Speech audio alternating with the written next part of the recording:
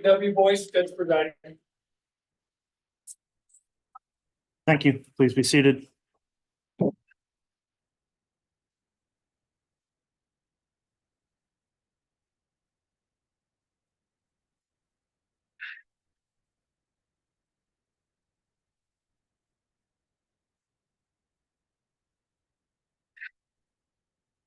All right, good morning, everyone. We're on the record on case CR 22211623, State of Idaho versus Chad Guy Daybell, continuing evidence with the state's case in chief. The state just concluded with a witness yesterday afternoon, and I believe intends to call another witness this morning. I'll note the prosecution's all here represented, as well as the defendant and defense counsel. Is the state ready to proceed today? Yes, Your Honor. Defense ready to proceed. Yes, Your Honor, and I got the microphone on this time. All right, thank you, Mr. Pryor. If parties are ready, then I'll go ahead and have the bailiffs please have the jurors brought in.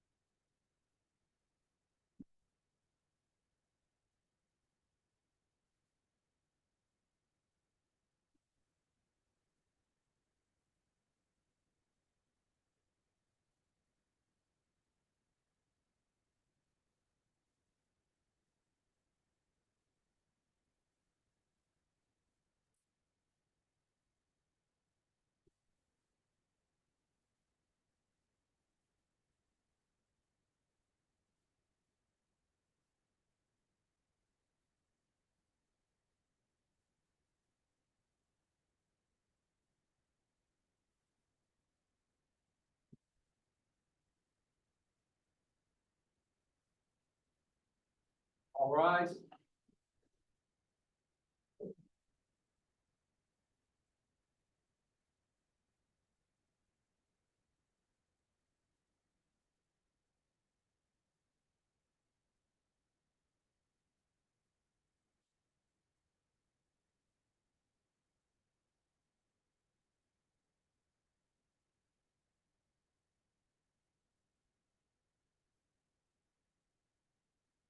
Your Honor, the jury is present and accounted for.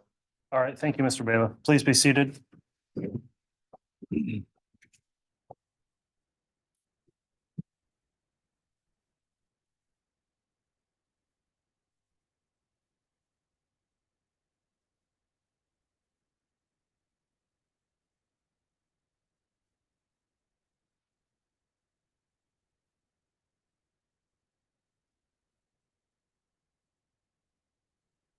All right, ladies and gentlemen of the jury, thank you for returning today. The court notes all the jurors are here, present and accounted for and properly seated. The court's also received and reviewed a juror affirmation from each one of the 18 jurors indicating they have followed the court's admonishment to not investigate or look into the case over the break. So thank you for following that instruction again.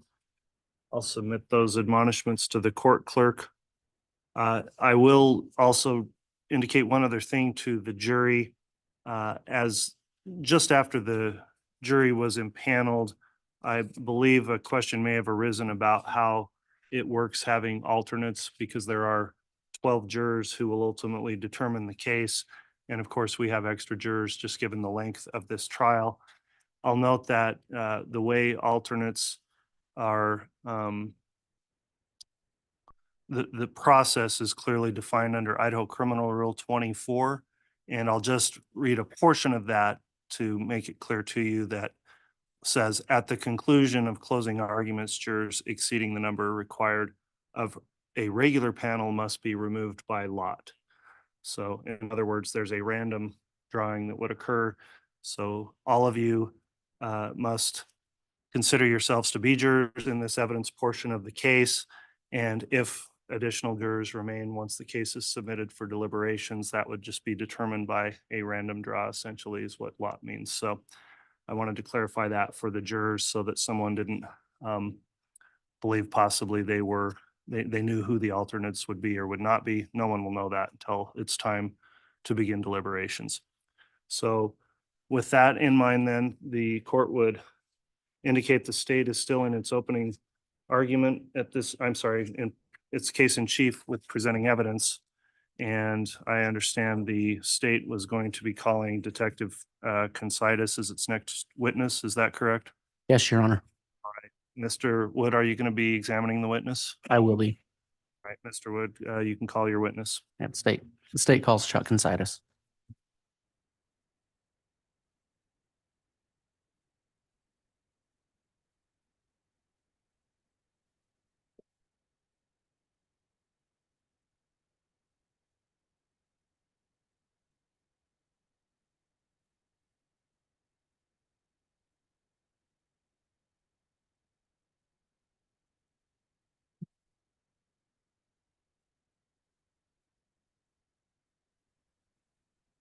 Do you solemnly swear or affirm the testimony you're about to give will be the truth, the whole truth, and nothing but the truth, so help you God? Thank you.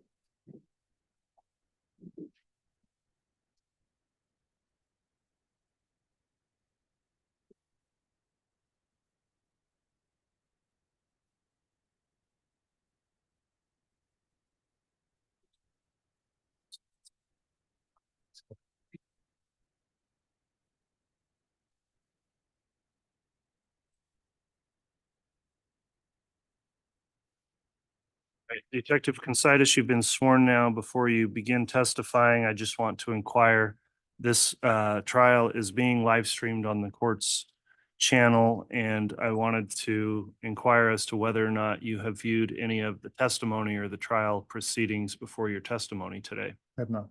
Okay, thank you for that. Mr. Wood, you can inquire on direct. Thank you, Your Honor. Before I do, just briefly, I met with the court and counsel yesterday about some logistics for Detective Considus's testimony. And I spoke about having a copy of his exhibits with him.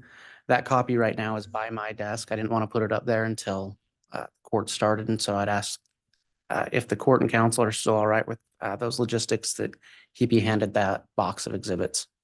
All right, Mr. Pryor, I will note, we did discuss that in a sidebar. There's a large volume of pages in these exhibits, and does the defense have any objection to those being available to the witness as we go through admissions of those exhibits?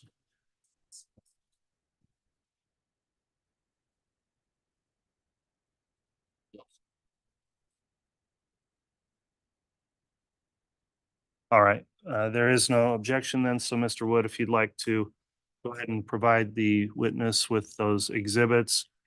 As each though is offered, just make sure to make a clear record of what's being proffered, and we'll go through whatever becomes admitted.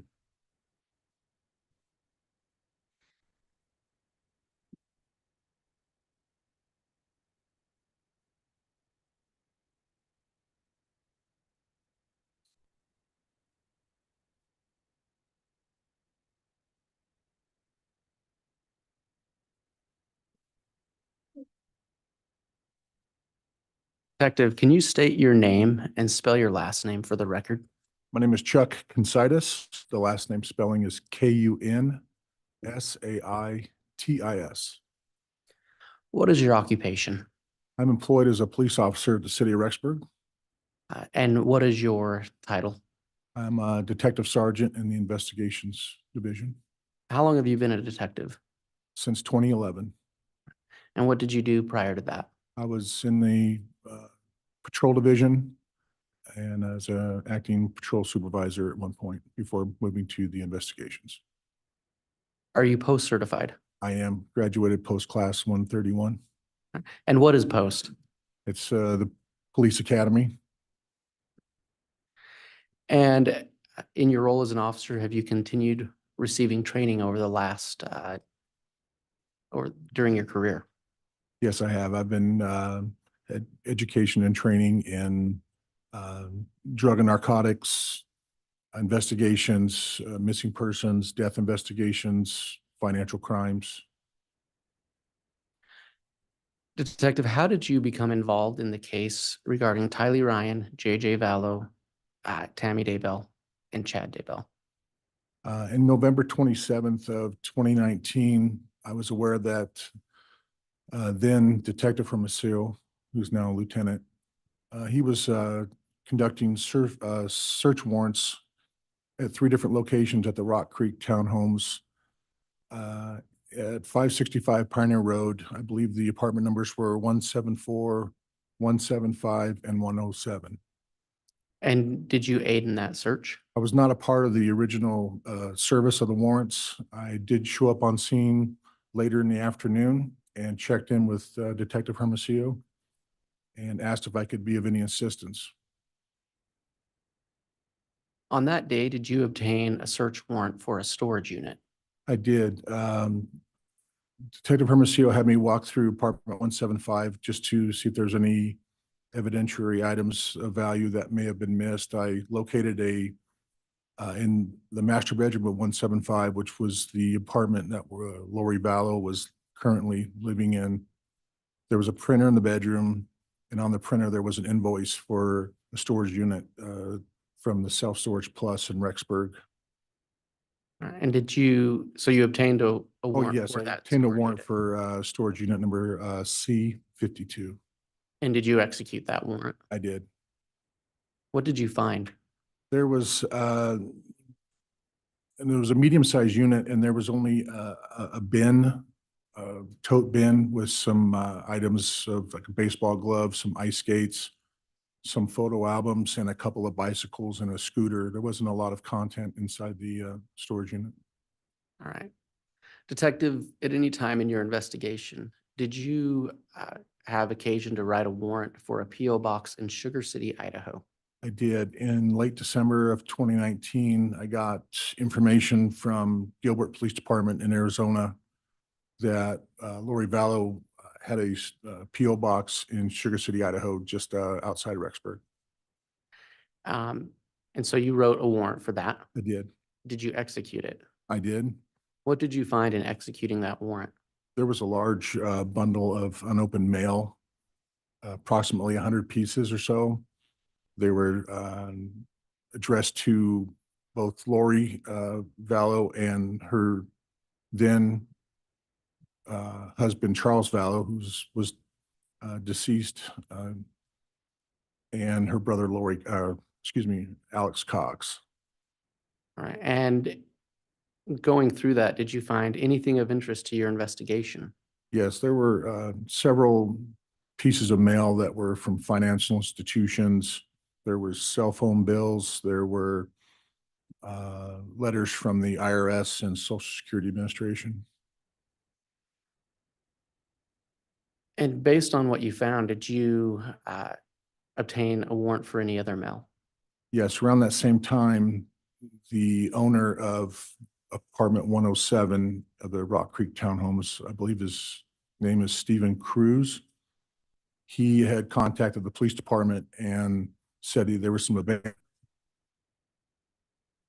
Your Honor, I think it goes to the question of why he did what he did. Well, in terms of what he said specifically, I'll sustain the objection as hearsay.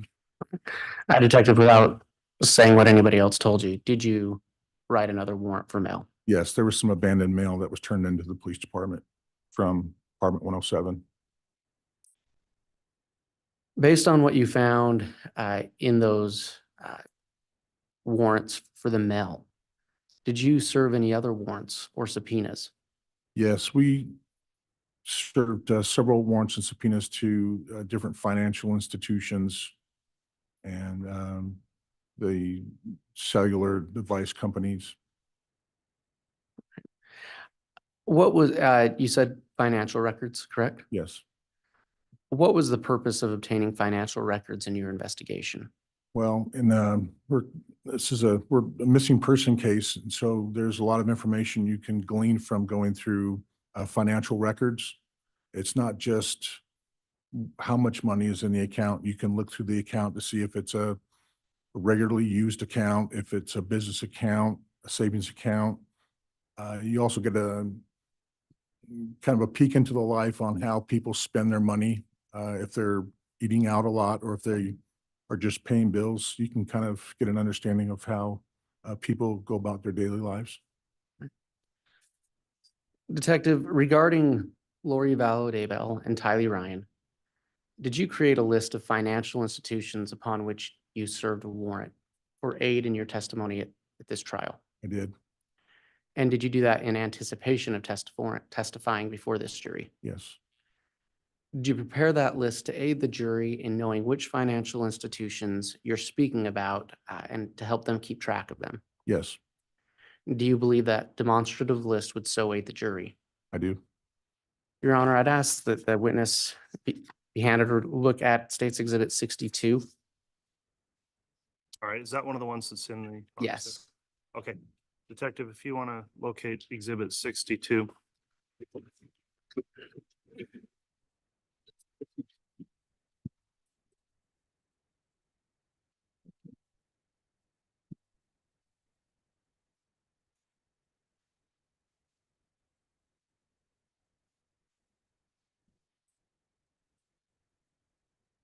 Detective, do you recognize that? Yes, it's a financial account attribution list that I created. Is this the same demonstrative list that we were just speaking about? Yes, And is it a true and accurate representation of what you created? yes, Your Honor, for demonstrative purposes, I'd ask that Exhibit 62 be entered into evidence. Any objection? And may I publish? Yes, Exhibit 62 is admitted.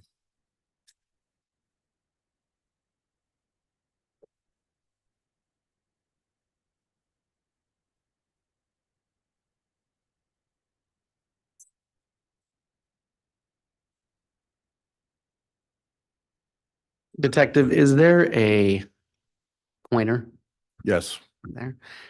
Can you walk the jury through the accounts that you are going to be talking about? Okay, so on this page, we're going to be, or just specifically for Lori Vallow, Daybell, and Tylee Ryan. Again, having served several subpoenas and warrants, we're looking through everything. We were able to narrow it down to these particular accounts that are pertinent to the investigation. And I didn't realize that wasn't all showing. And so you had accounts for Tylee Ryan as well. Yes. All right. Would you like me to go over them briefly? Yes, Or- please. Okay. So the top account there, it's a JP Chase Bank. It's a joint account with Charles Vallow, and the number on the end right over here is just the account number, just the last four. There was another account through JP Chase that was a joint account that Lori had with her daughter, Tylee. There was an additional JP Morgan Chase account that she shared with Charles Vallow. This was another kind of a business account. And then we learned that there was a personal account through the BBVA Compass account that Lori had created for herself. And then at a later time, she created a joint account with Tylee through the BBVA. And then the next are credit cards. There's a Barclays Hawaiian credit card joint account that Lori Vallow shared with Charles. And they were each issued a card, and you see Lori had a card 6611 and Charles had a card was 0991. There's a Barclays bank account, a credit card that we found that Alex, who's Lori's brother, had opened up an account and actually had Lori on as a card holder. And you see that Alex had two cards here, and then Lori had a card in the last four numbers in that card was 9259. We have an additional First Hawaiian Bank account that Lori had. And the last two we see here are Chase Southwest Air, the PFS marketing credit card. The PFS is a premier financial service. That was the business account that Charles Vallow had. He was an owner of this financial service. And then we had the National Life Insurance of the Southwest. Lori had a policy that she took out for personal reasons for $2 million. And just below that, the Tyler Ryan attributions, the same ones that were up on top under Lori's name, but we just put them under her name. So there's the JP Chase Morgan account, the 3918. This is an account she had while she was living in Arizona before they moved to Idaho. And then Lori opened up an account with Tyler when they got to just before they moved to Idaho. And Tyler was she had a Jeep Wrangler that Charles Vallow had purchased and Tyler was making payments on. So we created that there. Thank you. Mhm. Your Honor, I'd ask that the witness look at State's Exhibit 63. And 63 has several subparts. Okay, make sure to identify those subparts then, and Detective Considas, you can locate that exhibit, please. Thank you. And Your Honor, I'd note for the record that 63 itself is a business record affidavit. And so this document comes in by way of stipulation. All right, exhibit 63 then.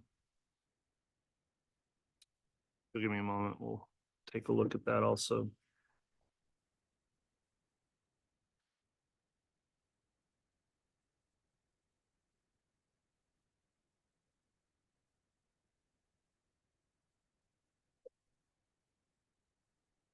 All right, so 63 is just the affidavit, not the attached records, which are subparts that are marked with letters in addition to 63. Is there any objection to the admission of 63, the affidavit? Very well, exhibit 63 is admitted. Thank you. Detective, can you look at, and may I, Your Honor, my understanding is that once that's admitted, all parts of this exhibit are admitted, and may I publish those? Okay, and okay, so that would include then, 63A through 63I. okay, I've got through H. Maybe there's.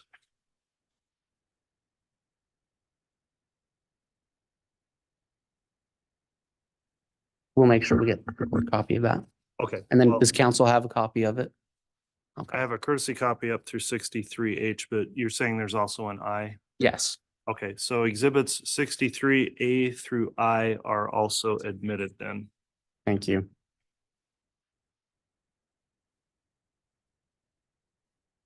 Detective, will you look at what's been marked as State's Exhibit 63A?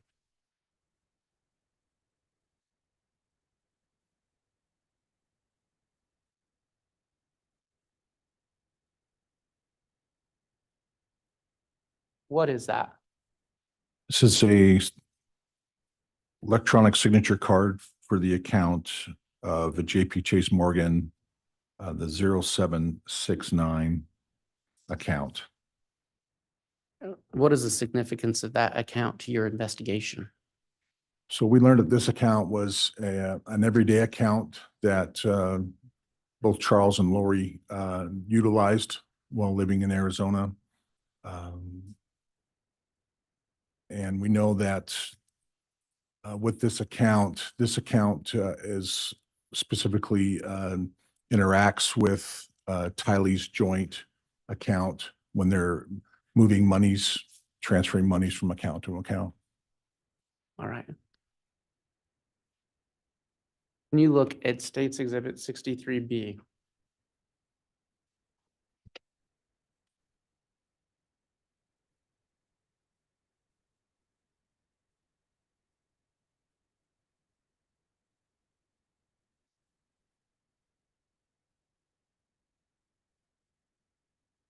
Do you know what that document is?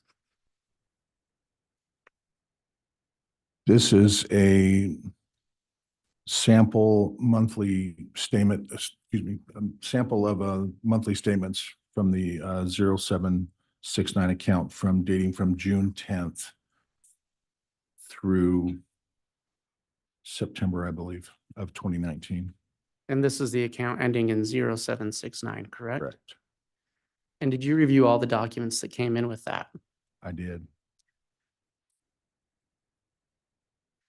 Mr. Wood, on that projector, there is actually a light that I think will remove the shadow. I can have staff attorney assist you with that if you'd like. That'd be great.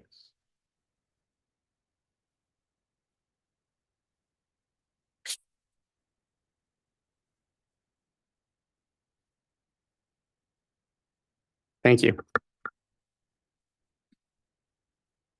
Are there regular deposits into that account? There's no regular deposits into this account. They're sporadic at times. They're coming in, monies are being transferred into this account from the 0377 account.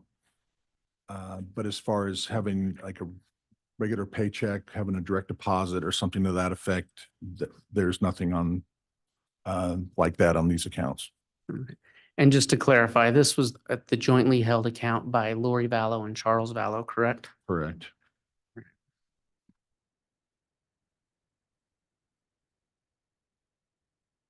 Detective, can you pull out what's been marked as State's Exhibit 63C?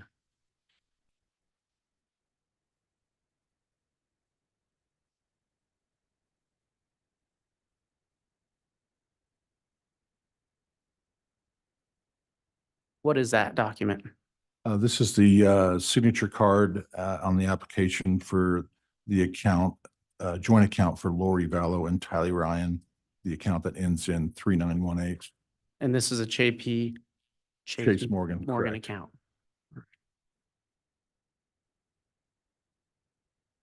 And can you pull out what's been marked as 63D?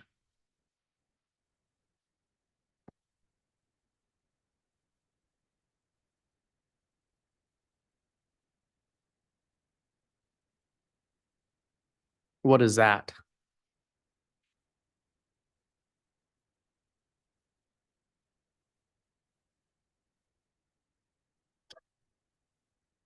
This is sampling of monthly statements from Tylee's account from January of 2019 through, I believe, November of 2019 or October 2019. Okay. And was there anything significant about this document to you in your investigation? Yes, it shows Tylee is very active on this account. She is spending money with her, she is receiving death benefit stipends in this account from her father, Joe Ryan, who passed away April 3rd of 2018. So Tylee was receiving death benefits, and the death benefits were regularly deposited into this account. And Tylee was very active in this account. When you say active, Well, she was out spending money almost on a daily basis. She was going to convenience stores, gas stations, shopping centers, fast food. and you stated this is the account she was receiving her Social Security payments in. Correct. And were those monthly? They were, they appeared towards the end of the month. Since she first started receiving her benefits June 14th of 2018, and they were regularly occurring into this account. And do you know how much she received? In 2019, she was receiving $1,859 a month.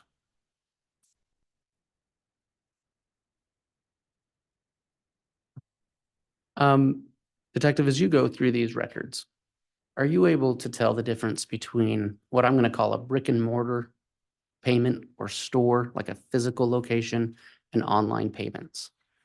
Yes. Kylie, the overwhelming majority of her spending habits occur in brick and mortar type establishments. And there are some online payments, but she's out spending money in physical places. Detective, can you look at State's Exhibit 63E?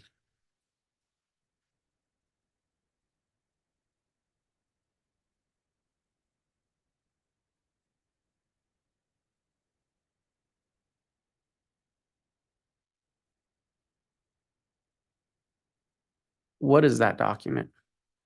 This is the partial monthly statement showing from August 23 of 2019 through September 3rd of 2019 for Tylee's 3918 Chase Morgan account. And what is the significance of that document to your investigation? Well, it still shows through August, she is out actively spending money. And it also shows towards the end of the month. We look up on the screen here. So she's really active coming through here. And then when you get towards the 1st of September, and these, I just want to make a clarification here on this outside row. That's the posting date. Inside on the statement, you'll see a date of 9/1. So it shows Tylee moving from Arizona, heading north. And this is the same time frame when they were moving to Idaho. And when you get down to the bottom of the page here, it shows that her last in-person use of a card was done in St. George, Utah on the 1st. There were 2 purchases at a McDonald's that day. And is St. George between Oh, sorry. Rexburg and Maricopa County? Yes, I'm sorry for those that take it for granted. I'm sorry. St. George is one of the first cities you come to in Utah when you come up north out of Arizona as you're heading towards Idaho. Was there any record of any money being deposited into that account after that date shown, the last date shown on that record? No. So we had learned that in the middle of August, I believe it was August 16th, Lori, Tylee's mom, had contacted Social Security and had stopped having the monthly stipends deposited into Tylee's account. And she then switched those monies to be deposited in to her own personal account, Lori's personal account from the BBVA. So there were no more funds coming into this account at all. Detective, can you look at what's been marked as State's Exhibit 63F?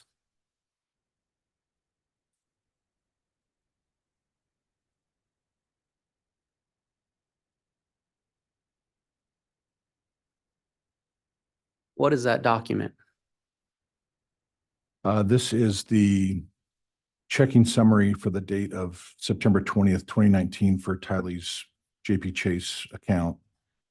And it's showing a $10.04 balance. And then it shows right underneath on the beginning balance, it has an electronic withdrawal for the same $10.04, bringing the ending balance to 0.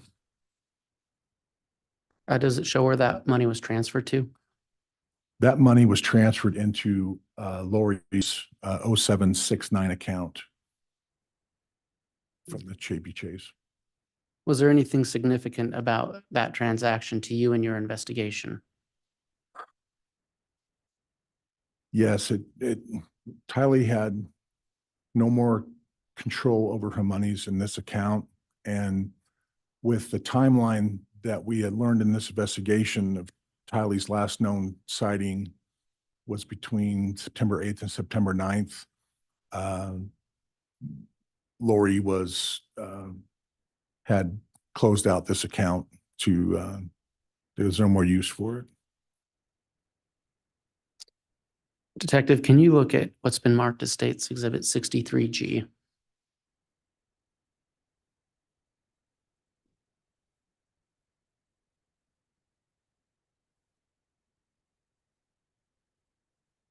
And what is that document?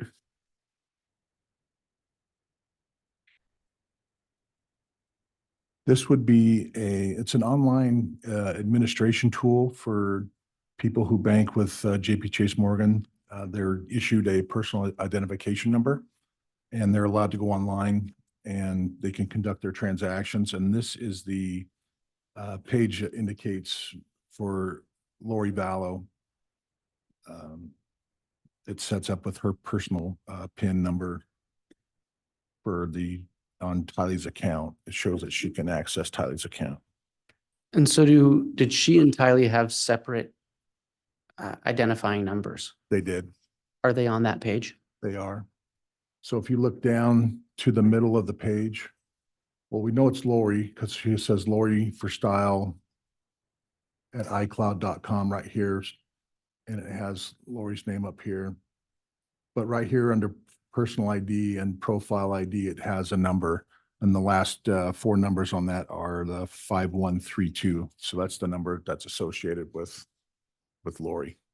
And is there a profile number for Tylee Ryan? There is. Can you point that out?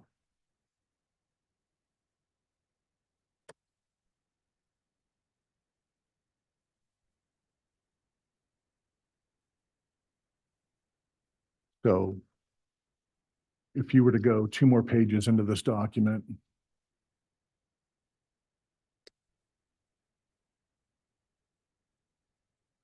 you'll see Tylee's name is highlighted up on top, and it has Tylee's email right there, TylieRyan24 at Gmail. And if you go down to the profile ID just underneath that, it has a number right here. And the last four on those are 0212.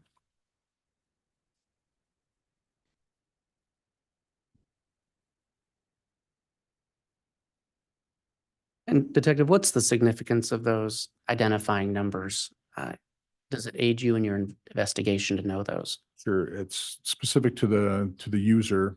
So we have a general idea that it's the person who's logging in is using it, and it leaves a digital footprint. So you can see where they're going and what they're doing within the banking of their account. So if Lori Vallow were to go online and make a change to that account, it would show that it was her by her identifying number. Is that accurate? Yes, And is the same accurate if Tylee Ryan were to go online and make a change? It would show her identifying number. yes. Thank you.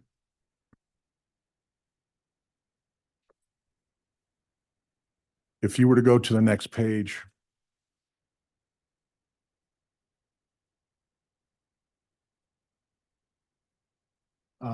this page here is dated September 20th.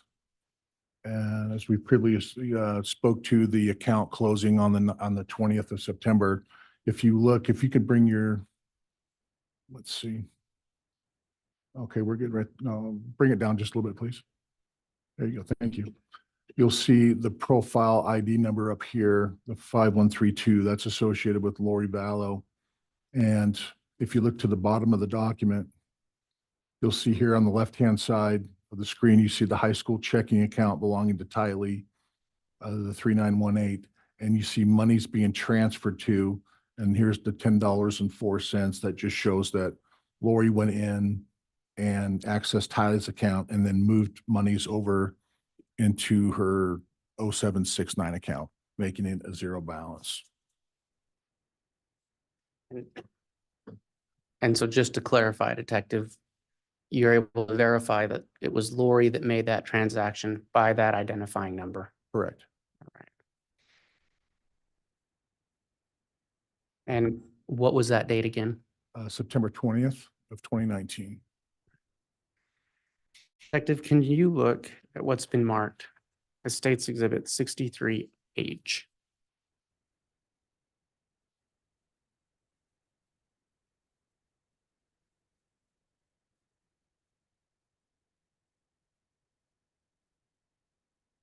This is a checking summary showing a zero balance on Tylee Ryan's 3918 JP Chase Bank.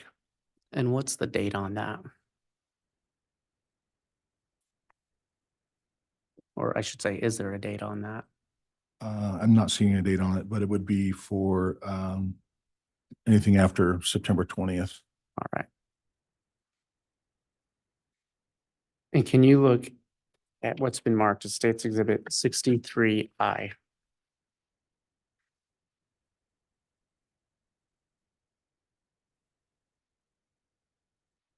63I is a signature card application page for JP Chase Morgan account for Charles Vallow and Lori Vallow for the 0377 account. And did you obtain that through a warrant or subpoena? I did.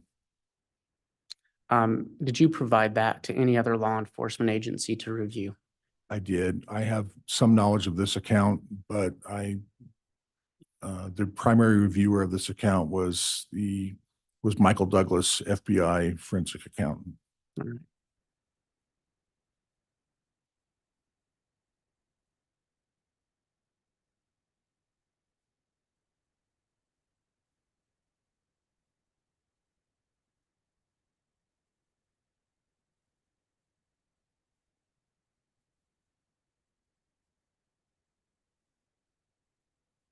Detective, can you look at what's been marked as States Exhibit 64A?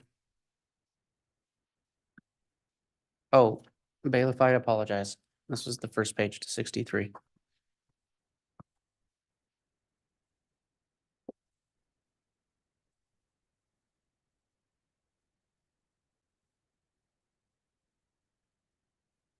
And Your Honor, I would just note for the record that States Exhibit 64 is a business records affidavit, and that this document has subparts 64A through C.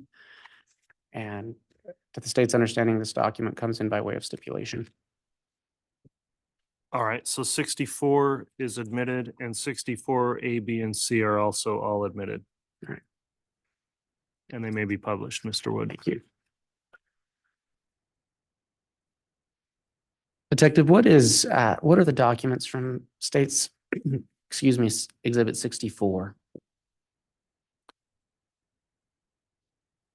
These are summary of accounts for the BBVA Compass account ending in 3229 for Lori Vallow. It's a checking account that was opened in October of 2018. Is Lori Vallow the sole user on this account? She is And I believe you just said it was opened in October of 2018? correct. I believe the 20th. And did you obtain this through a search warrant or through a subpoena? I did. And what was the significance of this account to your investigation? Well, we learned through this account that this would be one of Lori's main accounts where she would be receiving future Social Security monies. We know that Tally's monthly stipend was being deposited into this account and would later receive stipends for death benefits for Charles Vallow as well for both her and JJ. And can you look at 64B?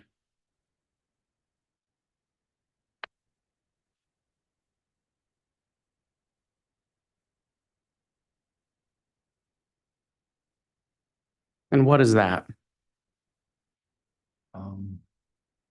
This is a sample portion of monthly statements for Lori's 3229 BBVA account from August of 2019 through, I believe, January of 2020.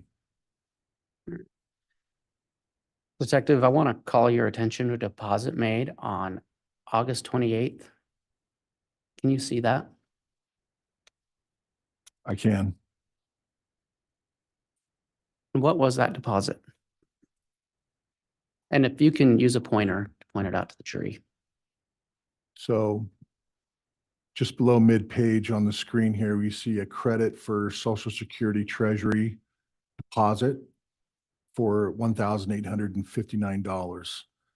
This account this deposit is associated to Tylee Ryan.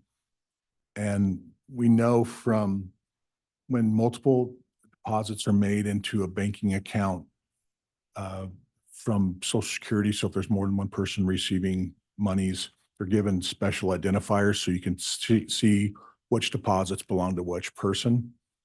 So if we look here at Tylee's, you see the reference and it has the X's, and then we see the 4121C1. So the 4121 is the last four numbers of Joe Ryan's Social Security number. His Social Security number is 146604121. And then the C1 is just it's a designated identifier for child. So it'd be Tylee being a child, a minor under 18, receiving death benefits from her biological father, And that was the Joe Ryan you Joe mentioned, Ryan, correct. who you testified was deceased. He was deceased. He died on April 3rd in 2018. And so that's how you're able to identify that payment is assigned to Tylee Ryan, even though it's going into Lori Ballow's account at this point. Correct. And from your investigation, is this the first deposit of Social Security benefits for Tylee Ryan into this account? Yes, this is the first deposit. And where was Tylee Ryan receiving her Social Security benefits before that? As stated, she was previously receiving them in her JP Chase account, which her mother has since closed out. And again, what was the date of that deposit?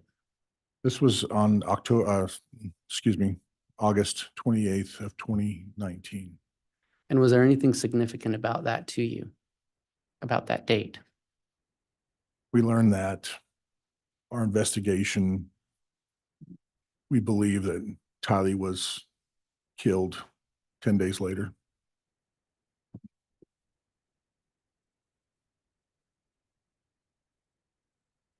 I'm going to call your attention to a deposit made. It's on the third page of that document. A deposit made on September 18th.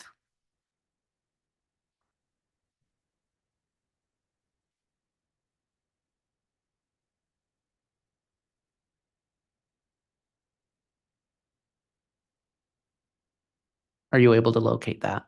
I am. Can you, with your pointer, identify the deposits made on September 18th? Yes, so there's two deposits made on that day.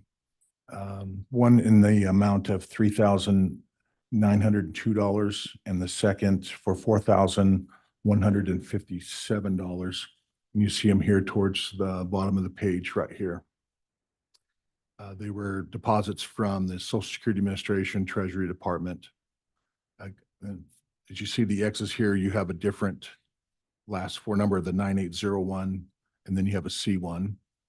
And then on the next line down, you have the 9801E. So we can differentiate what deposit belongs to by looking at this top one here. We have the 9801. So Charles Vallow's Social Security number was 436029801. And we see the C1, so that would be for JJ. And that's the monies that were received. So we have on the next one down, we know it's for Lori because we have the 9801, but the letter E is just an identifier saying that she is the child in care or the guardian. All right. And are those amounts, are those the regular monthly payments? These are not. These are the initial installments that she received back pay for both when she generated her paperwork back in August. And Detective, was there anything significant about that deposit date to you? Yes.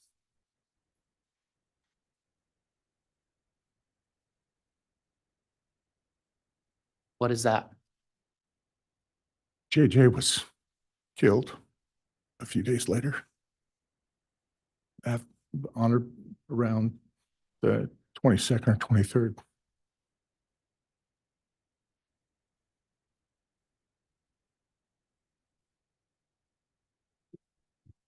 Detective, you mentioned earlier that this account, this BBVA account, ending in 3229 received from August on all of the Social Security payments? Yes, And did you review this document for those payments? I did.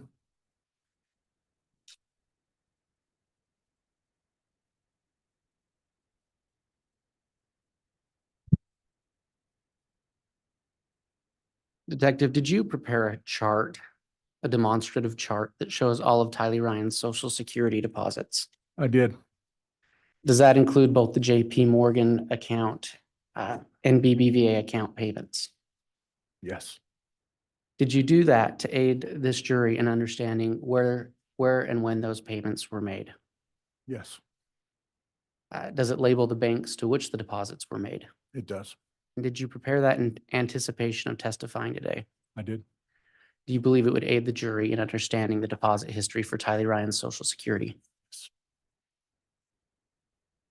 Detective, can you look at State's Exhibit 84?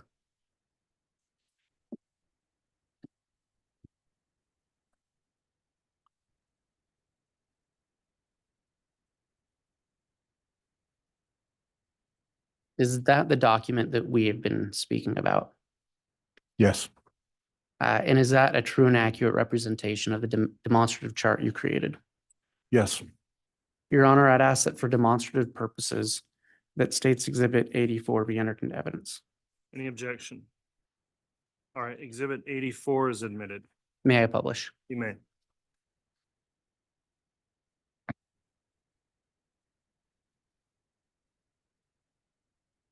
Detective, can you walk the jury through that chart? sure. This chart depicts Tylee Ryan's Social Security benefits. It's the history of her timeline. So they're up in the upper left-hand corner, there's three different colors on this legend. So the first one, the purple colored, it's a Social Security benefit, was deposited into the joint JP Chase Morgan. So this was Tylee's first account, the 3918. And then we have, on the second one, we have the benefit amount deposited into Lori's own personal account after we believe Tylee was killed. And then we have one that has some hash marks on it, and that's shows that it was deposited for that month. But since Tylee was alive, we discount both those months, but they're just showing that deposits were made. All right. And are there other dates on that chart? Yeah, so on the first line, we have the date of 4/3/18. That's when Joe Ryan, Tylee's father, died. And then Tylee begins receiving benefits on the 14th of June. You see the large sum there. It's for her back pay, for lack of a better analysis. And then she starts receiving regular deposits of $1,800.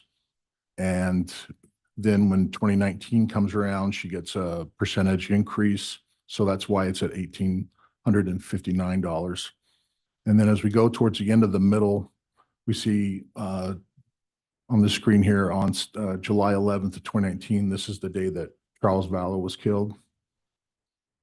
And then the deposits keep going. And then on the 12th,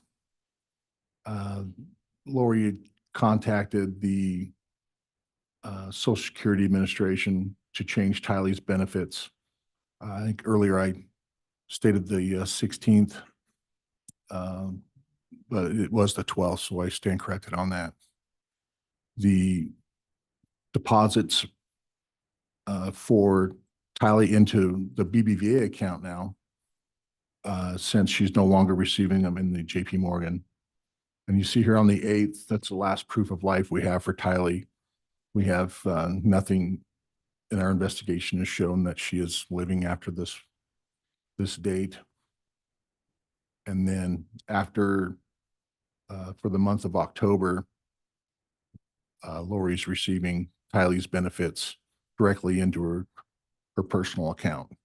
And then as you see here on the bottom line here, on June 9th, we find Tylee at the defendant Chad Daybell's property.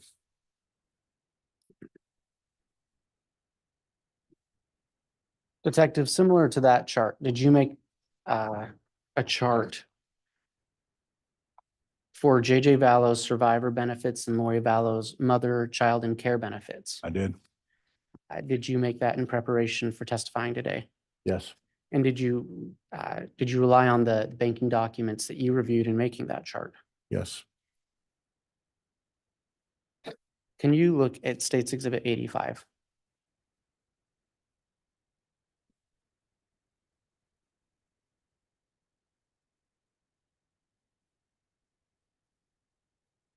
Is States Exhibit 85 the document, the chart for JJ we've been speaking of? Yes.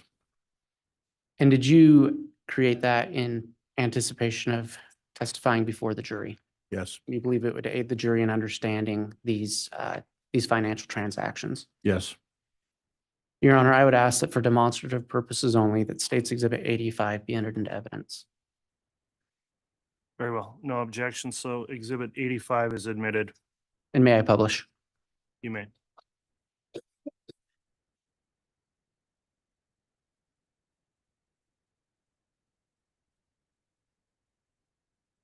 Detective, can you describe how you made that chart? Yes, this is a chart depicting JJ's and Lori's, or JJ's social security benefits that are going into Lori's BBVA account. Again, the legend on the upper left shows the benefit amount deposited for JJ. Underneath that, you see the color for the amount deposited for Lori. And then the hash mark box shows, but it's not included in the total amount of deposit because we believe JJ was alive for that month. So as we go through the chart here, as stated in July of 2011, I'm sorry, July 11th of 2019, Charles Val was killed in Arizona. Lori applies for benefits in August and starts receiving benefits in September. And this is their first deposit. And as stated earlier, this is not their regular deposit. It's for the back pay when she generated her paperwork to receive the benefits. And then very next box we see on 9/23, that's our last proof of life for JJ. And then you see the benefits being deposited in. They each were receiving $1,951 per month. So they received for September and then October. And then you look here on the last one, and then November 5th, this date is important to the investigation because that's the day that Lori Vallow became Mrs. Daybell and married Chad in Hawaii.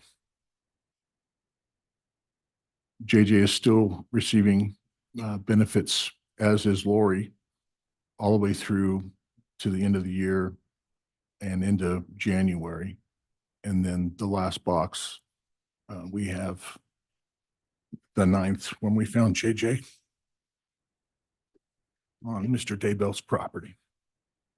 And Detective, all of those Social Security payments, was it your testimony, those went into Lori's sole BBVA account? Correct. She had full control over it.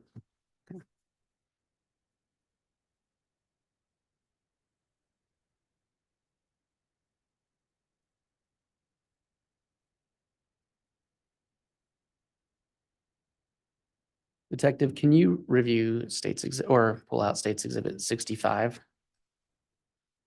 And Your Honor, while he does that, States 65, the Exhibit 65 itself is a business record affidavit with subparts A through D. Where this has a business records affidavit, states understanding this comes in by way of stipulation. Mr. Pryor, any objection to 65 and subparts A through D?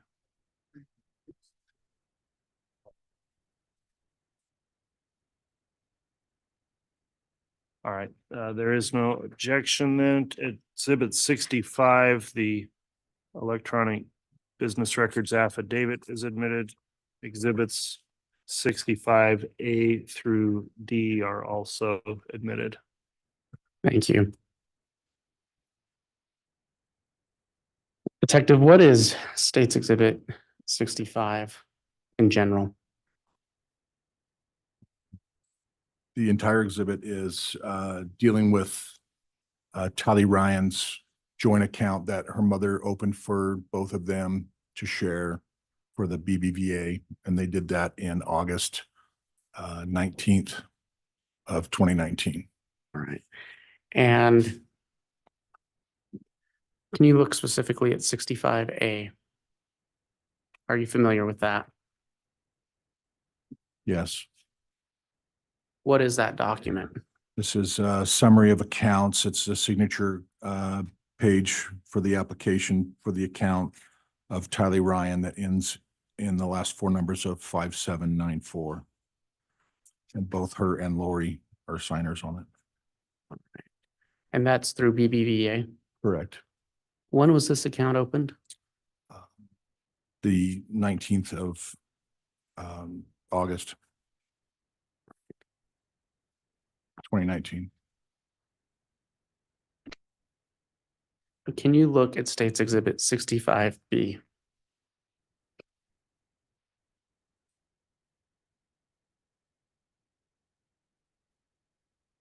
What is that? This is a transaction history monthly statement of activity on Tylee's account for the BBVA. And in your investigation, was there anything significant about this document? Yeah, two things. So one, that Tylee was not receiving any more deposits into this account from Social Security where she was in JP Chase Morgan. So any deposits that come into this account are now coming from her mother through transactions within the bank. This particular page we see was created on 8/19, and for the first couple of days, as they are, traveling from Arizona on their move to Idaho, you see again where on out here we have the date of the transaction, but after these post dates of 9/3, it just shows that this card was used in person only 3 times.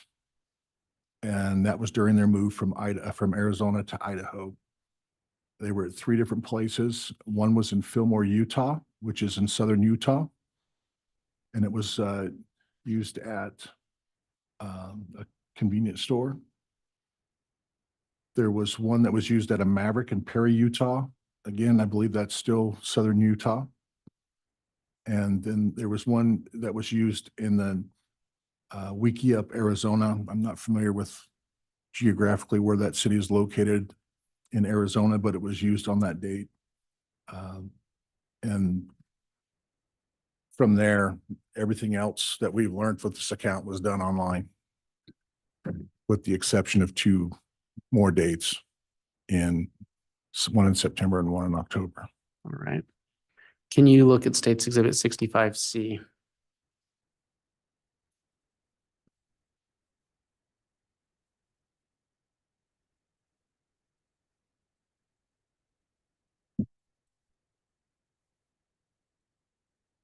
And what is that document? This is transaction history for Tylee's account, the 5794 BBVA from August 2019, I believe, through November of 2019. I'm sorry, it goes through January of 2020. Okay. And earlier we spoke about on Tylee's JP Chase Morgan account about spending between brick and mortar stores and online payments. What's the general nature on this account? This activity is completely opposite of what Tylee was using on her JP Chase account. All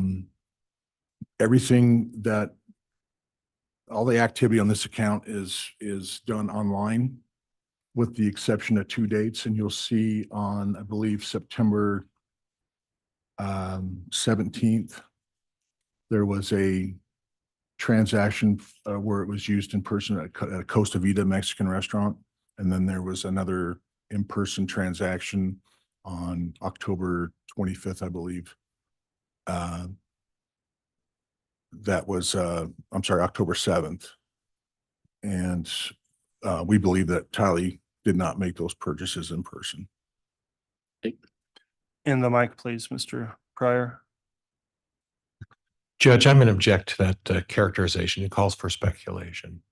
I'll sustain the last part of the response there, striking the belief Tylee did not make the purchases in person. There's no foundation for that, Mr. Wood. All right, I'll lay some foundation. Thank you.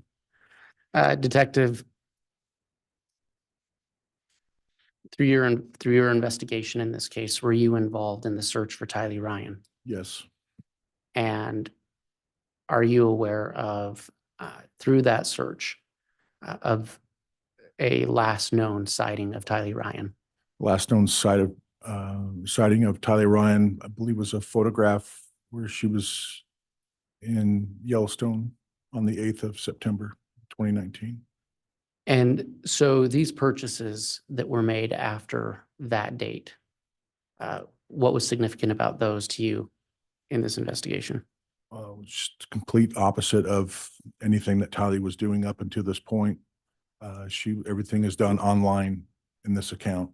The monies are coming in from Lori's account to her personal account. She would send money, make deposits into Tylee's account, and then those monies would immediately be Venmoed out to, we learned, Colby Ryan, who is Lori's son.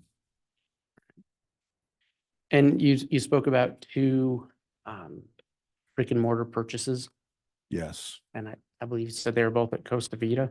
they're both at Costa Vida. And ask you to look at States Exhibit 65D. Okay.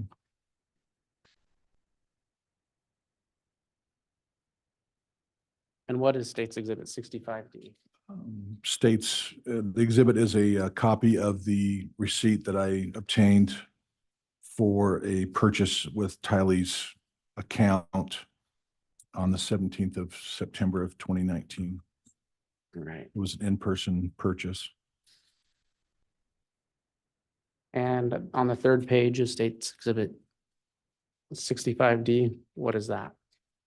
This is a Costa Vida receipt dated October 7th, 2019, that was used with Tylee's card associated with this account for an in-person purchase.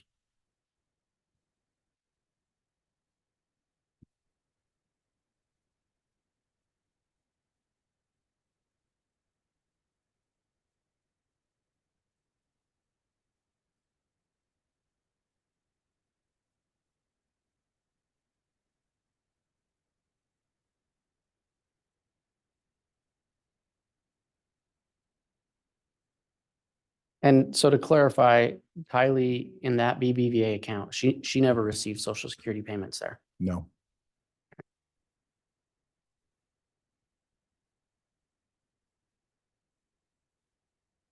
Detective, can you look at States Exhibit 66?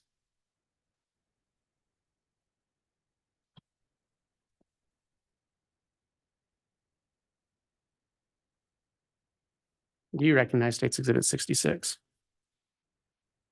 This is a affidavit of business records for Barclays Bank. Okay. And Your Honor, for the record, this exhibit does come in with a business records affidavit. It has subparts A through D. And with that business record, I believe it comes in by way of stipulation. As to Exhibit 66, any objection? And again, Judge, that was an agreement prior that this would be admitted by stipulation of the parties. Okay, Exhibit 66 has been offered and is admitted, as well as the subparts 66A through D. Thank you. Detective, do you recognize States Exhibit 66A? This is a Barclay Bank application for credit card. And it is in the name of Lori Vallow. All right, is anyone else's name on there? No, Do you know when this was applied for? The application date was September 24th of 2015. And can you look at application 524-71125? This is the application for Barclays Bank credit card for Charles Vallow. And the application date is the same as the previous. All right, thank you. And then application 5566-2600, what is that? This is Barclays Bank application for a credit card in the name of Lori Vallow. The application date was April 19th of 2016. So this was a joint credit card application, is that fair to say? Yes. Can you look at States Exhibit 66B?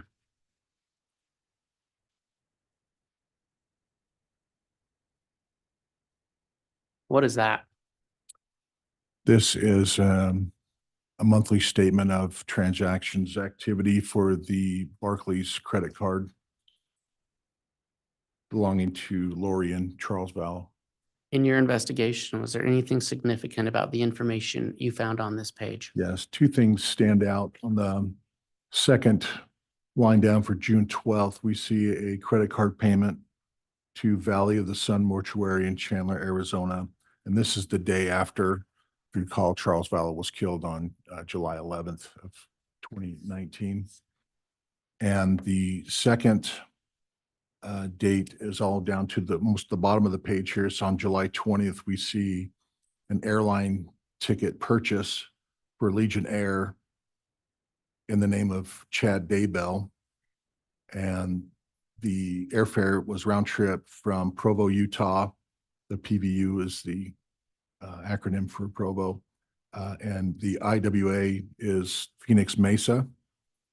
And then round trip back to Provo. I'm sorry. Go ahead, I didn't mean to interrupt. You see on this page here too, that you have purchase activity for Charles Vallow, and there is no transaction activity in July. And then you see that this card used by Lori Vallow that was issued to her, it was responsible for these transactions. All right.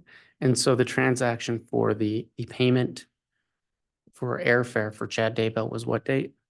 On July 21st, it was the purchase date. The July 20th was the post date. And to your knowledge and investigation, was Chad Daybell married to Tammy Daybell at the time He was. that was purchased? Yeah. Can you look at States Exhibit 66C?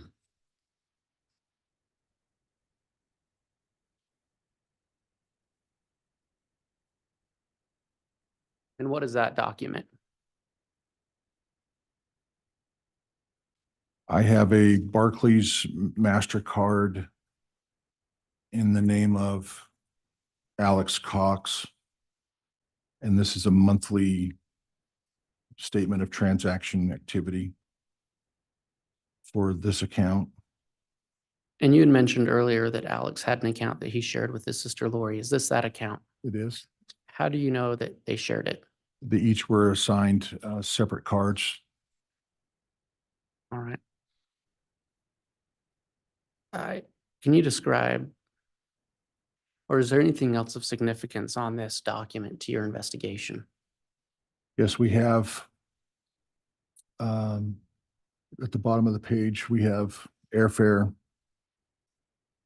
for Lori Vallow flying from Phoenix Mesa to Idaho Falls on a round trip, and that would be February 25th.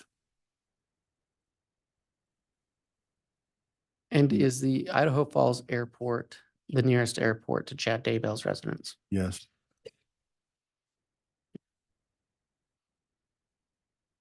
Was there anything else of note on this page or this document?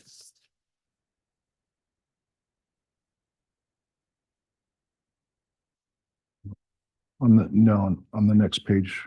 Okay.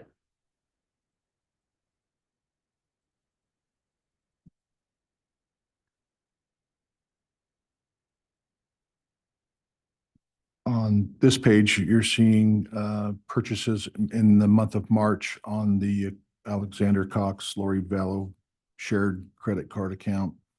You see purchase activity for Lori, and you see her card that ends in the number 5259. There are 3 purchases that she makes on this account that show that she bought airfare for Tylee Ryan and Tylee's friend Brianna Gill. And those purchases were made on March 13th, and they were round trip from Phoenix to LIH, which is, I believe it's pronounced Lahui, Hawaii, on the island of Kauai. And then directly under that, for March 14th, you see Lori using her card to pay for airfare for Chad Daybell,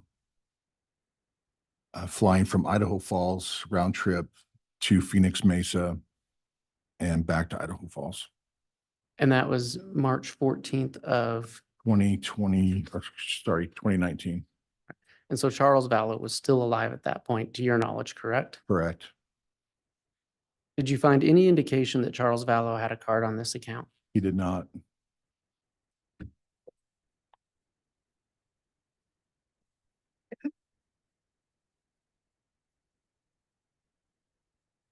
And then Detective, would you look at State's Exhibit 66D?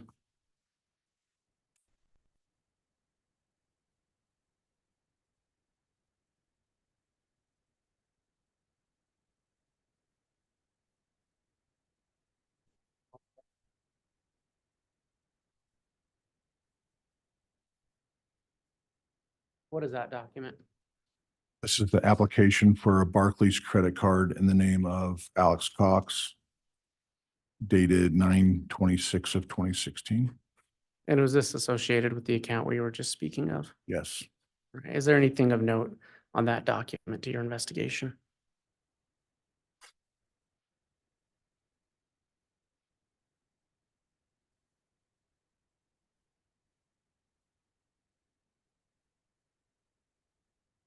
Are you talking about just this particular page? Other than- Just in that document, is it just the It's just the account information account for information? Alex, yes.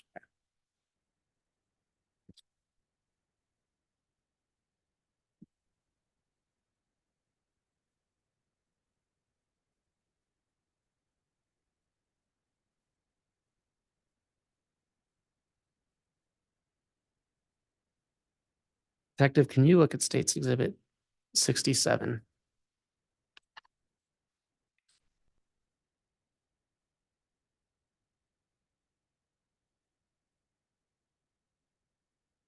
And your, Sorry. oh, I was gonna say, Your Honor, this Exhibit 67 has one subpart, just 67A, and it is Exhibit 67 is a business record affidavit, so I believe this comes in by way of stipulation. All right. That's correct. Very well. By stipulation, the parties Exhibit 67 and Exhibit 67A are both admitted. All right. Detective, are you familiar with State's Exhibit 67A? I have some knowledge of it, and it's the account from First Hawaiian Bank for Lori Vallow. And did you receive this through a warrant or subpoena? I did. Did you review this? I was not the primary reviewer of this one. Did you provide this to another agency to review? I did. I provided it to forensic accountant Michael Douglas of the FBI. All right.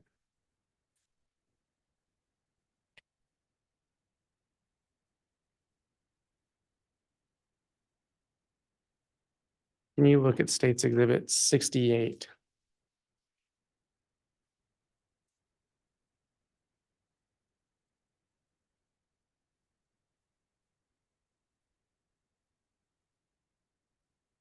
Do you have that? Yes. What is that?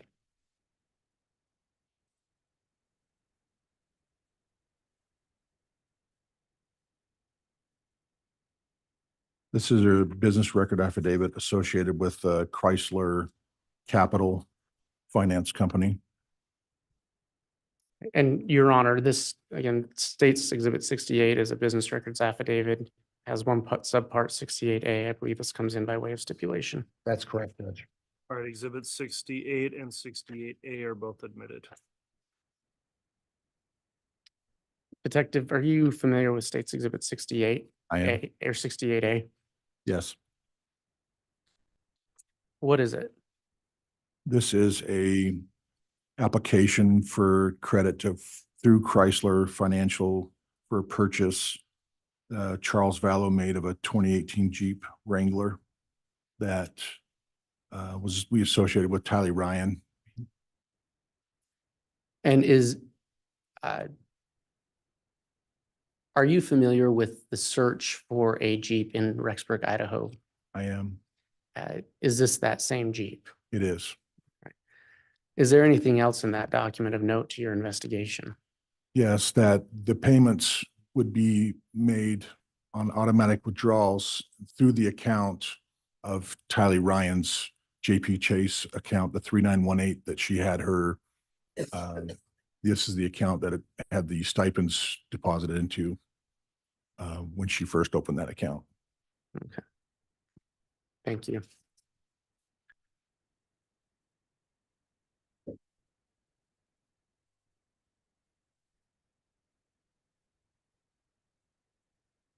And Detective, can you look at State's Exhibit 82?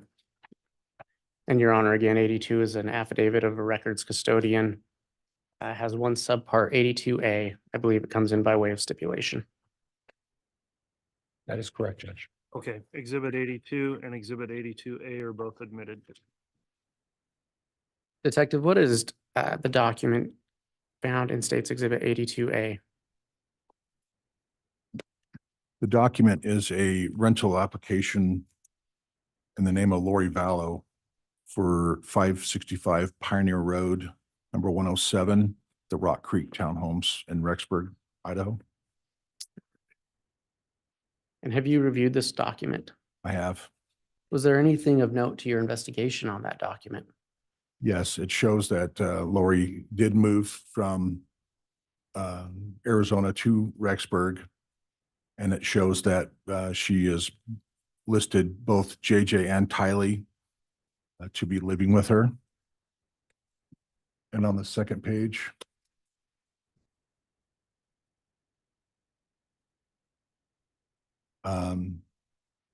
you see here that, If you're going to point something out, if you can Yes.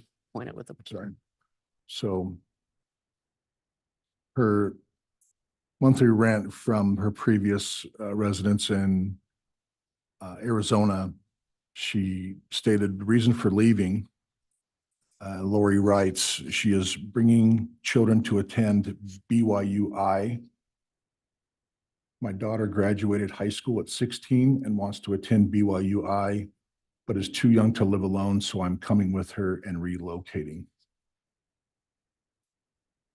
Okay. And then below that, you see, as far as her income, she lists Social Security. So all of the Social Security benefits, Lori's claiming just as her sole income. And was there an amount that she gave for that? There was. So there's $5,740. And if you combine all three deposits, the one for Lori, the one for JJ and Tylee's, it arrives at this amount right here. Thank you.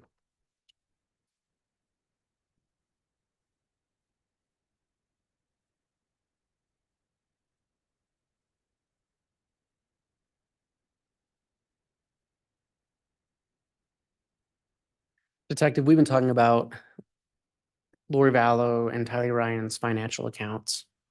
Did you review any other financial accounts as part of your investigation? I did. What other financial accounts did you review?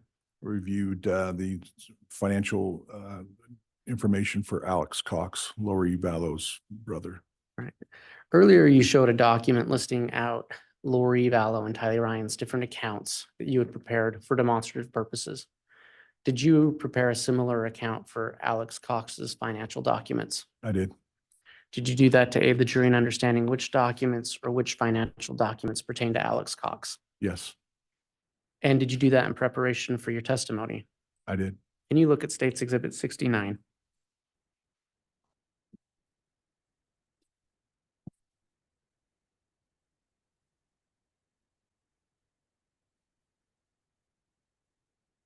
Is this the same demonstrative list that you've been speaking about?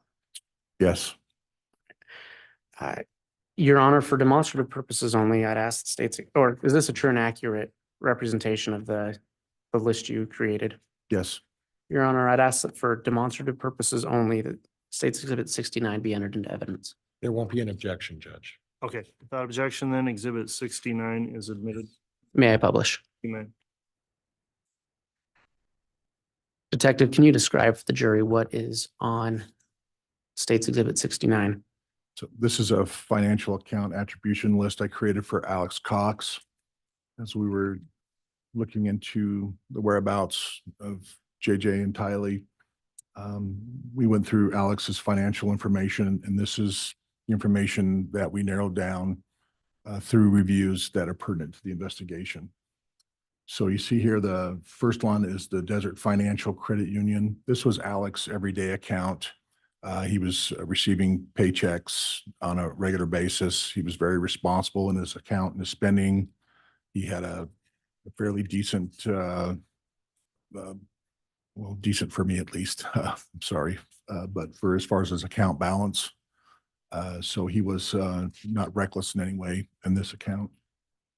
You see the joint credit card that we just spoke to with Lori, and these are the cards that were associated with that. Alex also had a Mercury MasterCard, and he had a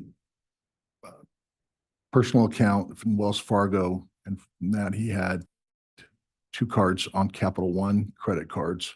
And then towards the end, after they moved to Idaho, he ended up opening up a account at the Mountain America Credit Union in Rexburg. Thank you. Detective, can you look at States Exhibit 70? And Your Honor, again, States Exhibit 70 is an affidavit of a custodian of records. States Exhibit 70 has 2 subparts, A and B. I believe it comes in by way of stipulation. Any objection to the admission of 70 and 70A and B? No, Judge, comes in by way of stipulation of the parties. All right, Exhibit 70 as well as 70A and B are all admitted. Detective, can you look at States Exhibit 70A? And are you familiar with that document? I am. What is it? It's a consumer loan application for a 2017 Ford F-150 pickup truck that in the name of Alex Cox. And did you review these documents as part of your investigation? I have knowledge of them, but I was not the primary reviewer of those. Okay. Did you provide those to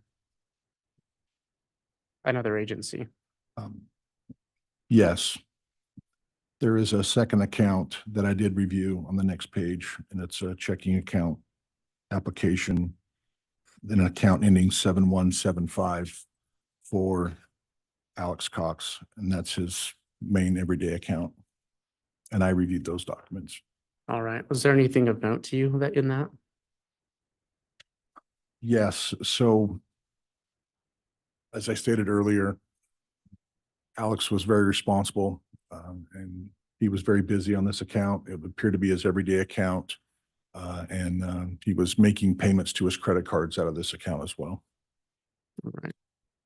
Did those payments ever stop? The payments did stop.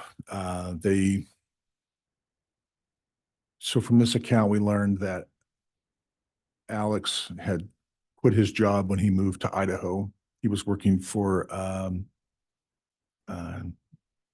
Heritage Environmental in Arizona, and he was receiving 2 to 3 paychecks a month. And at the end of August and beginning of September, he had quit that job and moved to Idaho.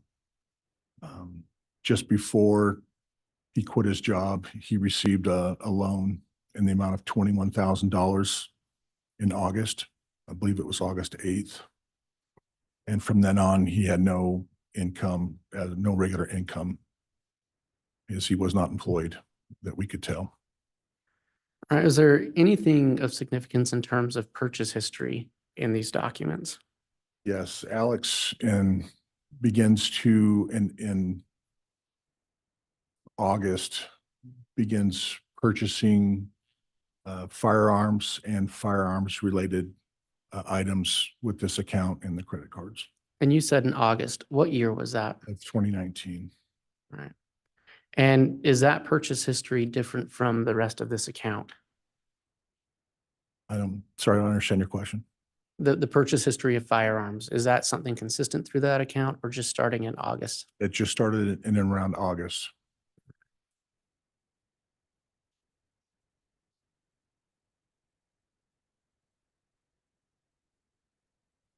You mentioned that he received a loan. Yes,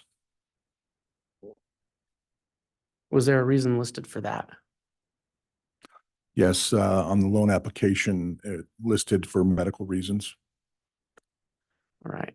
And the amount of the loan was $21,000, correct? 21,000 that he received, yes. Throughout your investigation, did you find any significant medical expenditures in his financial documents between the time of that loan and the time he died in December? No, All right. Can you look at State's Exhibit 70B?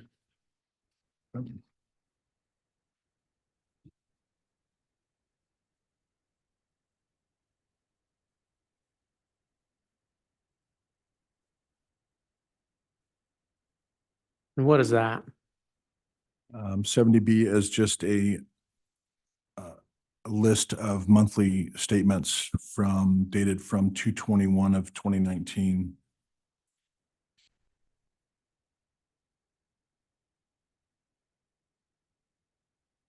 I believe through November of 2019.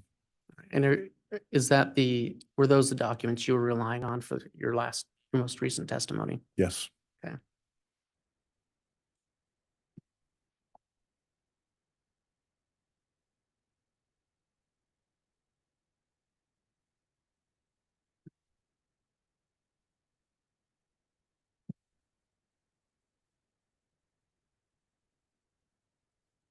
Detective, can you look at State's Exhibit 71?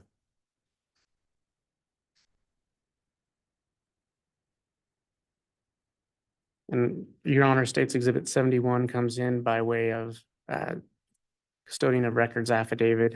So I believe it's stipulated to, and just has one subpart A. Any objection to the admission of 71 and 71A? No, Judge. Very well, 71 and 71A are both admitted. Detective, do you recognize State's Exhibit 71? Yes, it's the custodian of records. Oh, and I'm sorry. Can you look at State's Exhibit 71A? Yes, this is the loan application for through Lending Club for the $21,000 loan for And- Alex. And was this the loan we were talking about for medical expenditures? Yes.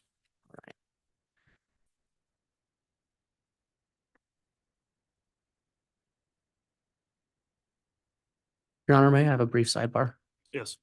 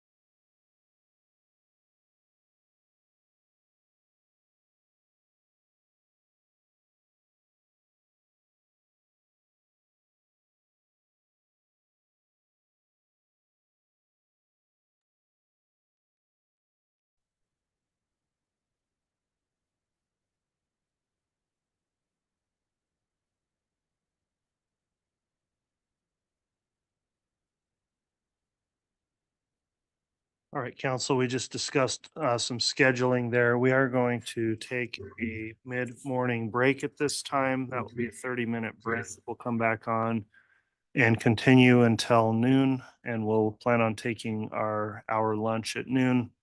And then as regular schedule, a mid-afternoon break after that, go till 3:30. Today will be our schedule moving forward. So at this time, we will take our mid-morning break. All rise, please. So just.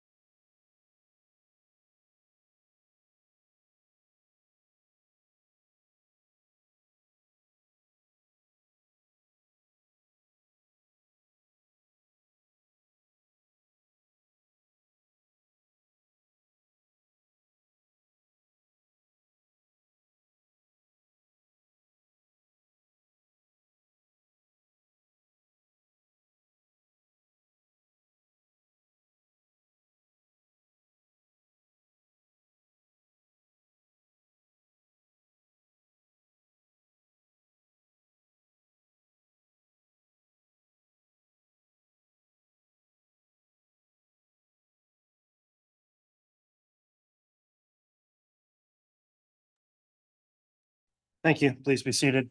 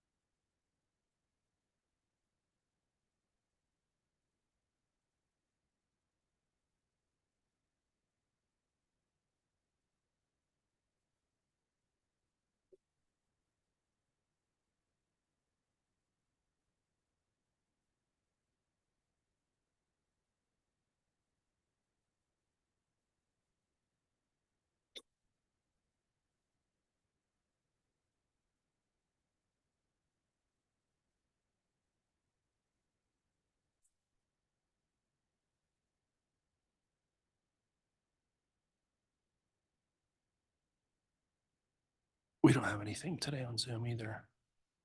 There's no Zoom hearing, but. Okay.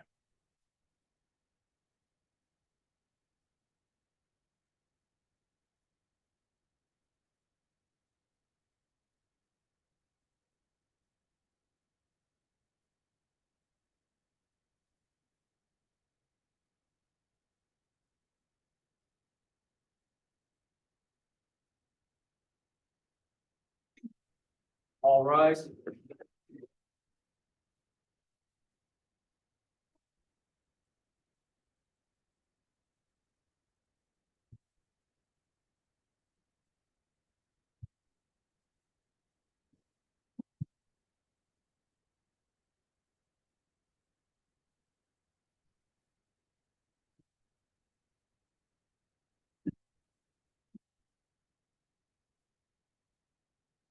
Your Honor, the jury is present and accounted for. All right, thank you, Mr. Bailiff. Please be seated.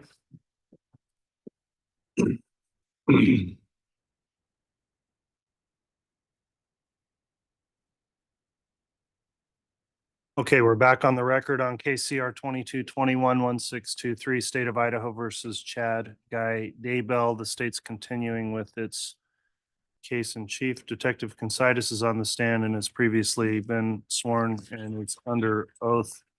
Continuing with direct examination, the court would also note we had previously turned the blinds down for better resolution on the monitor, but had requests from the jurors to have the windows open. And so they're open and hopefully we get good enough resolution on the monitor to go forward. We'll still dim lights when we're showing exhibits. And if it's clear enough, I'm fine to have the windows remain open.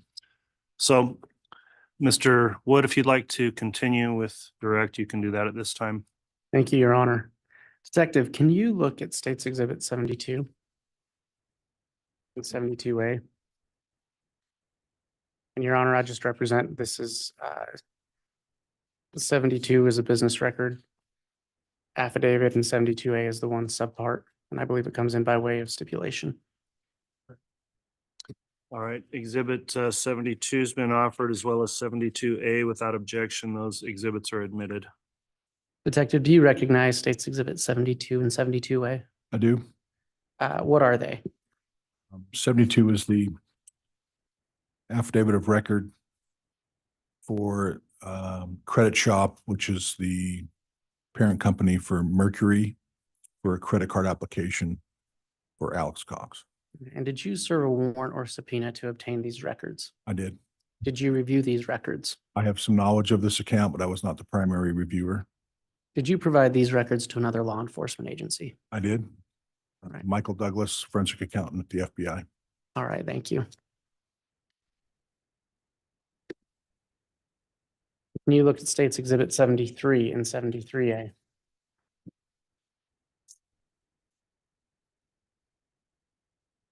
Again, Your Honor, States Exhibit 73 has a business records affidavit. I believe it comes in by way of stipulation. That is correct, Judge. Okay, so 73 and 73A are each admitted as well. Detective, are you familiar with this document? I am. What are these documents? This is 73 is a business records declaration for a Wells Fargo account in the name of Alex Cox for a Visa credit card. And did you serve a warrant or subpoena to obtain these records? I did. Did you review them? I have some knowledge of them, but I was not the primary reviewer of this account. Did you provide these documents to Mike Douglas at the FBI as well? I did. Thank you.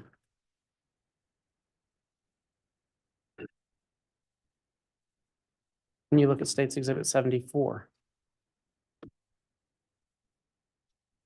And again, Your Honor, States Exhibit 74 is a business records affidavit and with one or two subparts. I believe it comes in by way of stipulation.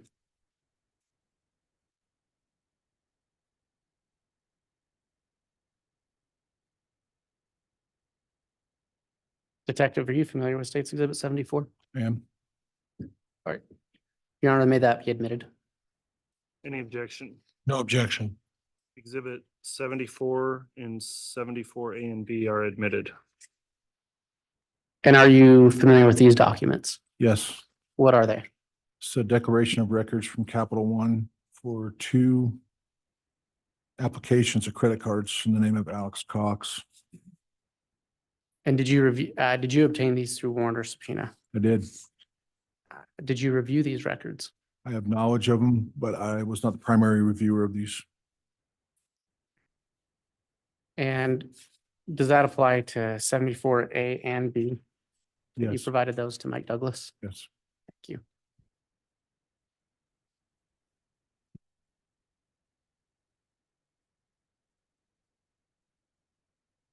Detective, can you look at States Exhibit 75?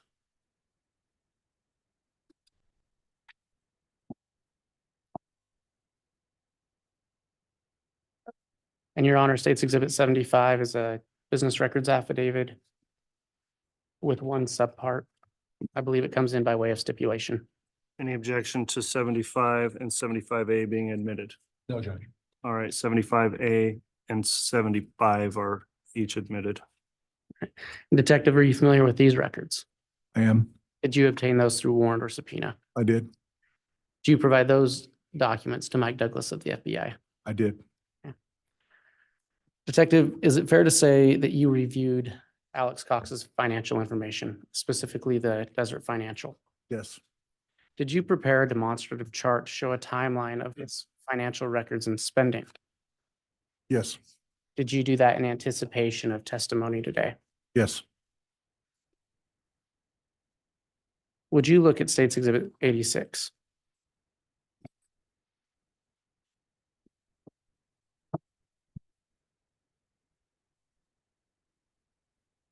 Is this the chart you've been preparing, that you spoke of preparing? Yes. And did you do that to aid the jury in understanding the timeline of some of Alex Cox's banking and events in this case? Yes. And is that document a true and accurate representation of what you created? Yes. Your Honor, for demonstrative purposes, the state would ask that State's Exhibit 86 be entered into evidence. No objection, Judge. Very well. State's Exhibit 86 is entered. And may I publish? You may.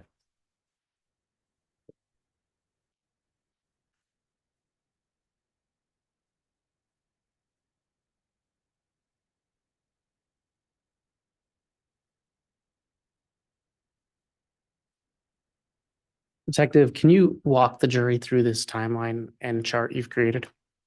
Yes, this is the financial timeline for Alex Cox. Again, it's Lori Ballow's brother who moved to Idaho with Lori and Tylee JJ.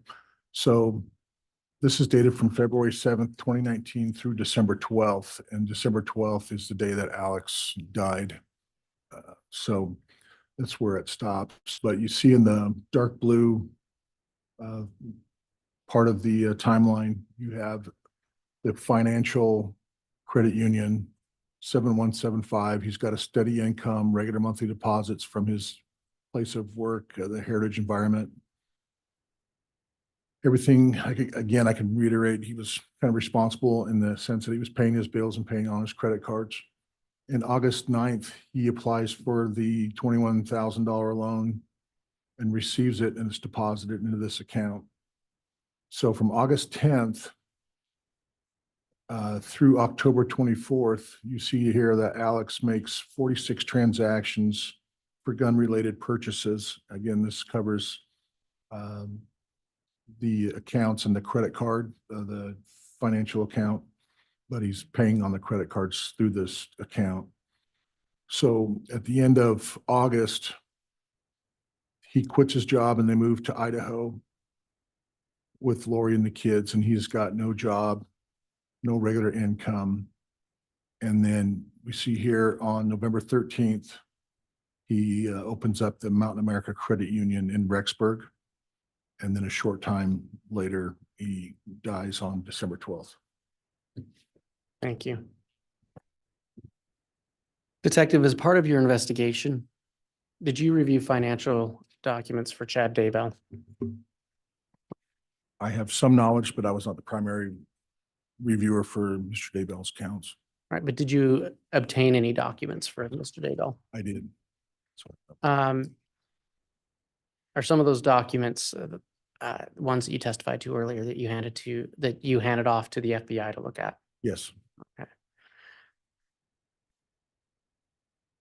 But you helped write subpoenas and warrants and obtained financial documents for Mr. Daybell. I did. So far, you've provided 2 lists of financial account attribution lists, one for Lori and Tylee and one for Alex Cox. Did you prepare a similar list for the documents you received for Chad Daybell? Yes, Did you prepare that in anticipation of testifying today? yes. Can you look at State's Exhibit 76?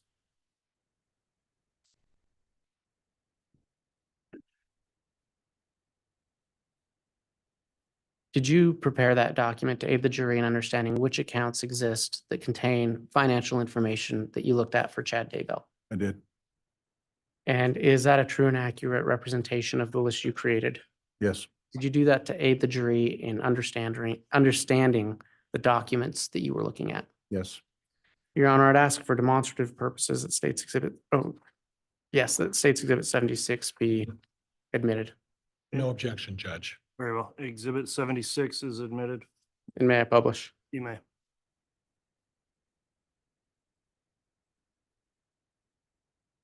So here's the financial account attribution list I created for Mr. Daybell. His main everyday account we learned was from the Mountain America Credit Union. It was a joint account with his wife Tammy, and the 3007 and the 3301 are 2 separate accounts within the Mountain America system that they had. And the second account here was for Spring Creek Book Company, and that's the company that Mr. Daybell owns and with his publishing and selling of books. And there was 2 credit cards assigned to this account, one card ending in 3136 and one card that was issued to Tammy, and the last 4 numbers were 7171. After that, we have a First Hawaiian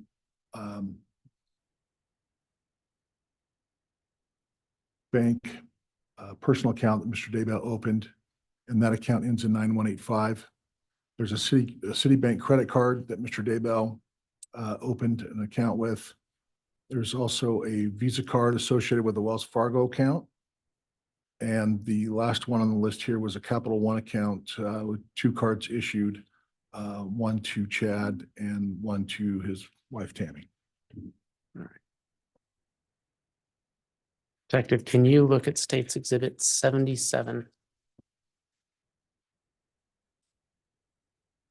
Your Honor, again, State's Exhibit 77 is a certificate of authenticity of this business records, and there are subparts A through I. I believe this comes in by way of stipulation. 77 and 77A. A through I. I have been offered. Any objection?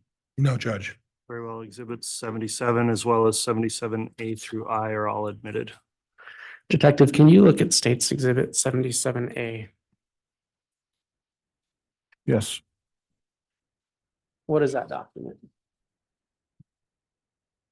it is a monthly statement associated to account 3301 for, say, Spring Creek Book Company. Okay, and did you review this document?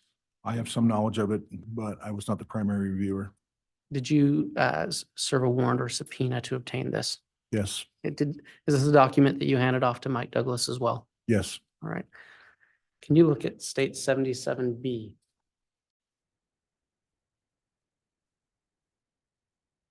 And what is that?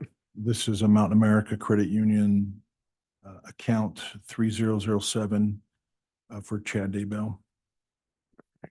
And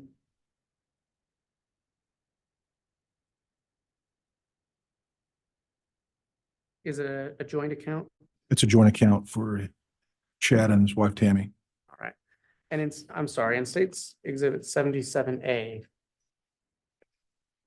who was that account for? Oh, it was both for Chad and Tammy as well. And was it involved with Spring Creek Book Company? Yes, Do you know what Spring Creek Book Company is? it's the business Mr. Daybell owns for publishing and selling of books. Judge, I'm going to object. I think that's a mischaracterization. Response, Mr. Wood? I think the officer testified to his knowledge. I don't see how that's a mischaracterization. Why do your native objection, Judge? All right, well, I'm just going to overrule the objection. You can go into that on cross though, Thank Mr. you. Fryer.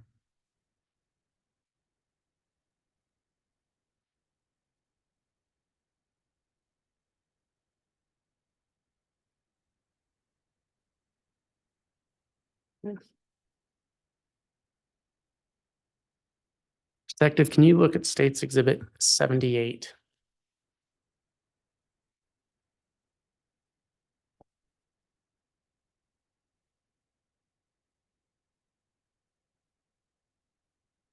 Your Honor, State's Exhibit 78 is again an affidavit of a custodian of records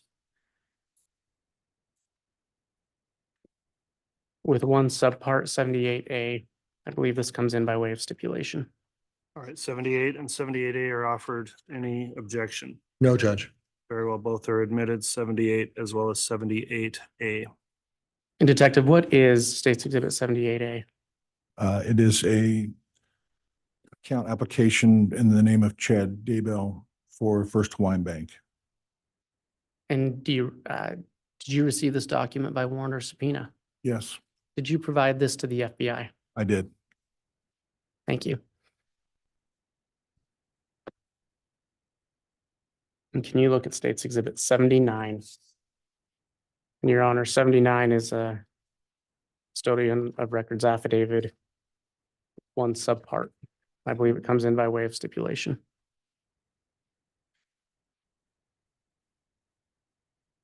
That's correct, Judge. Very well, then as offered, exhibits 79 and 79A are both admitted. Detective, what is State's Exhibit 79 and 79A? 79 is an affidavit records for Citibank for a credit card in the name of Chad Daybell. Did you receive this document by warrant or subpoena? Yes, Did you provide it to Mike Douglas of the FBI? I did. Can you look at State's Exhibit 80?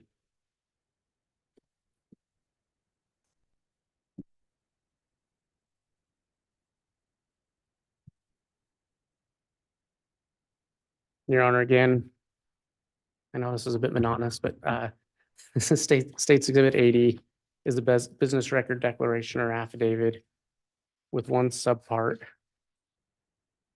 I believe it comes in by way of stipulation. Any objection? There's, Judge, it's in by stipulation. Okay, well, they're only in once I admit them. So exhibit 80 is admitted and 80A is also admitted. And I appreciate counsel in going through, making sure our record is clear. Detective, can you look at State's Exhibit 80 and 80A? Yes. What are those documents? 80 is a business declarations from Wells Fargo. 80A is a Visa card for Wells Fargo for Mr. Daybell. All right. And did you receive those records by warrant or subpoena? Yes, Did you provide them to Mike Douglas of the FBI? yes.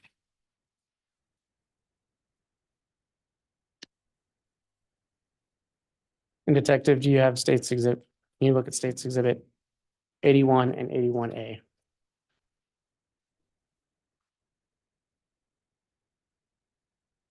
Again, 81 is a business records affidavit with one subpart. I believe it comes in by way of stipulation. That is correct, Judge. Very well, exhibit 81 and 81A are both admitted. Detective, do you recognize State's Exhibit 81A? Yes. What is it? 81 is a business records affidavit for Capital One. And the subdocument 81A is the monthly statements for purchases on the Capital One credit card for Chad and Tammy Daybell. Did you receive those by warrant or subpoena? Yes, Did you provide those to Mike Douglas of the FBI? I did.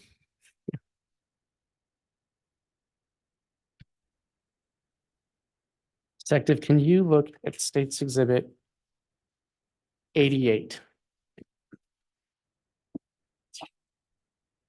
And Your Honor, 88 is an affidavit of records custodian. It has one subpart. I believe it comes in by way of stipulation. That's correct, Judge. All right, and that was exhibit 88, correct? Yes, Your I'm Honor. sorry, Judge. And 88A are And both. 88A. All right, thank you. Detective, are you familiar with State's Exhibit 88? Yes. What is it? 88 is an affidavit of records from Julie Black of Kauai Dreams Realty for an email that was sent to her. Okay. And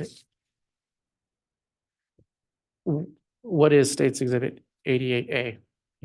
88A is a screenshot of an email that was sent from Mr. Daybell to Kauai Dreams Realty.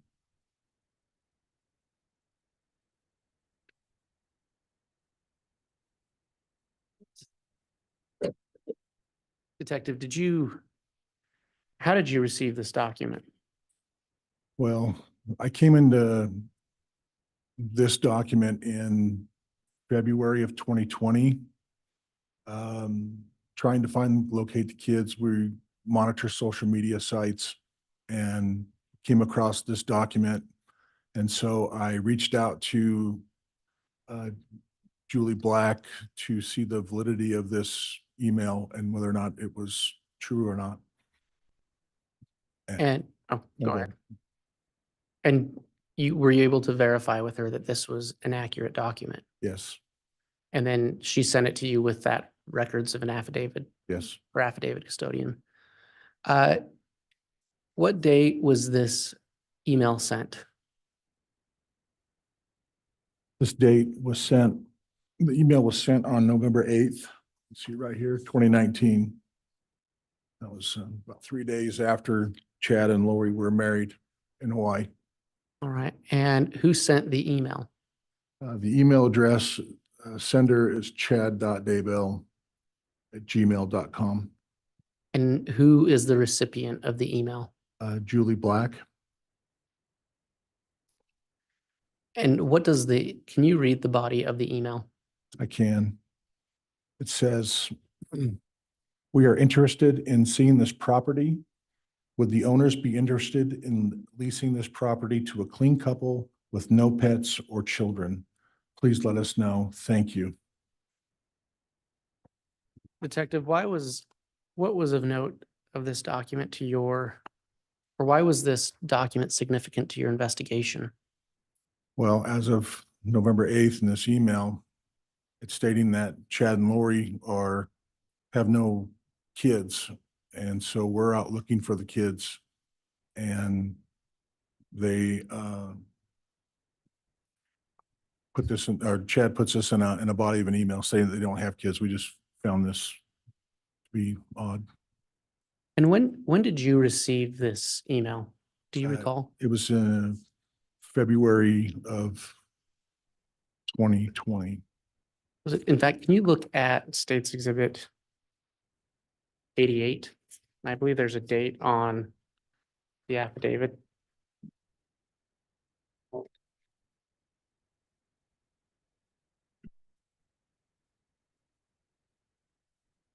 And what was the date that the affidavit was submitted? It was submitted on the 4th of March, 2020. Okay. And so at this time in your investigation, had you been able to locate Kylie or JJ? No,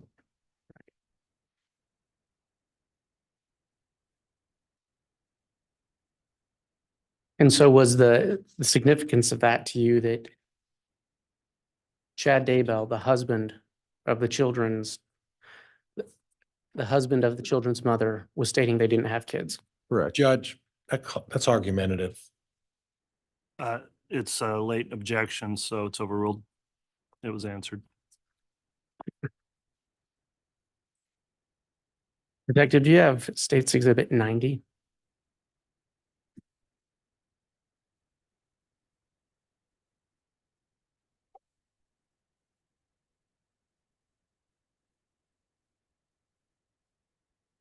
Yes. Your Honor, again, State's Exhibit 90 is an affidavit of business records. There are two parts, 90A and B. I believe it comes in by way of stipulation. Any objection to 90, 90A, and 90B? No, Judge. All right, all three of those exhibits, 90, 90A, 90B are admitted. Detective, can you look at 90A?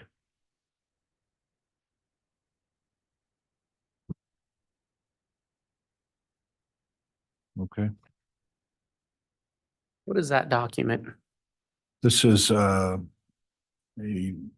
subscriber information for Cable One. It's one of the online or cable services that's offered in Rexburg. It is named for Lori Vallow, September 3rd of 2019. And is there an address associated with that? Yes, it shows 565 Pioneer Road, apartment number 175. Right. And is there an email associated with that? Yes, the email listed is lollytime@icloud.com. Detective, why were these documents of interest to you in your investigation? Well, as we learned on her rental application when she was moving from Arizona to Idaho, she filled out the lease for apartment number 107. So when the warrants that were served, we found her to be living in apartment 175. The other area of we'd like to inquiry about was there's a IP address that's associated with this account as well. And why was that of note to you? Well, later in our investigation, we found that Lori was in possession of Tylee's cell phone, and Venmo purchases were being made from this cell phone through this IP address. And so could you track those Venmo payments through that IP address? Yes. And when you look at States Exhibit 90B,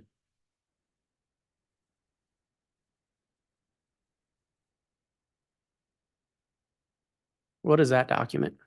This is Cable One subscriber information in the name of Alex Cox for 565 Pioneer Road, apartment 107. And this was generated on September 11th of 2019. And what was significant to that document in your investigation? This was the apartment that Lori was originally assigned to be living out of. They had switched apartments. Right.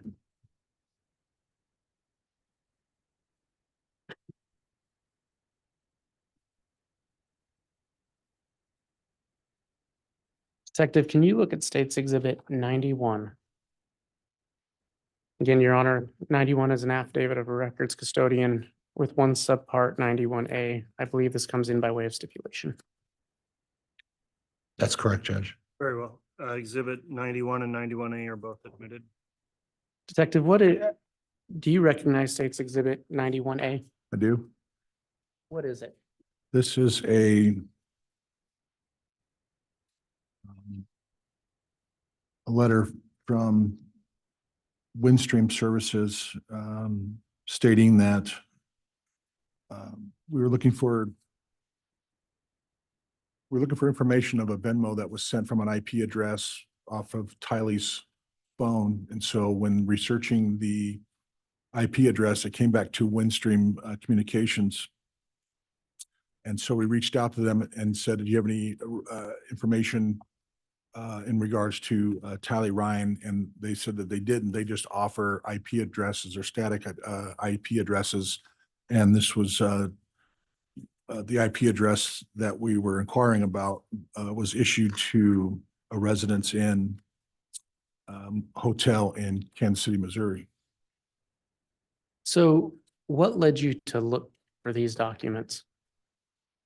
Again, we were looking back on Tylee's BBVA accounts. We know that she wasn't receiving her regular deposits, and the money that was being deposited into her account was from Lori's account that Tylee had no control over. So she was sending money, transferring it into Tylee's account, and then it would be Venmoed off almost immediately. And so following up on those types of transactions, that's how we came to know this particular IP address. All right. And so just to be clear, a Venmo from Tylee's account was sent through this IP address, Correct. right? And do you know where this Windstream Services is located? They're located in Missouri. And did it give a date for that transaction? Did that- October 10th of 2019. Okay, so the Venmo went through that IP address on October 10th, Correct. 2019 in Missouri. Correct.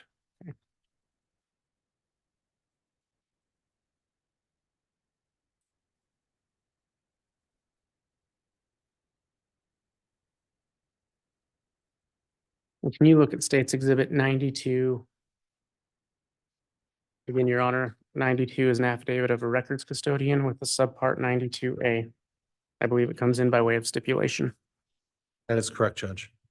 All right, 92 and 92A are both admitted.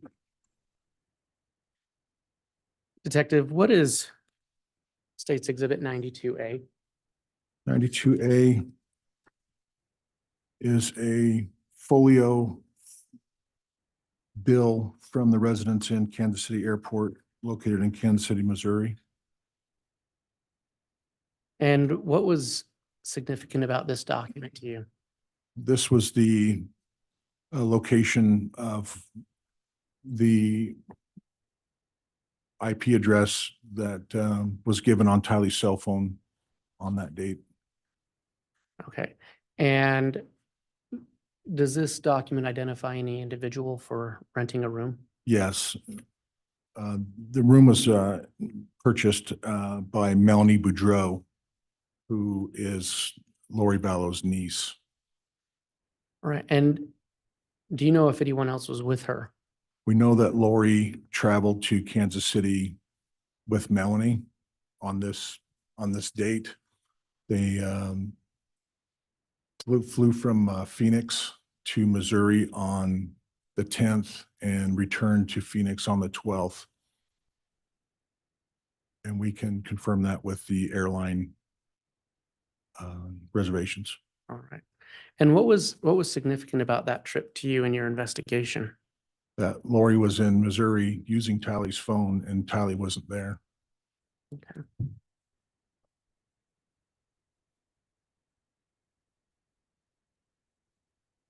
Were you able to verify through flight records where they flew from? I did. Where did they fly from? Um, Bailiff? Where did they fly from? They flew from Phoenix to Missouri, according to the flight records.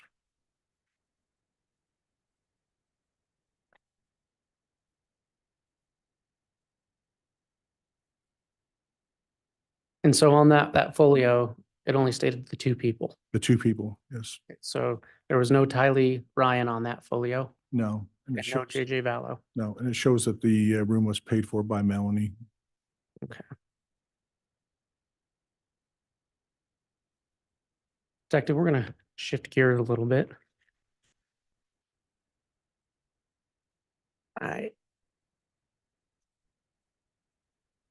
As part of your investigation, did you ever engage in any type of search for pharmaceutical records? Yes. What type of search did you do? In cases such as missing persons, we'll reach out if we have an idea of where the person we were looking for is living or has lived, and we will reach out to the state as a resource to the state pharmaceutical board and request if any prescriptions were filled that may lead us to a location that or an area that they may be in. And did you do that for, who did you do a search for? I did a search for JJ. I did a search for Tylee. There was one we searched for Melanie Boudreau as well, and also Lori. And how do you go about doing a search for pharmaceutical records? We'll reach out to the pharmaceutical board in the state and submit a request and let them know the circumstances, and they will then submit the information to you. All right, and does each state do that the same? Same premise, but they're all a little bit different. But we reached out to the state of Arizona, the state of Montana, and state of Hawaii, and the state of Idaho. Why Montana? Well, early on, as this case was unfolding at the very beginning, we were receiving tips, and one of the tips called in. They thought maybe JJ and Tylee were being held in a compound in Montana somewhere. So we just called upon that to check on that. And also that Melanie Boudreau at the time was living directly next door in apartment 174. So that's why her name was run as well. Detective, can you look at States Exhibit 94 and 94A? Your Honor, States Exhibit 94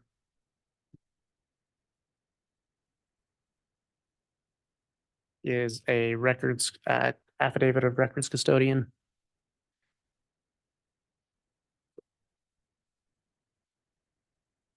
I may just have a very brief sidebar. Yes.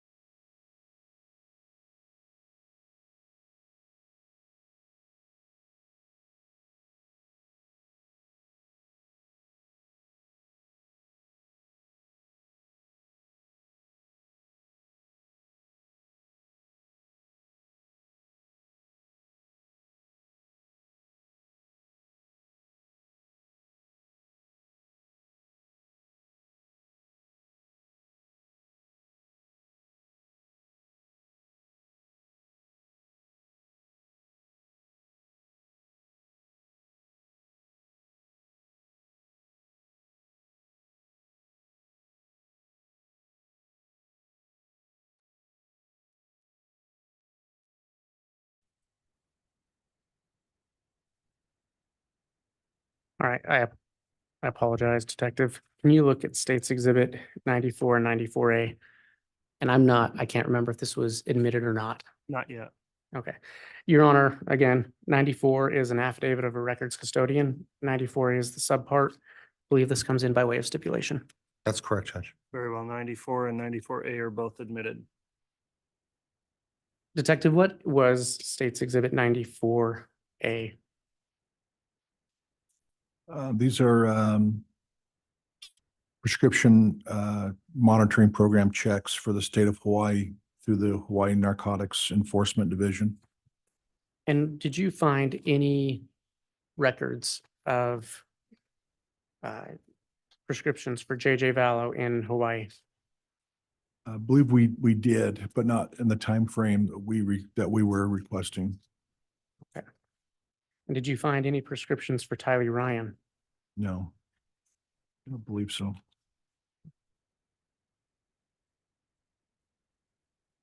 You mentioned checking in Montana. Yes. Can you look at States Exhibit 95 and 95A?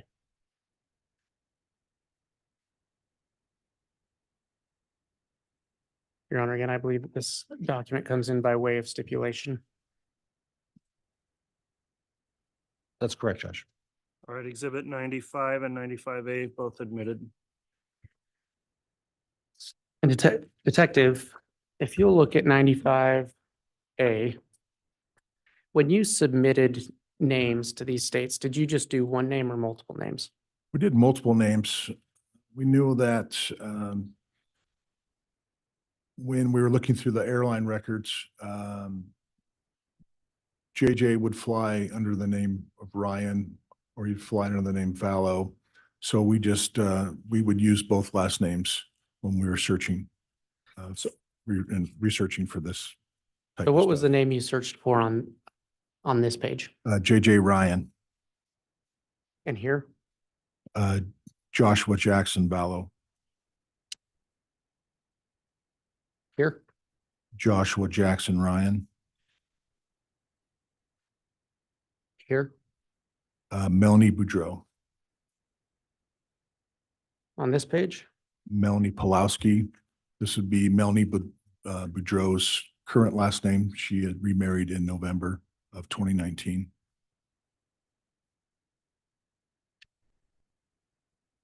And here? And the last here is Tylee Ryan. Did you ever find records of Tylee Ryan traveling under a different name? Only once, and that was on a trip to Hawaii in early 2019. She flew under Tylee Vallow one way and returned Tylee Ryan in a different, on the return leg.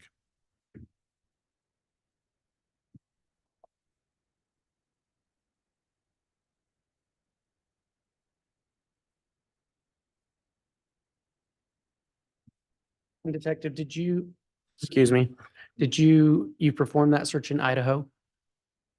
I did not. Another detective did, but the search was performed. And are you aware if any results came in from that search? There were no results. All right. And any results from Arizona? No results from Arizona, although they live down there. I was educated that Arizona only keeps track of narcotic analgesics or painkillers, opiate based drugs. That's all they keep track of. They don't do anything for any other types of medications. Detective, can you look at States Exhibit 96? In your honor, 96 is an affidavit of a records custodian. And it has one subpart A. Any objection to 96 and 96A being admitted? No, Judge, thank you. Very well, both are admitted.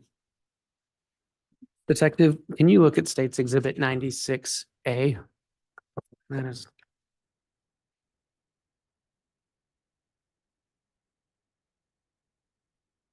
Do you recognize that document?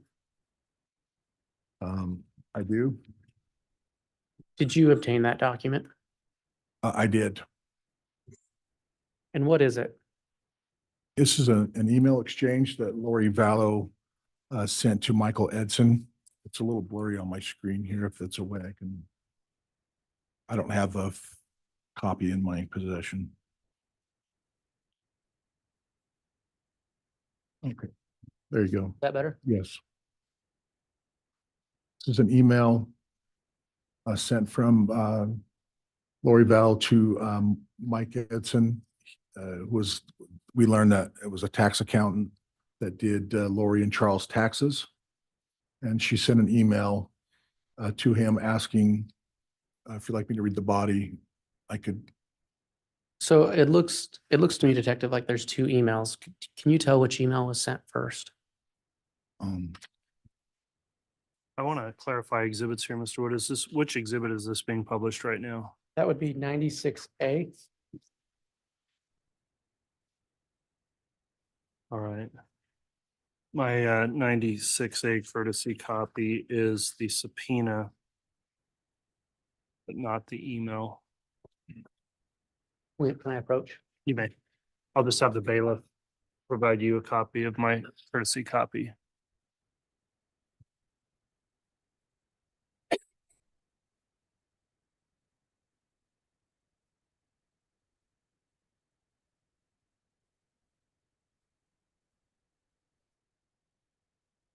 And if I don't, it's fine. You're correct. Oh, well, all right, strike. What I have is consistent with what you have. Okay, you can go ahead and publish it, Mr. Wood. It's been admitted, and it's fine if my courtesy copy is not containing that as well. And Your Honor, we'll correct that after court. Thank you. Detective, all right, who's that email from again? Michael Edson. And are you aware of who Michael Edson is? Yes, he was a tax accountant for Lori and Charles Val. All right. And can you read the body of that email? So the first email was sent by Lori on September 9th. It says, "Hi, Mike. This is Lori Vallow. I'm not sure if you heard, but Charles passed away in July. It's been a pretty stressful couple of months. I saw online our tax return got sent out, but it went to an old address. I moved with the kids and forwarded the mail, but I'm not sure that they will forward the tax return check. Is there some way to contact them to cancel that check and do a direct deposit? Or how would that work? Let me know when you can. Thanks, Lori." Did he respond? He did. How did he respond? He responded by email. Lori sent her email at 5:03 PM and he responds the same date at 6:11 PM. Says, "Lori, I'm sorry to hear about Charles. I thought he was a great guy. If there's anything I can do to help, please don't hesitate to ask." In the interim, here is the link to the IRS to fill out a change of address form so they can send you the check up to the new address. Prayers with you, Mike. Detective, why was this email exchange significant to your investigation? Well, the email itself is rather benign. It's just appears to be a classic back and forth of exchanging information, but the date on the email is what was important to us, being September 9th. We recall our last known sighting of proof of life of Tylee was September 8th and September 9th. So we believe the investigation has found that Tylee was no longer living at the time of this email. Okay. And was it significant to you that was just one day after her last known sighting? Yes.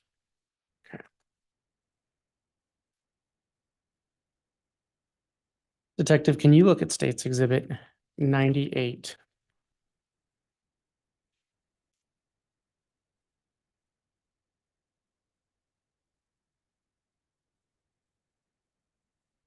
And Your Honor, this is 98 is a certificate of authenticity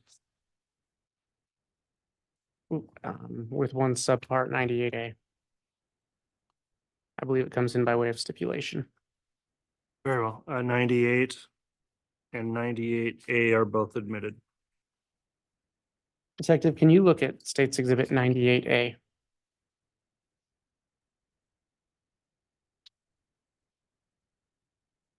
And can you describe what it is? 98A is airline information that we received via search warrant for two American airlines. We requested several names in the warrant to see if we could find out whether or not Tyler or JJ were on a plane somewhere during our search for them.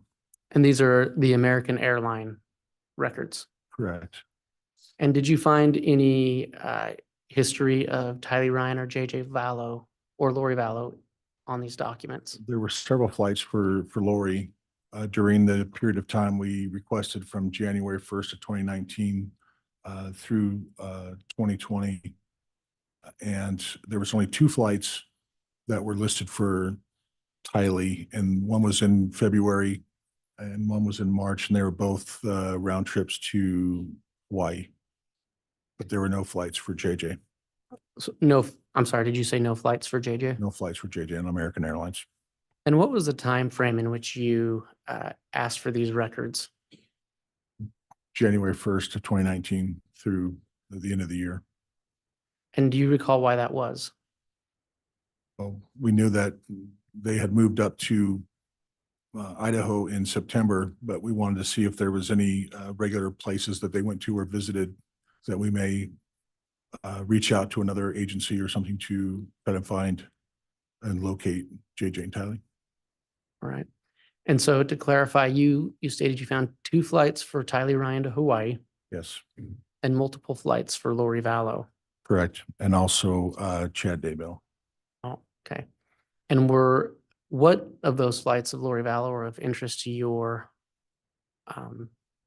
investigation?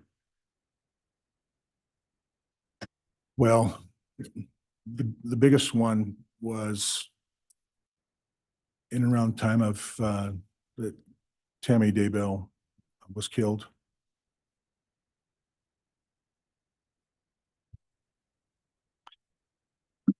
Grounds.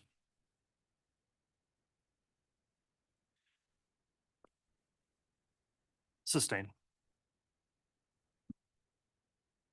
I'll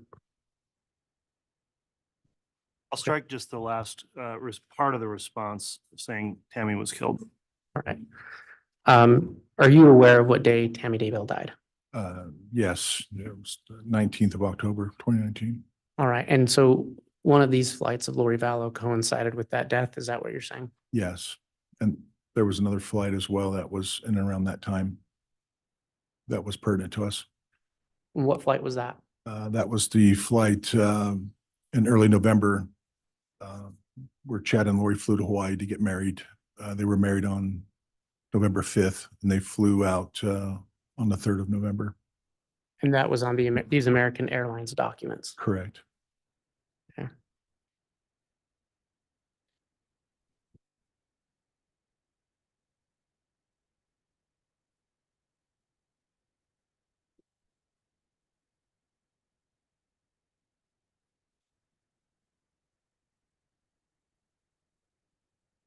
Detective, can you look at State's Exhibit 100?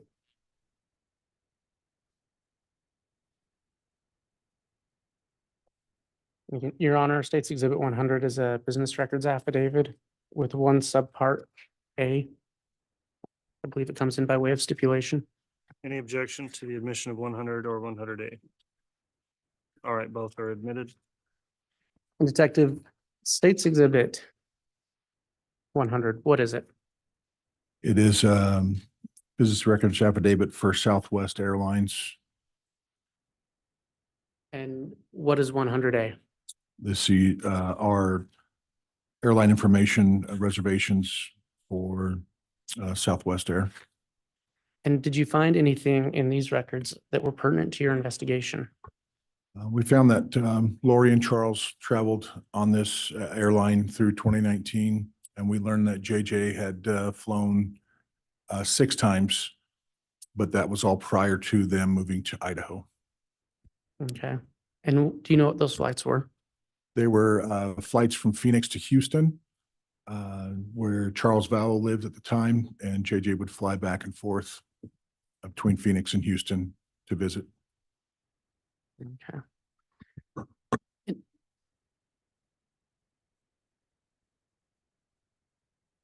And did you find any other records on Southwest Airlines that were pertinent to your investigation? Just give me a moment.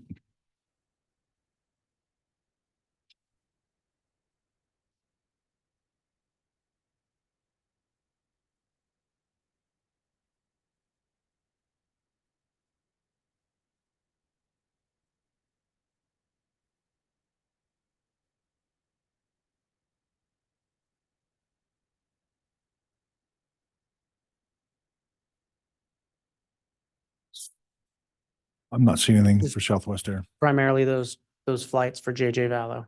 Correct.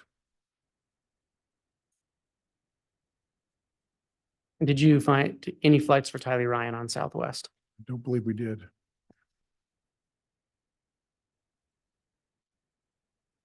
Detective, do you have States Exhibit 99?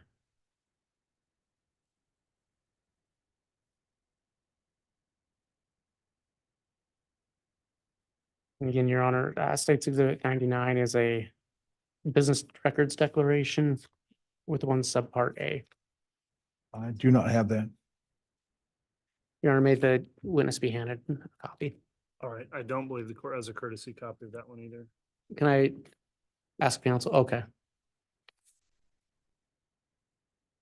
You can still, I guess, can you show it to counsel in the court and then?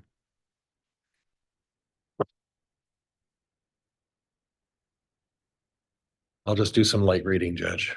very well.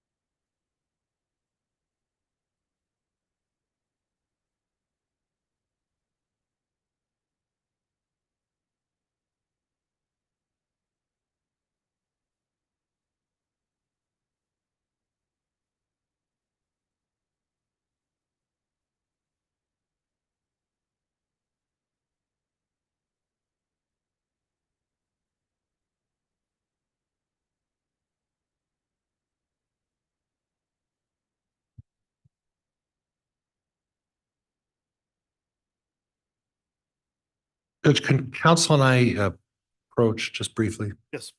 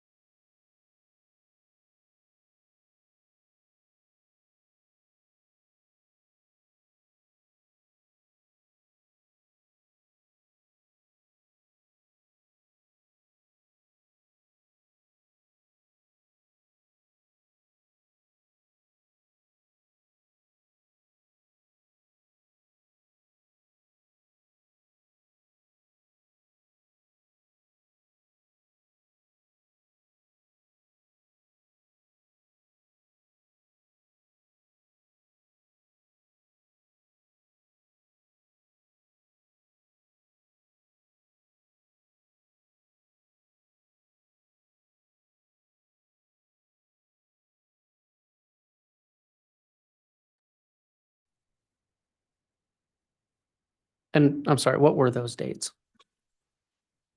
Dates were for April 26th through the 29th of 2019.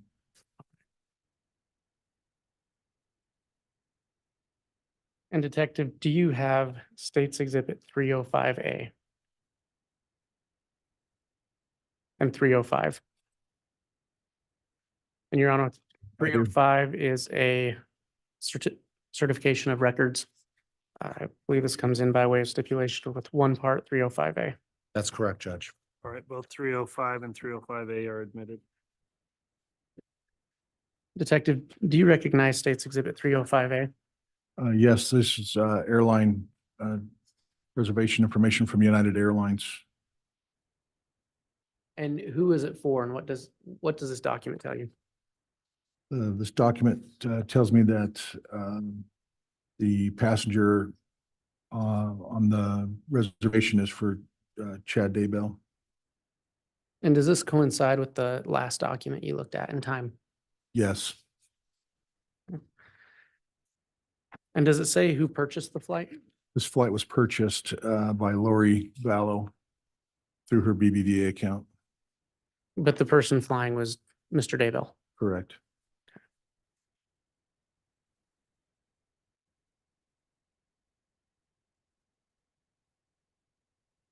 Detective, we've talked a lot about finances and travel.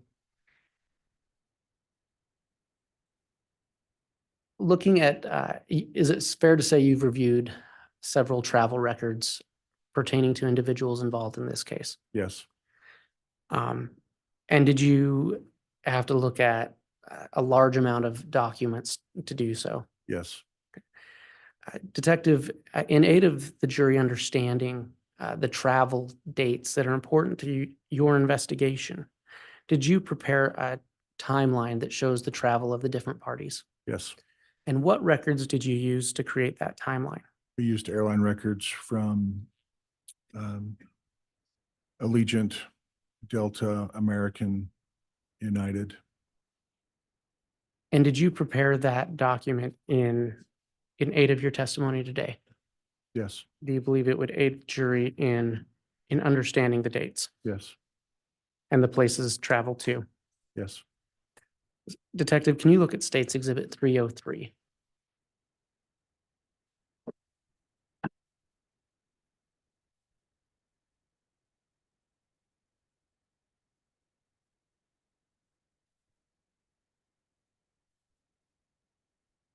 Detective, is this that document that you prepared in aid of the jury? Yes, Is it a true and accurate representation of what you prepared? yes, Your Honor, for demonstrative purposes, the state would move to admit Exhibit 303 into the record.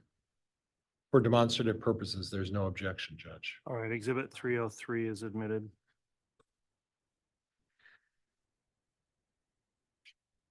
Detective, I'm going to turn your attention to the first page of 303.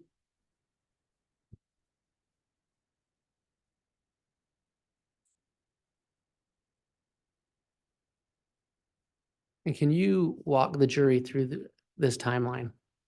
sure. This is a travel timeline for Chad and Lori Daybell. This first box on top of the timeline, right before January, shows that Chad and Lori met on the 26th of October in 2018. So this starts in January of 2019. So in January, on the 6th to the 10th, Chad Daybell flies round trip from Idaho Falls to Phoenix, and the flight was booked in December of 2018 by Mr. Daybell using the Chad Daybell Gmail address, the same one he used for the Kauai Dreams Realty. As we move to March, we see that Lori Vallow booked a round trip flight from Phoenix Mesa to Idaho Falls, but she canceled this flight on the 26th for unknown reasons. But she ended up booking a flight and flew to Hawaii for this time frame. In the middle to late March, on the 19th through the 21st, Chad Daybell flew from round trip from Idaho Falls to Phoenix Mesa And the flight was booked on the 13th of March, 2019 by Lori Vallow. And this is her Lolly Time Forever at iCloud email associated with that account. In April, Lori flies one way from Phoenix Mesa to Idaho Falls. The flight was booked on the 29th, so it was fairly quick. And then she flies one way back to, on the next one up here, she flies back from Idaho Falls to Phoenix. And that was booked on the 3rd of April. Again, and she booked her flight. On April 26th, this is the one we just talked about. Chad flew round trip from Idaho Falls to Houston, Texas, with a stop in Denver.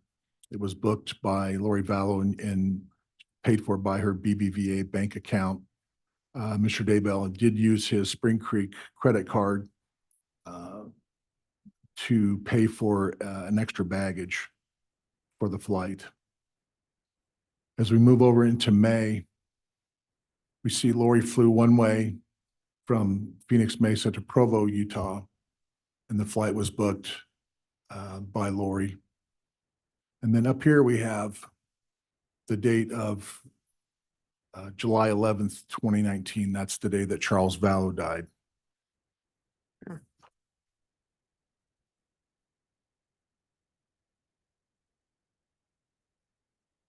Can you walk the jury through the second page of that timeline? Okay. Try and zoom in a little bit. One thing I want you to take notice of, if you could please, is that after Charles Vallow dies, Lori flies under the name of Lori Ryan the rest of the year.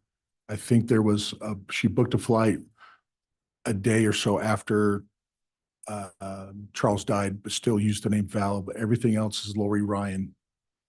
So in August, you see up here the timeline, they're moving to Idaho.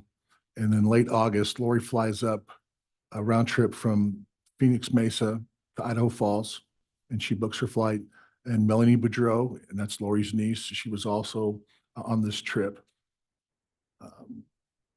We believe that this is the signing of the rental lease just prior to them moving up.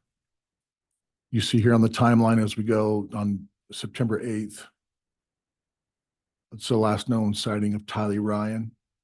We move over to the 22nd. That's our last known sighting of JJ. So in October 8th through the 13th, Lori Ryan flies a round trip from Idaho Falls to Phoenix Mesa. And this is the trip where she took to Missouri, which we had the Venmo used from the Missouri hotel. What's significant about this date is this is the day before Tammy Daybell had an incident where she was shot at and reported to police. Judge, I'm going to object at this point at the characterization. I'll sustain it as to that final statement and strike that part of the witness response. Mr. Wood, if you'd ask another question, I believe we're just getting into a total narrative at this point as well. I understand, Your Honor. After October 9th, what was the next event that took place? Lori flies round trip from Las Vegas to Kauai. The date of the 17th of October is just before Tammy Daybell was found dead on the 19th. She was scheduled to return on the 21st on this flight. As you move over to the 24th of October, she flies one way from Phoenix to Idaho Falls after flying back from Hawaii. Now down here we have on the 23rd, just to give you a sense of where on the timeline things falls, that Tammy Daybell had her funeral service in Rexburg on the 23rd. As we move to early November, Chad and Lori fly round trip from Salt Lake City to Kauai. Chad flies from Salt Lake City. Lori, we believe, drove a vehicle down to Arizona and then met up with Chad in Southern California. There was a family trip that Chad took with his kids to California during this time. And But what was significant to us is that Chad booked this flight just 5 days after the funeral service for Tammy Daybell.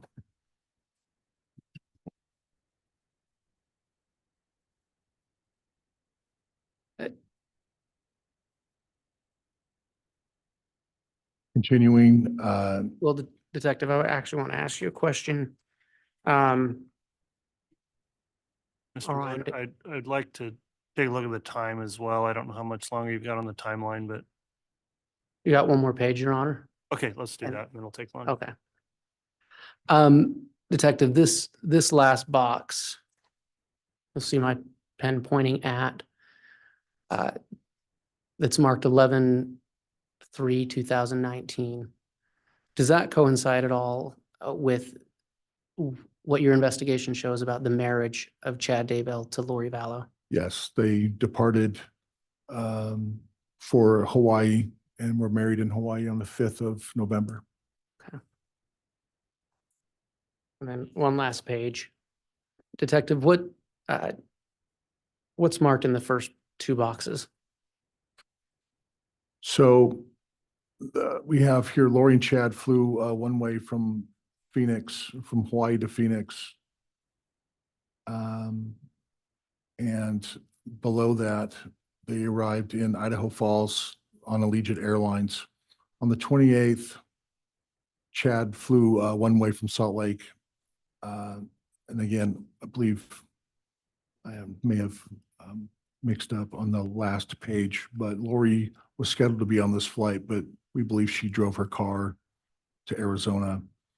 His box on the reservation was marked flown and hers was left empty, so it was designated to open. So, and this was also a trip that was a family trip that Chad paid for his kids and their spouses to fly to California to have over the Thanksgiving holiday. There was no record of Tylee or JJ on this trip at all. Now, Detective, you had mentioned a trip earlier. Is it possible that this was the trip you were talking about? Yes. Okay. And then the last box. The last box is Chad and Lori flew one way from LAX to Hawaii where they took up residence. Okay. The And then last, I'm sorry, then the there is- last Yes, there's one more box. Can you, box on the top of the timeline is June 9th, and that's when we found JJ and Tylee. all right. Your Honor, I believe now would be time to break. Okay, we will go ahead and take the lunch recess at this time. We'll plan on that being right around an hour. So just shortly after 1 o'clock, we'll try to get started again, and go through the afternoon with another break then. All rise, please.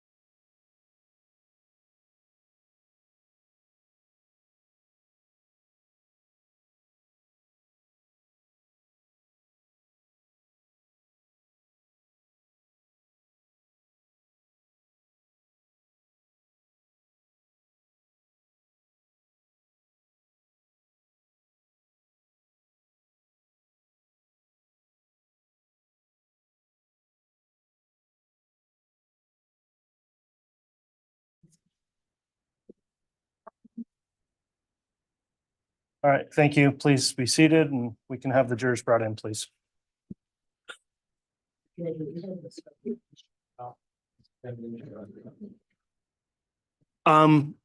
Yeah, let's go ahead and bring that up quickly as call it a motion in limine. Hold on just a moment and I'll log on and go on the record.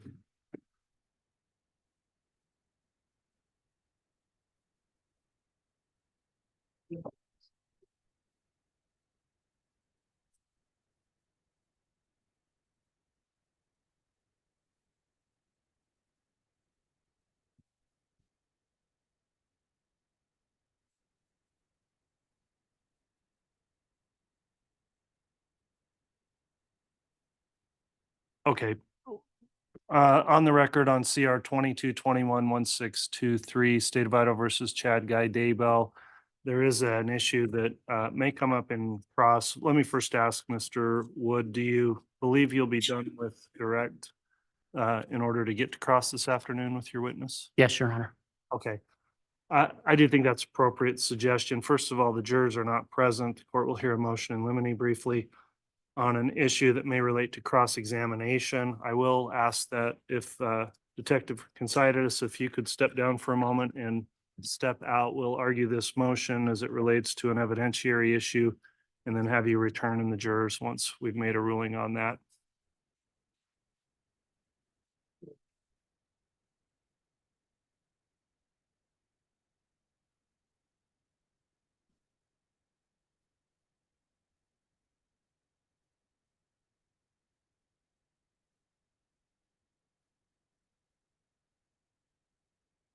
All right, we're gonna hear an evidentiary issue on a motion from the defense, I believe, as it relates to purchase of firearms. Mr. Pryor.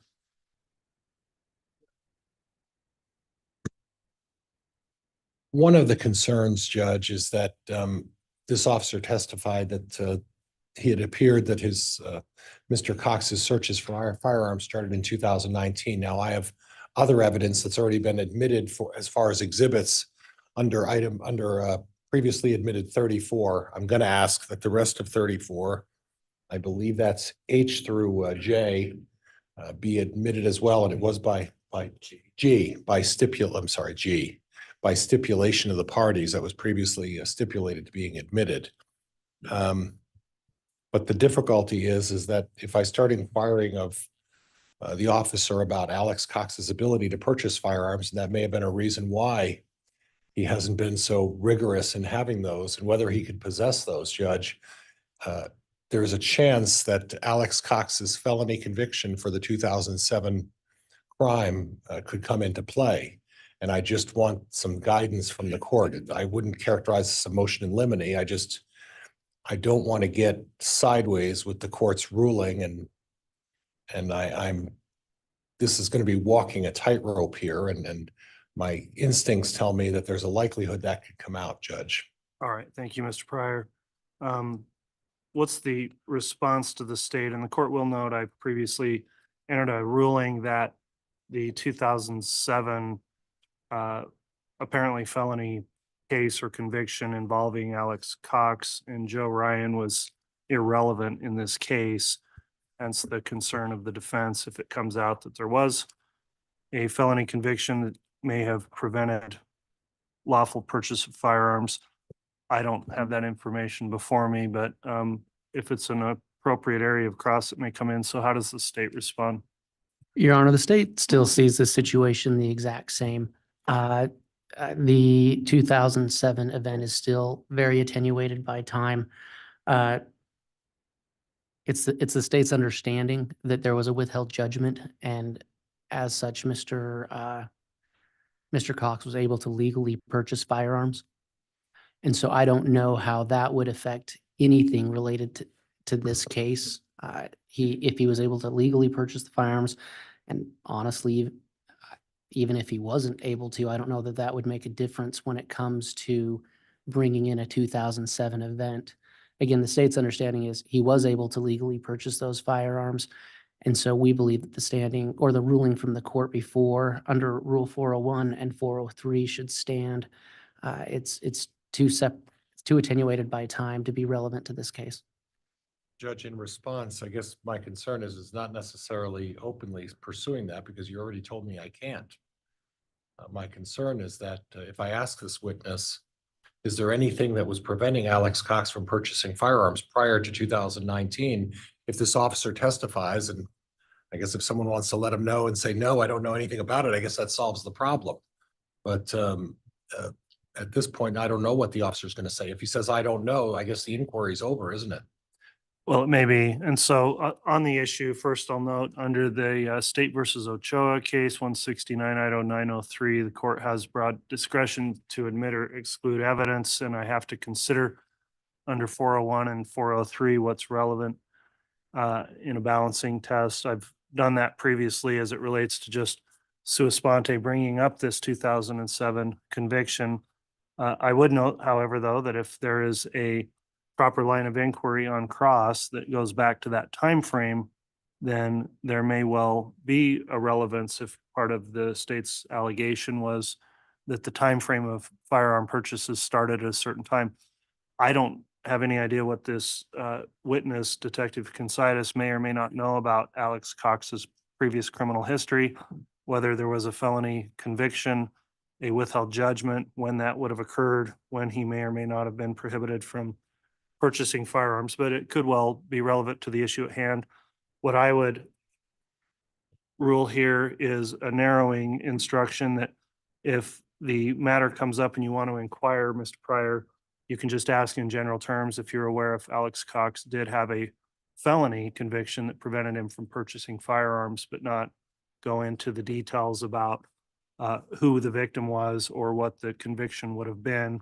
And if he knows a history of whether the felony resulted in a withheld judgment or whether Alex Cox had any sort of lawful prohibition against purchasing firearms. So as far as keeping it general, if it goes there and he knows, I would permit that. Otherwise, if he doesn't know, then again, the topic I've already ruled would not be relevant for trial. So that's how we'll proceed, with just a limiting instruction that you could inquire, but not in detail about who the victim may have been. And Judge, I just want to make it clear that I'm permitted then to ask this officer whether or not he's familiar, if at any time there was anything preventing Alex Cox prior to 2019 from purchasing firearms, or was there any felony conviction? Is that where the court will allow me to go? I would permit that. I think that may Thank be you, a Judge. relevant line of inquiry. So that'll be the court's ruling on the matter. I will deem that to be a motion in limine ruling. With that concluded, then we can have the detective return to the courtroom and the jurors brought in, please.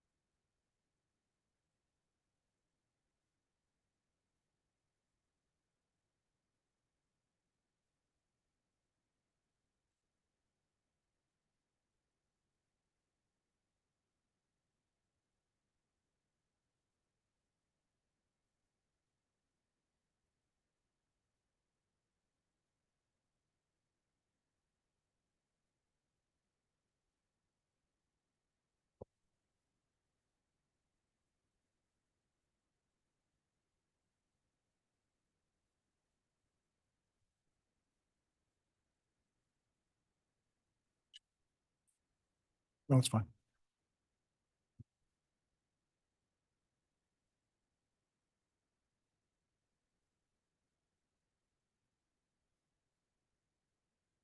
All rise.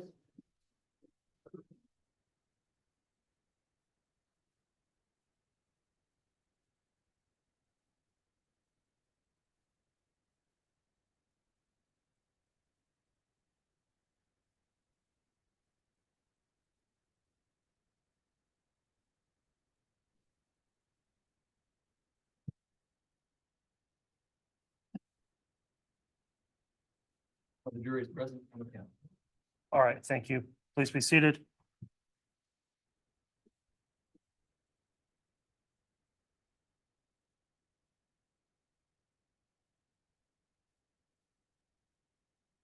We have concluded the lunch recess. Detective Considas is on the stand, continuing in direct examination. I'll remind the detective he's still under oath.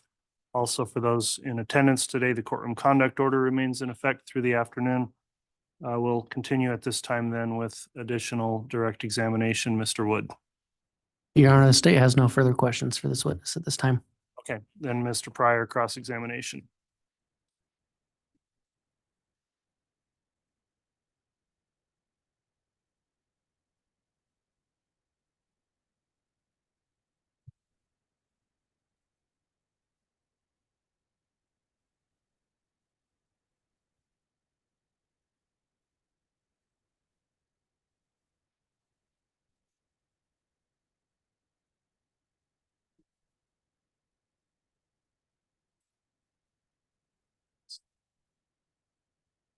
Your Honor, I'm going to ask if that was on the record, and if it is, I'm going to move to strike it.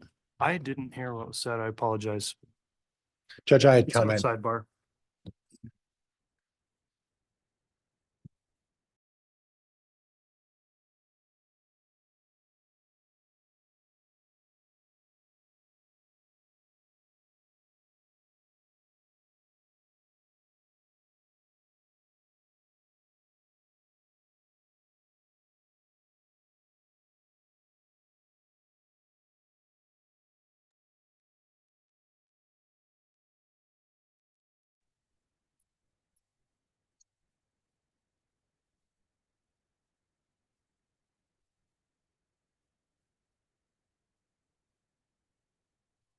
If you could just bear with me, Detective, I apologize for. And Mr. Pryor, make sure your mic's turned on. I think that verifies it.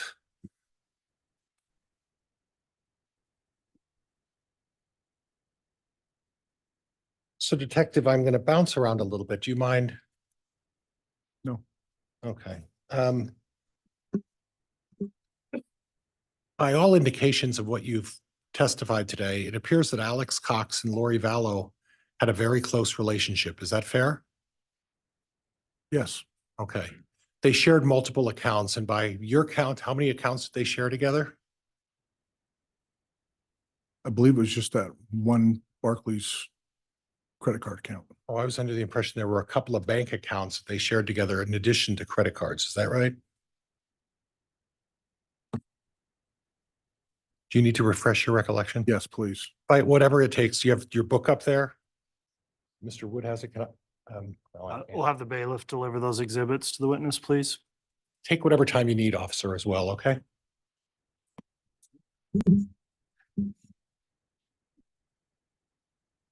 Thank you.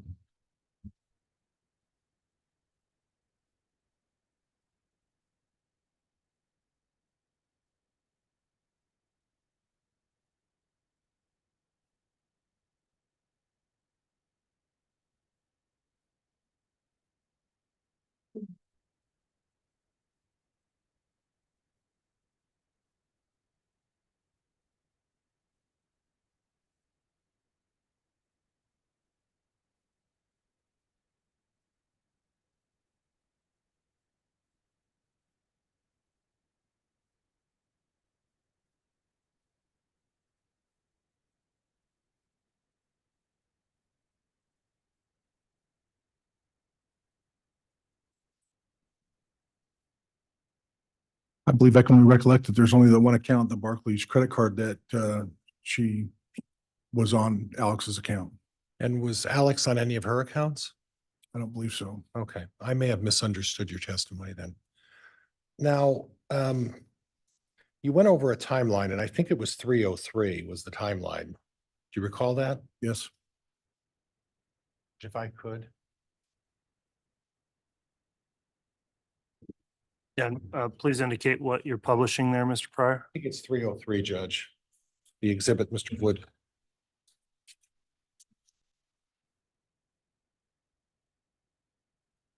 All right, exhibit 303 that's being published. Try to get that where we are here. Okay. So I'm looking at 303.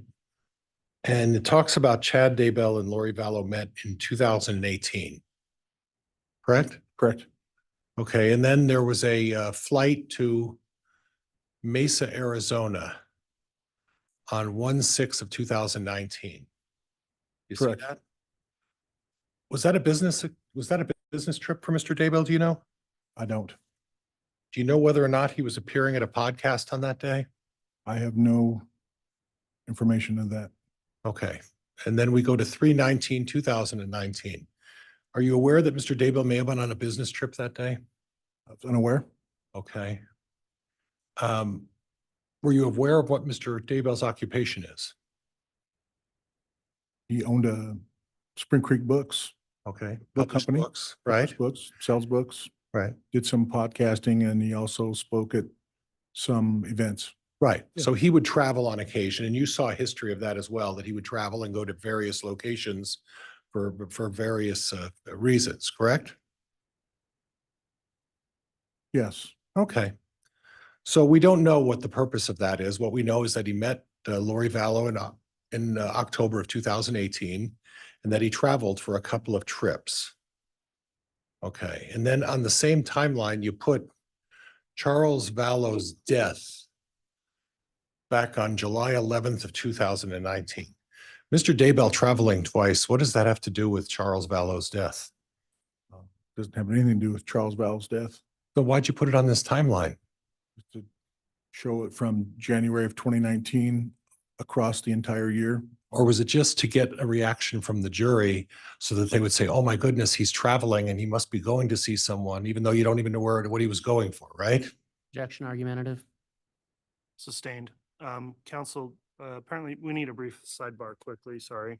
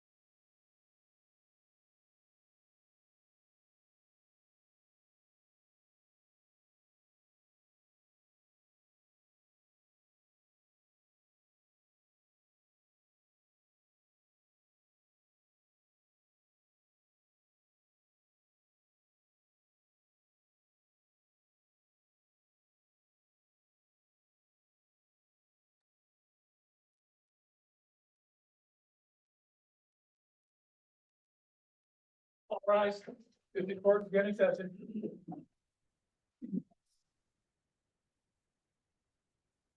All right, thank you. Please be seated.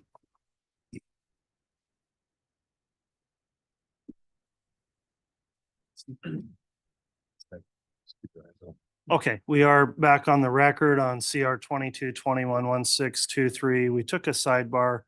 There had been a concern about potentially some unauthorized recording of the proceedings. The court would remind all of those in attendance that according to the court's courtroom conduct order, no unauthorized recording of any type, audio or video, is permitted. And if you have a device doing that, you may not only be required to leave the courtroom, you could be held in contempt by the court. So I will remind those in attendance here of that. We didn't confirm anything. That was the reason for the delay, is to address that concern. I do want the jurors to know it was only a concern about a potential recording of audio, and also that the delay was not in any way caused by anything done by counsel, the state or the defense here. It was simply us trying to maintain the court's order of the courtroom without unauthorized recording taking place, which again, we have not even confirmed occurred. That was the purpose of the delay. So I apologize for interrupting you, Mr. Pryor. If you'd like to get on with your cross-examination at this point, then you may continue. And could I inquire the last question, just so I know where I was?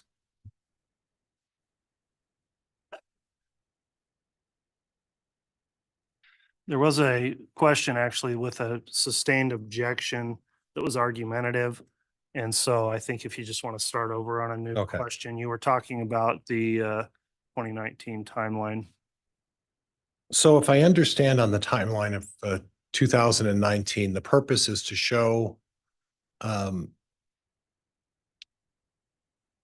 contact between Chad Daybell and Lori Vallow? Well, it shows that Lori is paying for Chad's flights, so there is some contact there. Okay. Okay. And we don't know what those flights are for, right? No, And how many flights are you claiming he paid or that she paid for him on this page here or in total? total? I'd have to review the whole document to see it. Go ahead. If you need to do that, refresh your recollection, go ahead. Can I use my exhibit here? 'Cause it's- Absolutely, okay. please.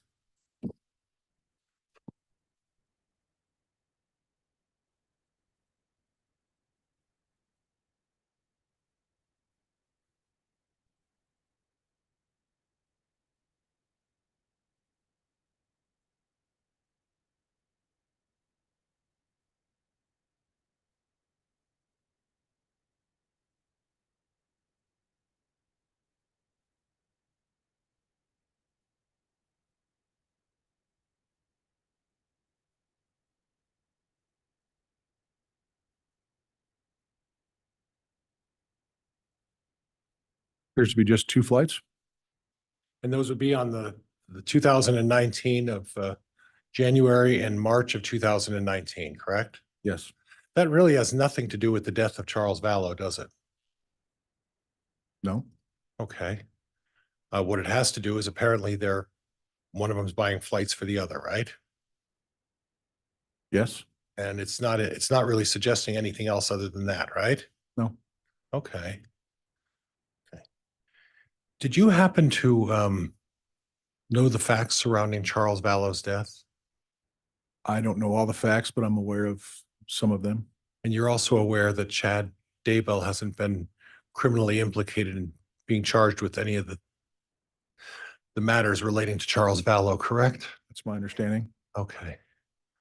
So when we're looking at when they met, and at the top where you said Charles Vallow's death, all due respect, officers, this seems to be implying that in some way buying 2 tickets, Lori Vallow buying Chad Daybell 2 tickets somehow implicates him in that. That's not what you're suggesting, is it? No, Okay. Now you mentioned, and Judge, could I have exhibit 34? And I'm going to move for admission of G through, I think it's J.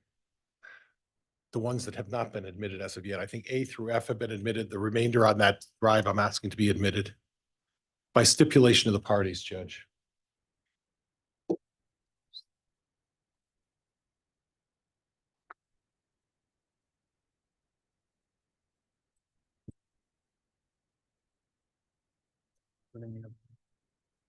All right, are you gonna, it's on a thumb drive, Mr. Pryor. Yeah, if I could have the thumb drive, Judge, I can take the exhibit, plug it in, and then discuss what I need to discuss with the officer. Okay, you can go ahead and plug that in. Before we publish anything, we need to go through whether or not these additional exhibits are admitted or not. They've been stipulated, Judge, as admission, Okay, the state and myself. so G through J, the state does not object to them being admitted. Is that correct? I believe that's correct. Without seeing it on the screen, I'm not exactly sure what this exhibit is though at the All right. moment.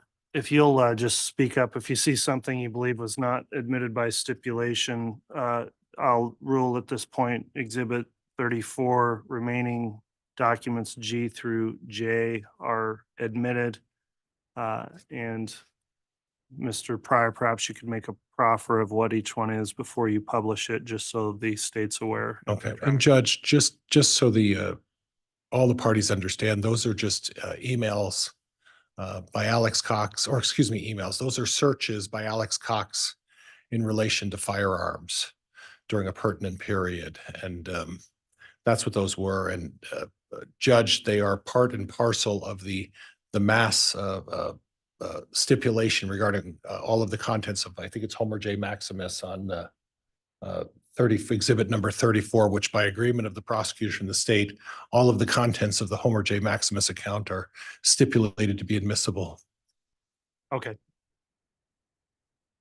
May I proceed, Your Honor? you may. So, officer, we're going to switch again.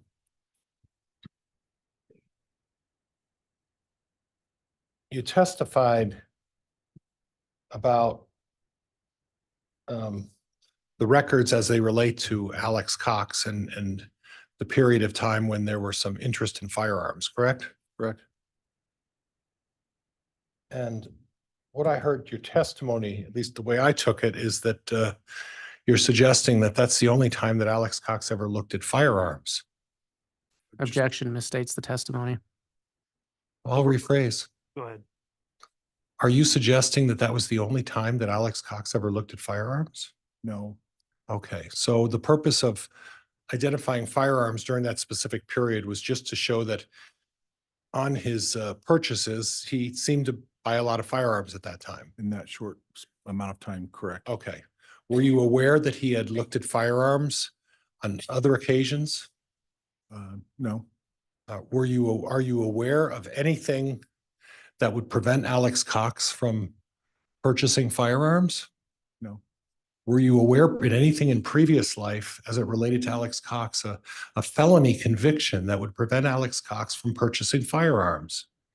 I understand that there was an arrest, but it did not hamper or hinder his ability to obtain firearms. Okay, and the nature of that arrest was what? I believe it was a Your physical. Honor, I'm going to object at this point. I think that pursuant to the court's earlier order, I don't think this can go any further. Also, Based on Stan, relevance. it's calling for something that's I've considered irrelevant, but if you want to re-ask the question, Mr. Pryor, as it just relates to the type of charge or conviction. Yeah. So there was a felony conviction, or there was a felony conviction of Alex Cox in what year, sir? Unknown year. I don't know what year it was. In his previous history? Yes, Okay. And as a result of that, you're not aware of whether or not that was a restriction on his ability to purchase firearms, is that right? my understanding is that the arrest or the plea agreement or something to that effect didn't violate or hinder his ability to obtain firearms. That's my understanding of it. Okay, so in other words, the disposition and after the disposition, when he was sentenced and it was resolved, your position is that it didn't inhibit him in any way to pursue or an interest in any kind of firearms? It's my understanding. And where did you gain that knowledge from? I don't recall. It was, I don't recall specifically where I heard that. Okay.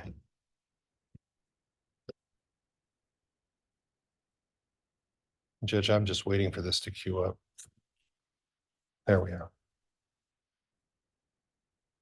So again, as part of your, and we may not have to go into this, but as part of your um, determination, all you were really looking at during that period was an interest in a purchase of firearms in that specific period, correct?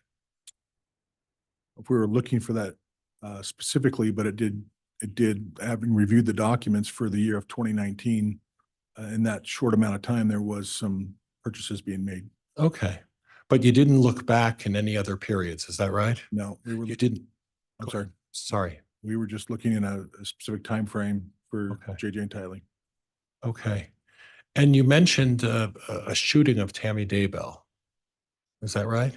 Yes, And were you aware that the evidence as far as Tammy Daybell is that she was alleging that it was a paintball gun? I'm aware of that. Okay, so how is it that talking to this jury about all these purchases of firearms has anything to do with a paintball incident? Objection misstates the testimony. Overruled. You can answer it, sir. Repeat the question, please. How is all of the purchase of these firearms during that period have anything to do with Tammy Daybell having a paintball gun shot at her?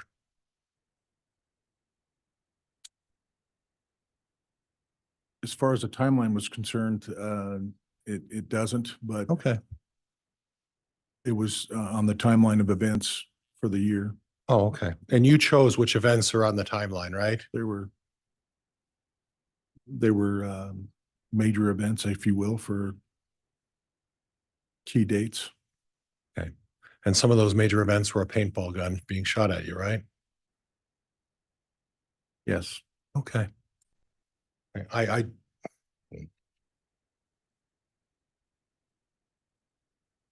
at any time during the review of all of the bank records, did Chad and Lori ever have a joint account at any time? I don't believe they did, Okay, even after they were married. right. They never commingled their money, did they? Not that we were, no. Okay. Yet Alex and Lori did, right? Yes, on that one account, yes. Okay. Now you talked about Tylee's bank account and how you believe that it was used after what you feel is the date that Tylee had the last known proof of life, right? And Which account was that? well, it was the account where you talked about the Costa Vida, the 2 trips to Costa Vida. That would be her BBVA account, yes. Okay. Did you look into who were the participants in that Costa Vida? Yeah, we attempted to. I went down in person and met with the managers of both stores. We obtained the receipts for them, and we were asking if they had any kind of video or anything that would show whether it was a take-in or a takeout or a dine-in. Right. And there was no video. Too much time had passed for any video feed to show exactly who used the card. But we know when that Tylee's phone was in the immediate area of the cell tower footage, or in the range of the cell towers next to the Costa Vida that would fall into that area. And based on when Chad and Lori were detained in Hawaii in possession of Tylee's phone, that led us to believe that it was not Tylee that made that purchase. Okay. In Costa Vida. And I appreciate that, but I'm grateful for you to point out that you took the liberty of looking at the GPS information for Tylee's phone. I appreciate that. Did you happen to look at the GPS information as it relates to Alex Cox on both of those days and whether he was at the Costa Vida? I did not review those. Would it surprise you that it was Alex Cox at the Costa Vida on both of those instances with Lori Vallow using that particular account? Would that surprise you? Objection, facts not in evidence. I just asked him if it surprised him, Judge. Well, the way it's asked, I'll sustain the objection. Okay. So you didn't look at Alex Cox's GPS records to determine whether Alex Cox was one of the people at Cosa Vida during that luncheon and the use of Tylee's card, right? I just know that Tylee's phone was down in that Okay. area, and that's all I can testify to. Okay. But you didn't go any further. You had access to the GPS records of those folks, right? I did not. I would go and ask, and and then information would come back just to follow up on information. That's all. I didn't Well, review. so as part of a law enforcement cooperative with all of these folks, you weren't sharing GPS information with the other agencies regarding Alex Cox's GPS information? Not a forensic computer analysis. Okay. That's not my position at the police department, so Well, I didn't have physical custody of that. Well, and I guess that's why I'm wondering how important this information is that the card was used, because you had the ability to check Alex Cox's phone to determine he was there, right? The ability, Yeah, you had the ability to inquire from one of the many agencies working on this thing as to determine who exactly was there. Because you had everybody's phones, right? Tylee's card was used and Tylee's phone was in the air, in that immediate area. That's all the information I had. So you're not looking to suggest by telling this jury that the card was used illegally, that it was people who were engaged in, you're not suggesting Mr. Daybell was there, are you? That's unknown. I don't know. Well, and that's what thank you for saying that, because I'm trying to figure out what was the purpose of you telling this jury that the card was used unlawfully. Was it to shed light on somebody, or to just to maybe create a hunch that maybe Mr. Daybell was there when he wasn't? Objection argumentative. Sustained. The fact is, you didn't go the extra step to find the unknown as to who was using the card, did you? I went the extra step and went down to see if there was video of somebody using the card, and just knowing that the record of Tylee's phone Yeah. being used. There was no other record of Tylee being around. So that's followed up on. And I think maybe we're not communicating very clearly. So maybe I need to make it a little clearer. I understand you're saying Tylee wasn't there to use that, but you didn't look into who was using it, did you? Objection misstates the testimony. He testified that he did look into that. Sustained. Okay. You didn't use any additional GPS information to pin down exactly who was there using the phone, did you? No. Okay.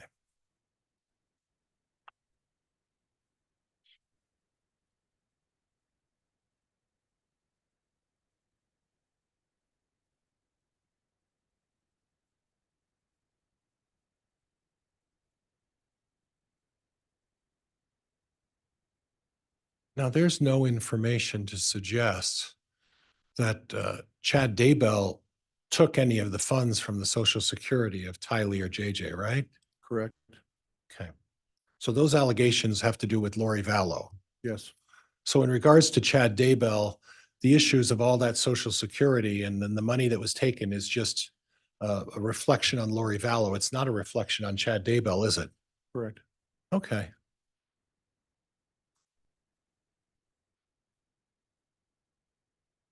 Judge, I think that's all I have. Thank you.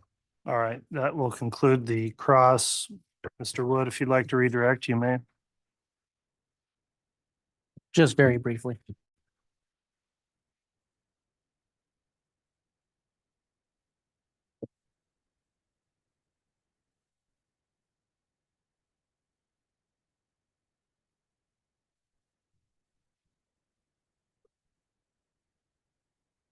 Detective, just for clarity, was one of your assignments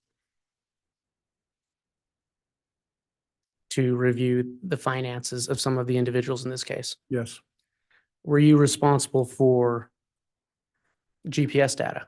No.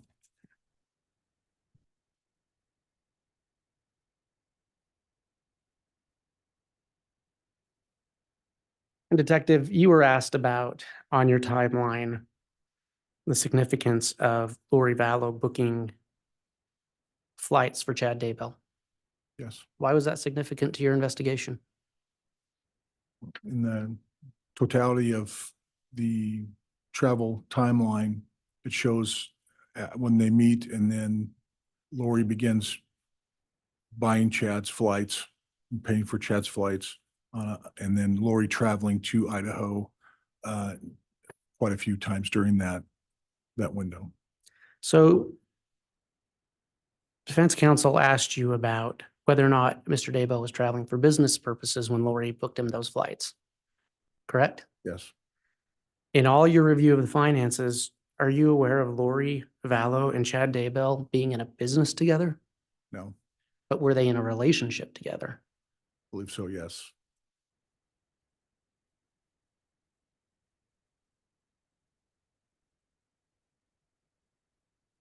And counsel asked you about the social security funds that Lori Vallow received. Yes, Was she married to Chad Daybell when she received some of those funds? yes. No further questions, Your Honor. All right, thank you. And I don't believe that opens up any grounds for recross, so that will conclude the testimony then of Detective Considis. Is this witness going to be recalled, counsel? Your Honor, he will be. All right, And he's under subpoena from my office as well, Judge. all right. So Detective Considis, then this exclusionary rule still prohibits you from viewing any of the testimony or discussing in your testimony with others that testify in the trial between now and the time you're recalled. I mentioned that because this case is being live streamed, so please don't access or watch the case, and I'll be questioning you as to whether or not you followed this instruction before you return for testimony later, whenever that occurs. All right, thank you.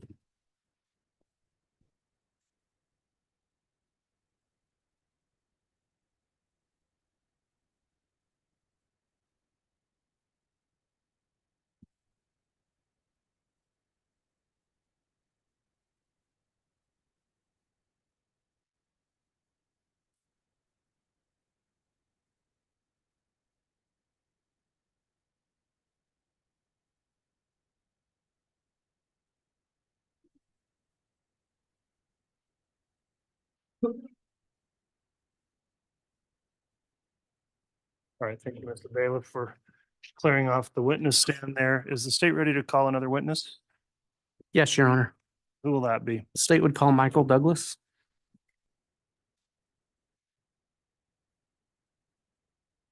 You happen to know what his title is?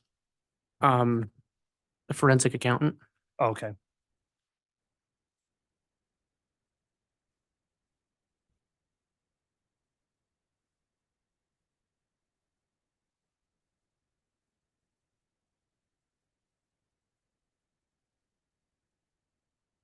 You solemnly swear or affirm the testimony you're about to give will be the truth, the whole truth, and nothing but the truth, so help you God. And Your Honor, before I inquire, I do have courtesy copies for the court of his exhibits. And then this goes to the defense. Okay, I'll have the bailiff submit those.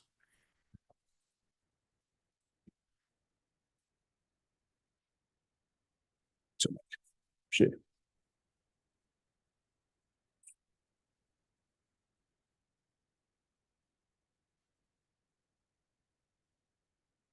All right, the witness has now been sworn. Let me just inquire before you begin testifying. Based on the court's exclusionary rule, have you watched any of this testimony that's occurred in the trial thus far? No, Your Honor. Okay, have you talked to anyone else about their testimony that they've provided in the case? No, sir. All right.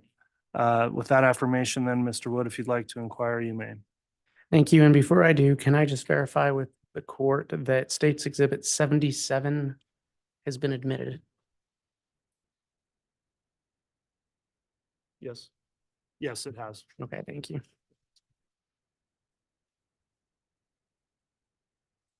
Mr. Douglas, can you state your name and spell your last name for the record? Michael Douglas, Douglass. What is your occupation I'm a forensic accountant, and who do you work for? the FBI or the Federal Bureau of Investigations. How long have you worked for the FBI? Nearly 7 years. I'm close Eh. enough. And what work did you do before that?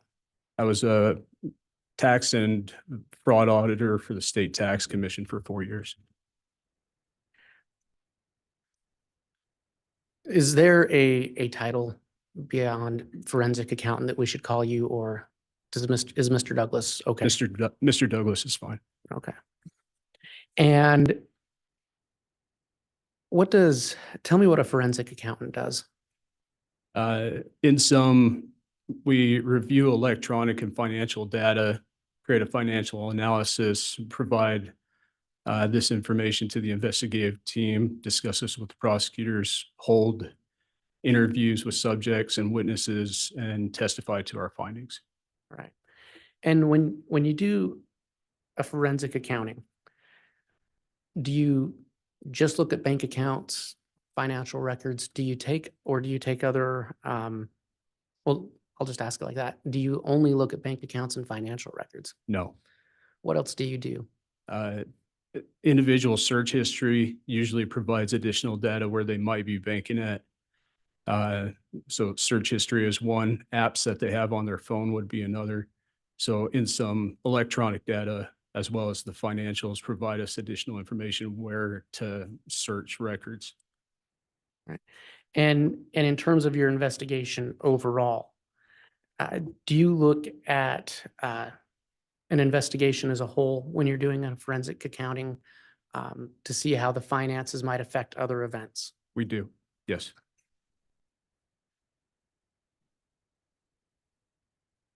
How did you become involved in the case regarding Mr. Daybell? My office had been involved with the investigation for a few months before I was inquired to be upon the investigation or in the investigation. I was told that there was a voluminous amount of financial records and requests that had gone out and sought out to review that information.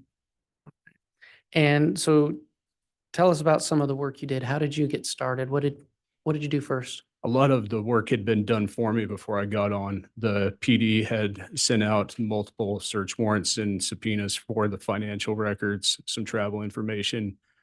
And then when I was brought on around March of 2020, a lot of the records were starting to come in and started reviewing just as it trickled in and built a large spreadsheet of whose account, whose transactions these were, what bank they were affiliated with.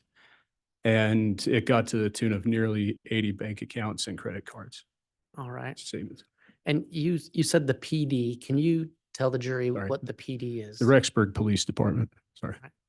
And so you worked for the FBI, but you worked with the Rexburg Police Department at some level in this case. I did.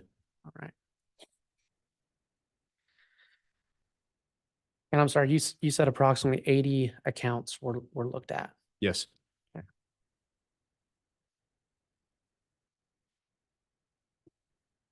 Your Honor, I'm going to ask that well, can I have the witness be handed State's Exhibit 111?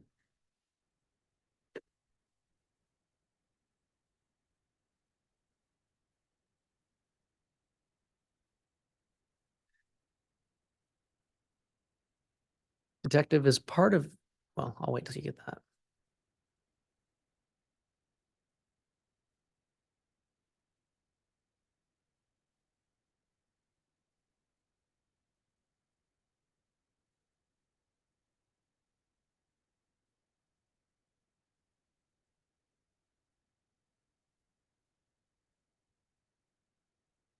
Thank you.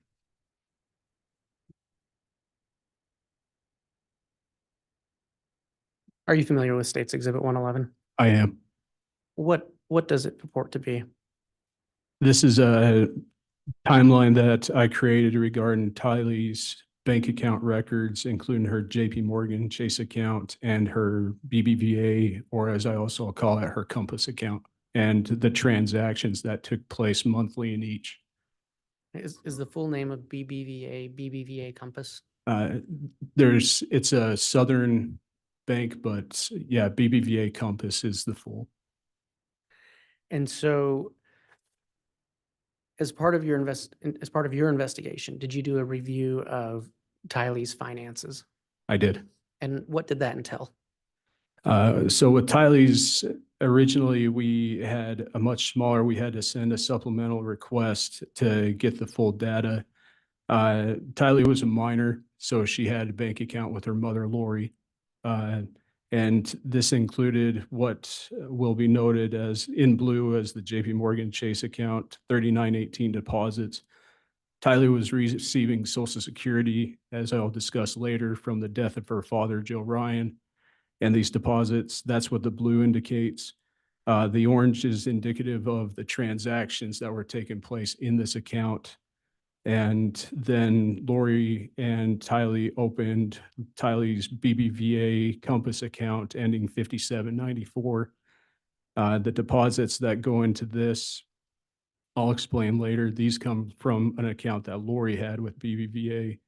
And then the withdrawals will be noted in red of the transactions that took place starting in August and in March of 2020.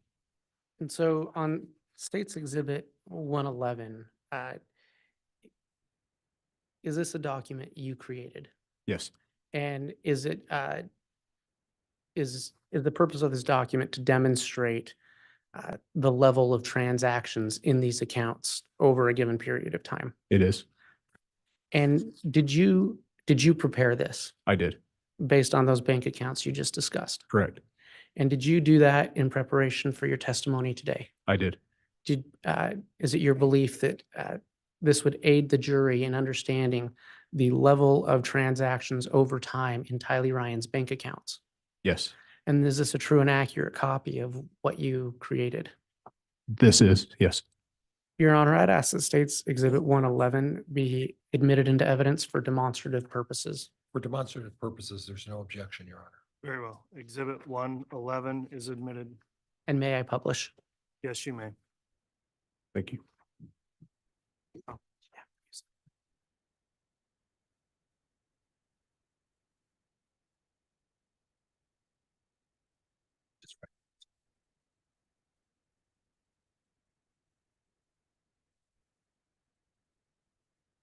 And Mr. Douglas, you kind of described it earlier, but can you walk us through how you created this document? So the original data I took from the bank statements that came in from the bank, put that into an Excel spreadsheet, and then basically separated that data out monthly to show deposits and withdrawals that took place within the accounts, and over time, the change in the accounts specifically to August and September. All right, and this graph represents the number of transactions, correct? Correct. Not a dollar amount. No. So what did you learn in your investigation as you put this together? So first, I would like to say Tylee was very responsible with her money. I never saw a negative balance in her account, but this includes the deposits that were coming into her account, specifically from the money she was receiving from Social Security. And then as noted in orange, these were the monthly transactions, basically what I'll refer to as brick and mortar, as well as her electronic. She had electronic payments for her Apple account, her T-Mobile, as well as her Jeep that I'll discuss later. And so on that graph, on August of 2019 to September of 2019, it appears there's a change in the number of transactions. Is that fair to say? Yes. And why was that important to you in your investigation? So Tylee had her JP Morgan account, as did her mother, Lori, had multiple JP Morgan accounts. Tylee was making her payments on time and had no reason for the change in her financial status. As I'll describe later, Tylee's Social Security payments get transferred from her JP Morgan account to her mother's BBVA account, her mother being Lori, to which it stays that way, like it never transfers back.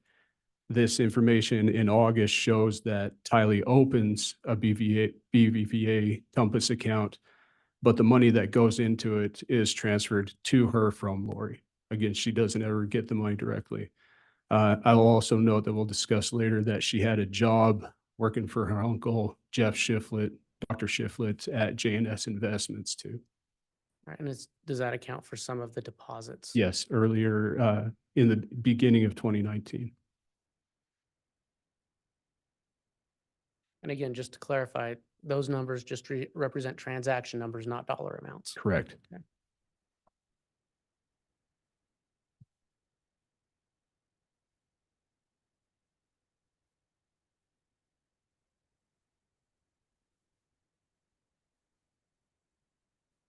Your Honor, I'd ask that the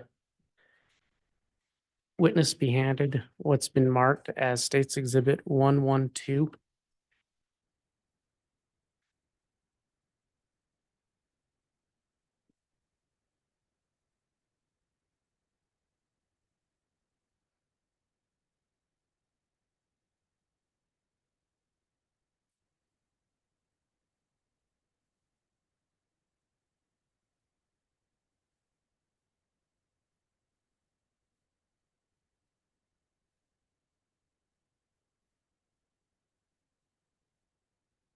Judge, could we approach briefly?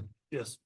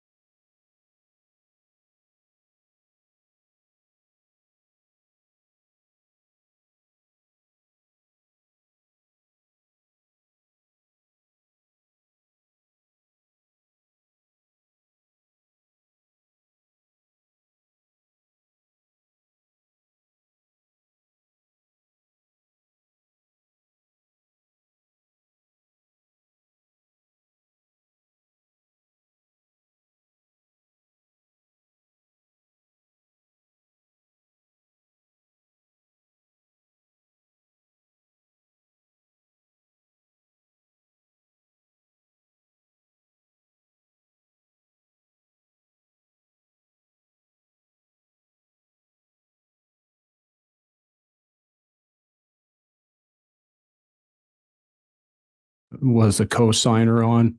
And they co-signed on this Jeep April 17th of 2019. And Tylee started making those payments June 3rd of 2019. And then as noted below, in July 11th of 2019, this is when Charles Vallow dies. Right, and Charles Vallow was Tylee's stepfather. Correct.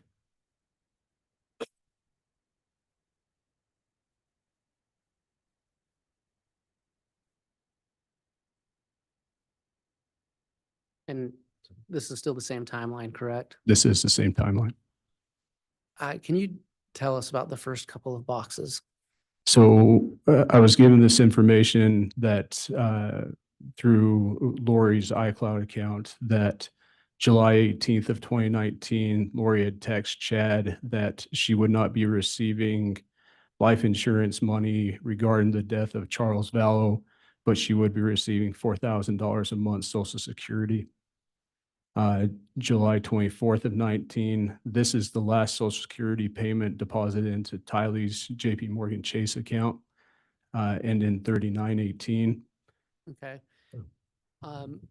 It looks like on 8/12/19, this is kind of a different subject. What happened there?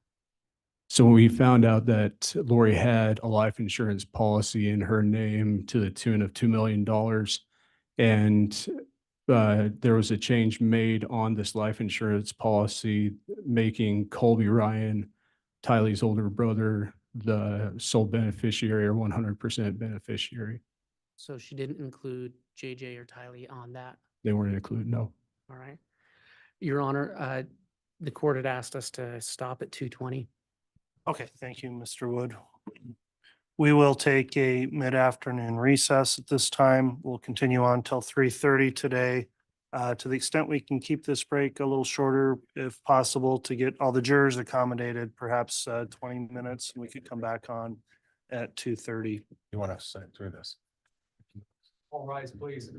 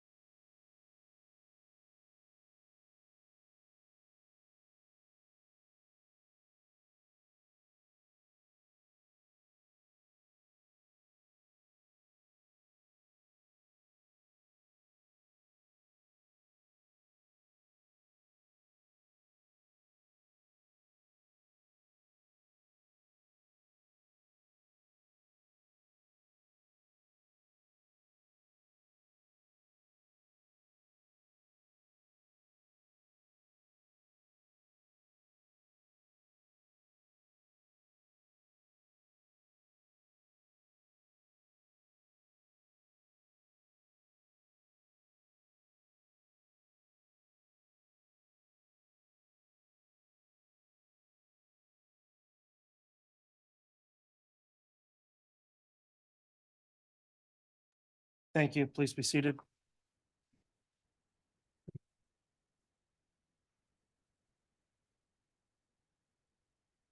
Mr. Bailiff, if they're ready, please have the jurors return to the courtroom.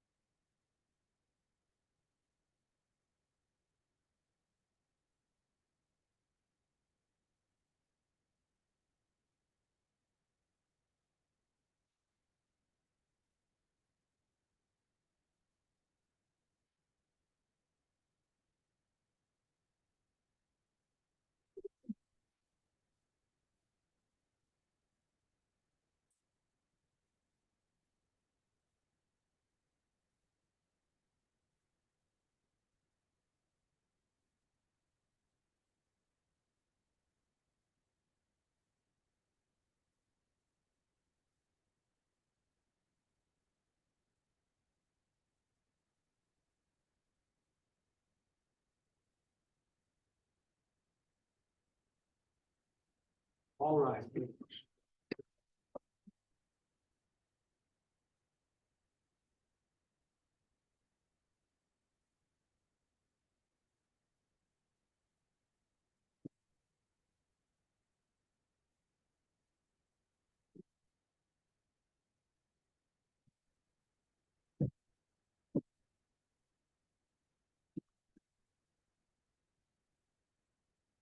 The jury is present and accounted for. All right, thank you. Please be seated.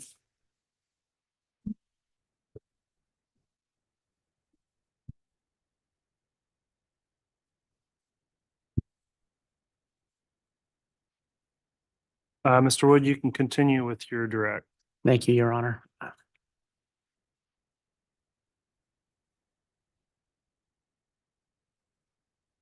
I can continue publishing. You may.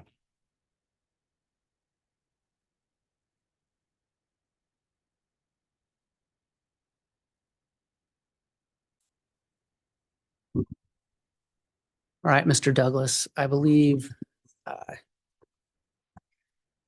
when we left off, we talked about the box marked 8/12/2019. That's correct. Tell us about the next couple of boxes in your timeline. So on August 14th of 2019, Lori applied for her Rexburg apartment, and on the application, she stated that she was receiving $5,740 Social Security due to a dead husband. 2 days later, August 16th of 2019, Tylee's Social Security payments received a change to be deposited into Lori's BBVA account ending 3229. On August 19th of 2019, Lori and Tylee opened Tylee's BBVA account, which ends in the 5794. And just really quickly, that is a separate account than the sole BBVA account of Lori Vallow, correct? Correct. Lori's ended in the 3229, Tylee's ended in the 5794. Tell us about the box with under 8/28/2019. So this is when Tylee's Social Security payments start being deposited into Lori's account ending 3229. And what happened next? Okay, and then as noted below, we have the move to Rexburg with Lori and the children. And then on September 8th of 2019, while Tylee received a text message from Colby. Colby was inquiring from Tylee for her to send him some money via Venmo.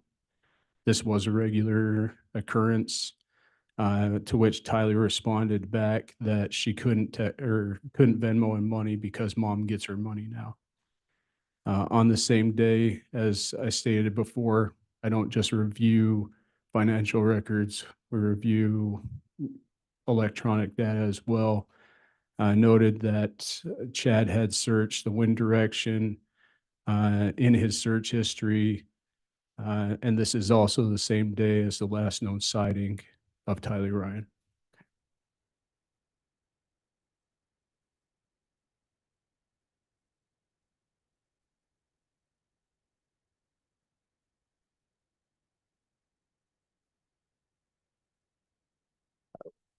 What do you have on September 9th, 2019? On September 9th, we discovered an email from Lori to her accountant that she had with her husband, Charles Vallow, gentleman by the name of Mike Edson. He was their tax accountant, and she was inquiring about a tax refund she hadn't received yet.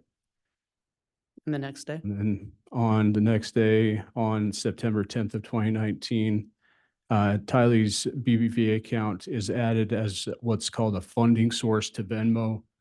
In short, Venmo is a person-to-person transfer of funds to which you have to link your bank account or your credit card to it.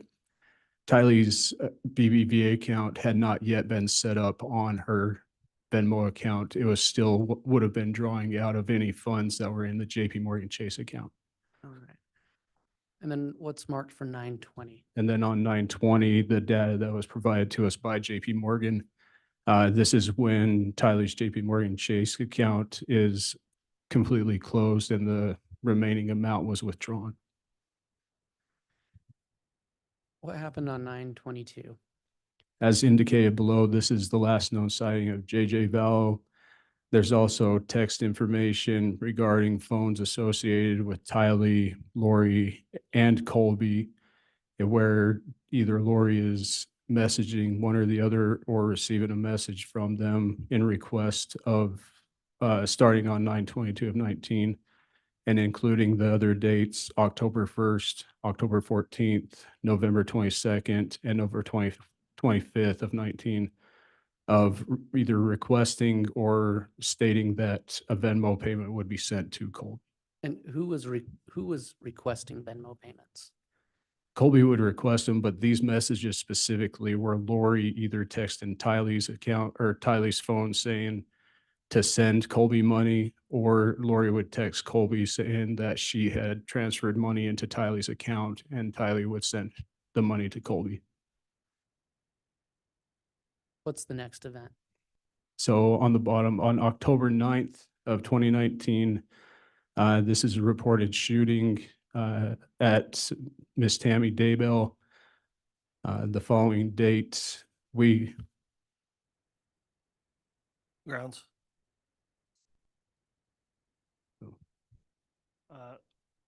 Response, Mr. Wood?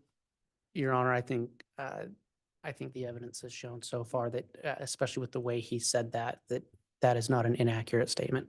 All right, and I agree, looking at the time frame as well, or the timeline exhibit here, I'll overrule the objection.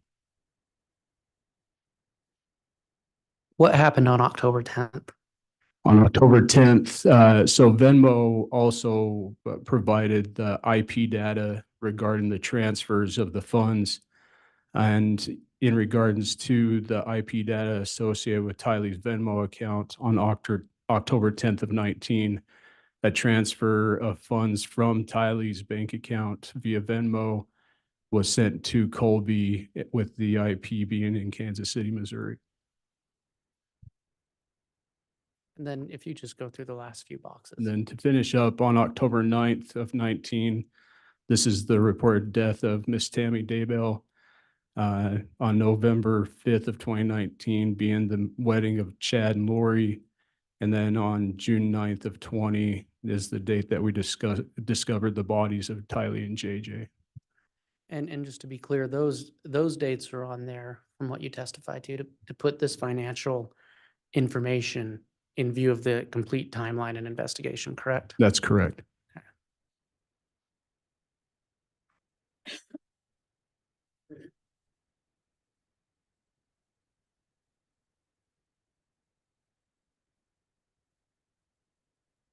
Mr. Douglas, we've been talking about Tylee and a financial timeline you prepared for her. In the course of your investigation, did you prepare a similar timeline for JJ and financial information regarding him? I did. Did you do that in preparation for your testimony? That is correct. Your Honor, I'd ask that the witness be handed State's Exhibit 113.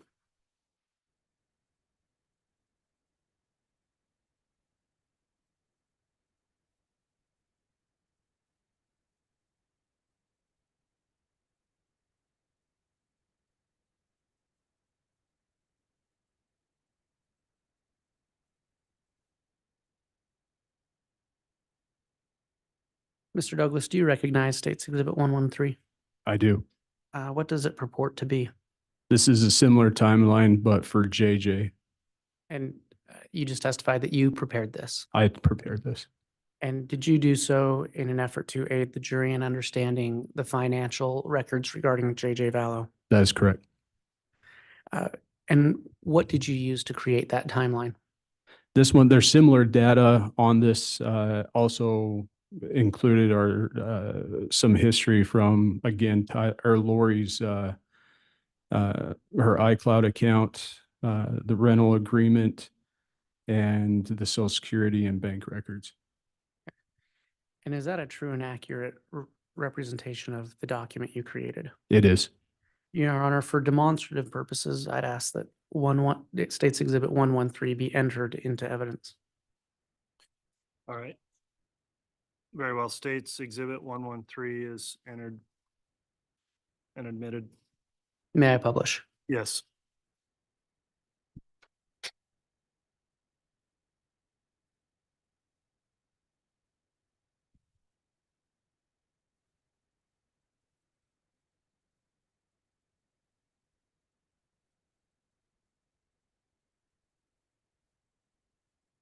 Detective, is this the financial timeline we just spoke of? It is. Where does this timeline begin? This one, due to JJ not receiving Social Security funds until later into 2019, I started this with the date that is reported to be when Chad and Lori met. All right, and then what's the next event? The death of his father, Charles Vallow, And that was on, July 11th of 19. walk us through the next couple of boxes. Again, Lori texted Chad about receiving the $4,000 a month Social Security, but not receiving the life insurance money.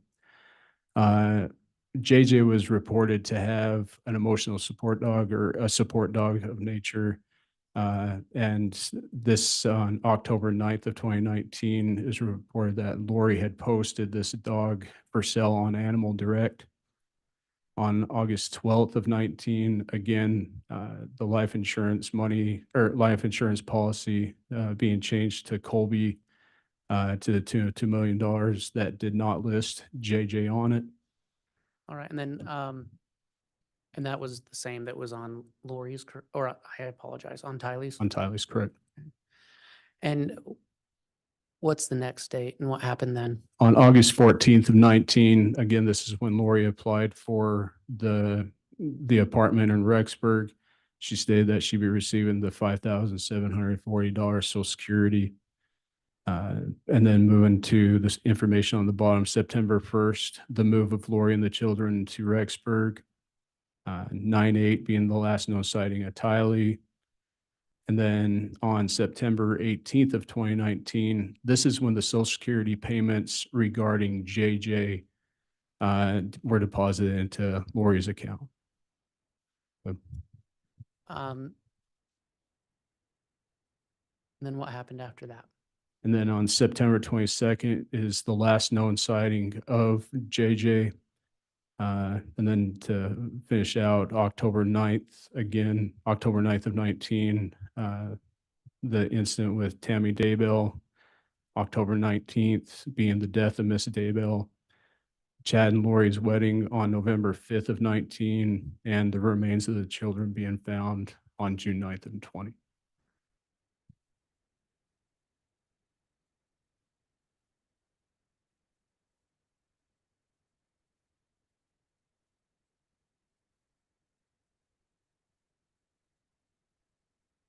Mr. Douglas, we've spent a fair amount of time talking about finances and Social Security, correct? Correct.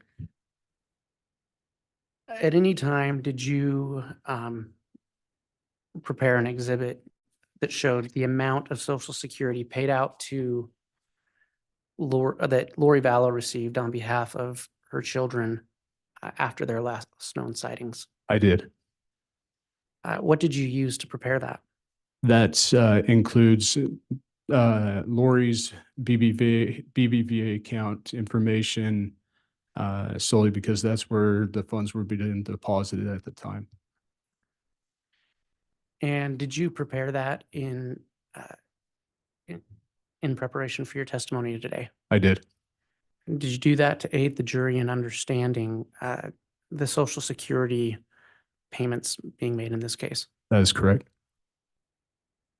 Your Honor, I'd ask that the witness be handed State's Exhibit 114. I would note that there is a 114A and B in evidence already, but not 114. All right, thanks for the clarification, Mr. Wood.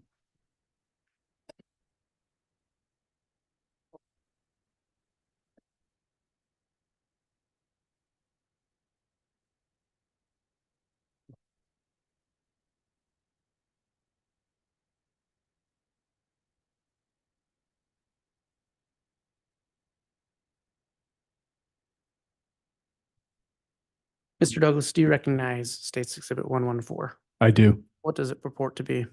This is the Social Security payment table that I created regarding the Social Security deposits being deposited into Lori Vallow's BBVA account.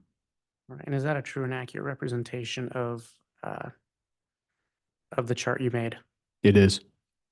Your Honor, I'd ask that for demonstrative purposes, Exhibit 114 be entered into evidence. All right, without objection, then Exhibit 114 is admitted.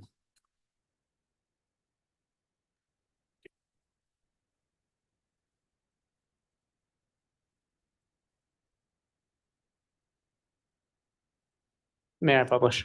Yes.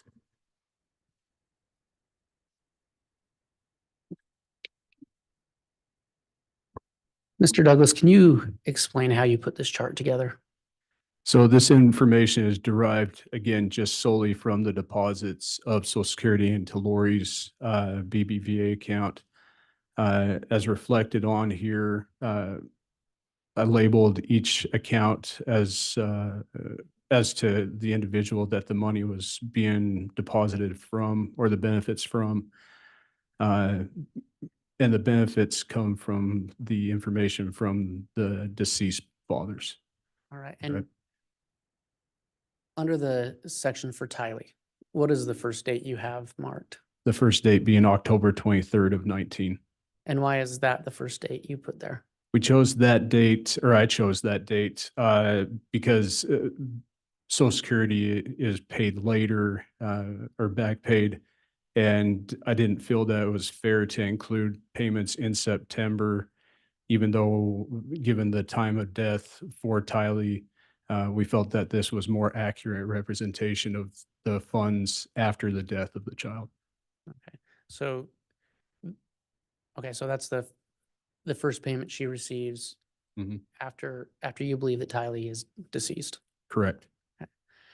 And for JJ, is that, I see a box marked 10/16/2019. Correct. This would have been the first deposit of his. It is noteworthy that it's obvious that Tylee's deposits were different than JJ and Lori's, to the fact that this is when Tylee's benefits were being deposited into her JP Morgan account and carried forward. That was paid later in the month and on a separate date than JJ and Lori's deposits, All right. with the date being October 16th of 19. And then it looks like you have two sections for Lori. Why is that? I can't testify to the reason that the box with TCS Treasury 449 being less information given to me, that it could be due to bad debts. It could be college funds that weren't paid, but it was being docked for some reason, but I can't testify to it. Okay, but is the reason it's in a different box, just that it's a different amount? Yeah, that's how it's reflected per her bank statement. And so, and is there a total amount of money received after what you believe to be the deaths of Tylee and JJ? Yes, the grand total down the bottom right being the $22,545.05. Thank you.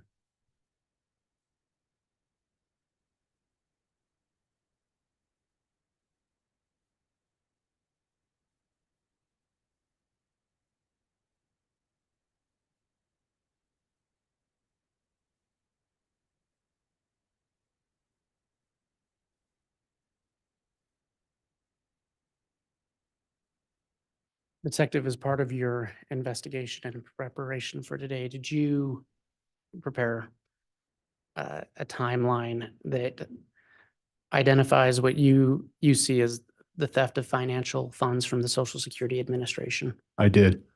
How did you prepare that? Again, given the information from bank statements and the social security information, the time of death of the children, search here history reflected information, text messages, emails. And is some of that information also reflected in the last two documents we've looked at? That's correct. But you've included other information as well. I did. Did you prepare that document in preparation for your testimony today? Yes, And did you do so in an effort to aid the jury in understanding this complete financial timeline? yes. Your Honor, I'd ask that the witness be handed State's Exhibit 115.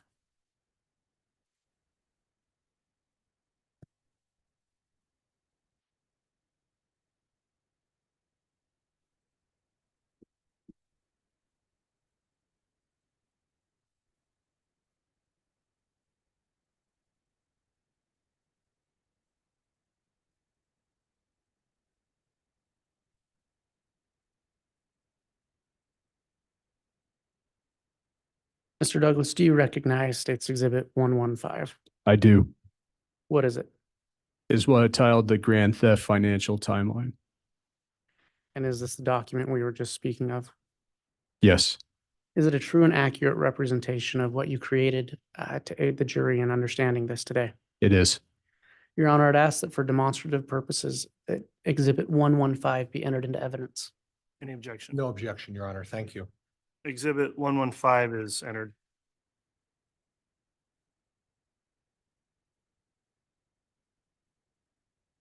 And may I publish? Yes.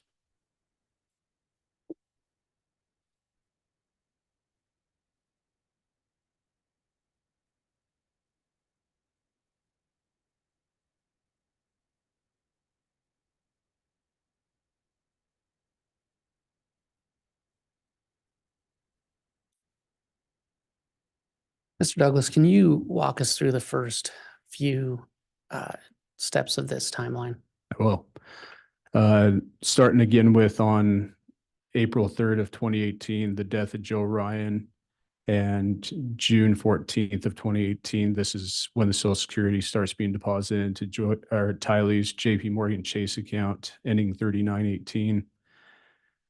When Lori opens her BBVA account, ending 3229 on October 23rd of 18. The life insurance proceeds being paid out to Lori on October 26th of 18, also being the same date that Lori and Chad met. The death of Charles Vallow on July 11th of 19. On July 12th, Lori's bank card, Bank of Hawaii, is used to make a payment to Valley of the Sun Mortuary. And this being the same day that Chad calls Valley of the Sun Mortuary. Okay. And then what happened next? On July 18th of 19, Lori texts Chad about receiving the $4,000 a month Social Security and not receiving the life insurance. July 24th of 19, this being the last date that Social Security is deposited into Tylee's JP Morgan Chase account, ending 3918.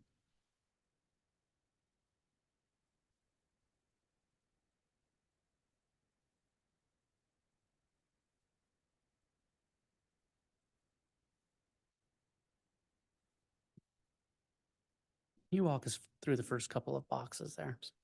On August 12th of 19, this being the date of the change to Colby for the life insurance of Miss Lori. On August 14th of 19, Lori applying for the Rexburg apartment, stating that she's receiving the 5,740 in Social Security. On August 16th of 19, this is when Tylee's payments are changed to be deposited into Lori's BBVA account ending 3229. On August 19th of 19, Lori and Tylee opened Tylee's BBVA account ending 5794. On August 28th of 19, this being the date that Tylee's Social Security deposit or payments being deposited into Lori's BBVA account ending 3229. Lori and the children moving to Rexburg on September 1st of 19. The text messages from Tylee to Colby that mom gets her gets her money now.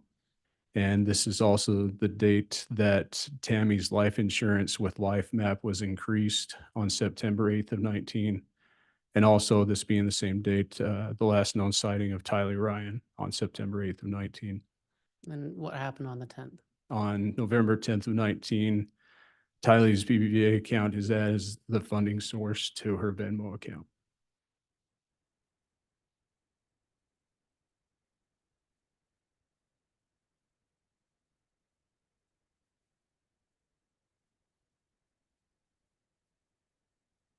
And what happened on 9/18 of 2019? On 9/18 of 19, this being the date that Lori and JJ's Social Security funds start being deposited into her BBVA account ending 3229. On September 22nd of 19, the text messages referring to the Venmoing money to Colby, also being the last known sighting of JJ on September 22nd of 19. And if you can move to 10/9/19? On 10/9, this being the date of the attempted shooting on Miss Tammy. On 10/10, this being the Venmo activity that took place in Kansas City, Missouri regarding Tylee's Venmo account. The death of Miss Tammy on October 19th of 19. Chad and Lori's wedding on 11/5 of 19.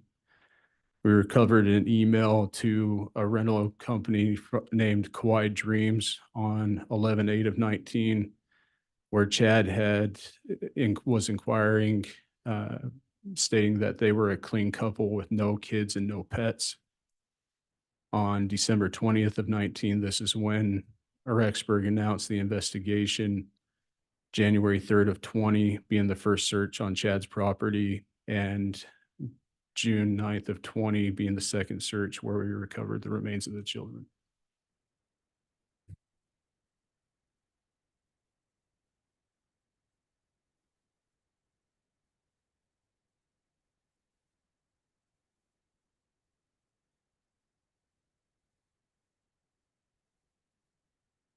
Mr. Douglas, those last several exhibits dealt primarily with the Social Security funds of Tylee and JJ. Did you review financial documents related to Chad Daybell? I did. What documents did you look at? Primarily his Mountain America Credit Union account, including his personal and the business Spring Creek account. But there was also credit cards that were included that we found that we researched as well. All right. And did you also look at life insurance? Oh, yes, the life insurance for Tammy, the 2 policies. Detective, in preparing for your testimony today, did you, Your Honor, if I could have one moment, I think I have the.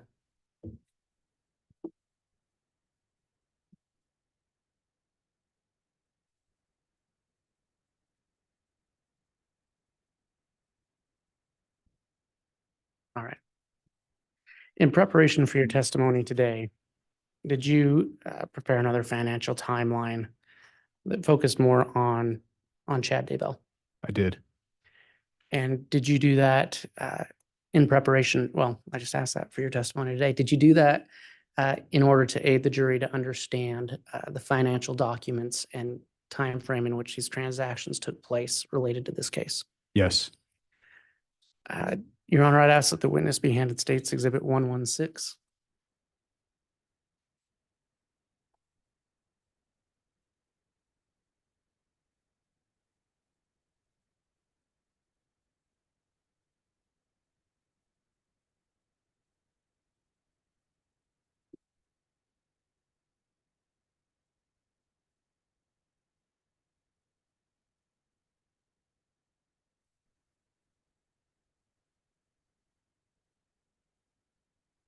All right, thanks.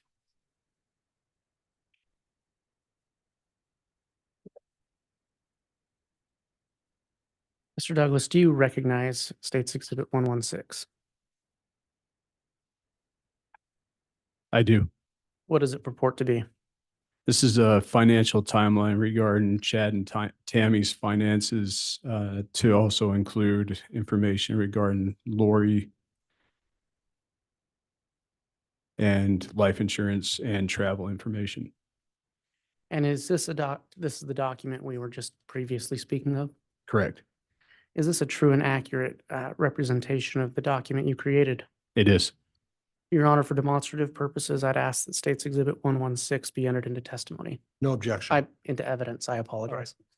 Exhibit 116 is entered and admitted into evidence.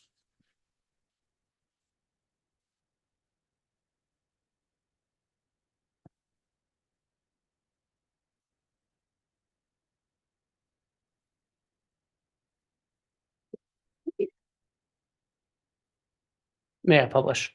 Yes.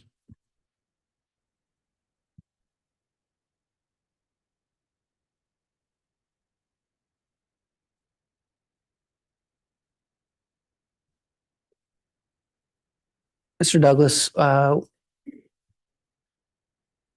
you walk us through the first few steps of this timeline? I can.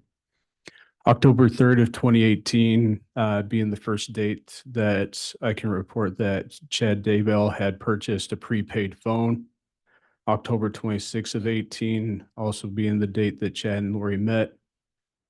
On February 23rd of 19, Alex's Barclay card was used to purchase a flight from Lori, or for Lori, to Idaho Falls. March 14th of 19, Lori's Barclay card is used to purchase a flight for Chad to Arizona. To be clear, that Barclay account, that was Alex Cox's account that she had a card on, correct? Correct. Originally, it was just in Alex's name, but in March, Lori is added as a card holder to where she had her own card on Alex's account. All right. And what happened next on your timeline? April 22nd of 19, Lori paid for Chad's flight to Houston using her BBVA account. May 31st of 19, prepaid phone purchase by Chad. Also June 17th of 19, another prepaid phone purchase by Chad. The death of Charles Vallow, July 11th of 19, Lori's Bank of Hawaii card being used to make the payment to Valley of the Sun Mortuary, and Chad calling Valley of the Sun Mortuary. On July 18th of 19, Lori texting Chad that she'd be receiving the Social Security, but not the life insurance money.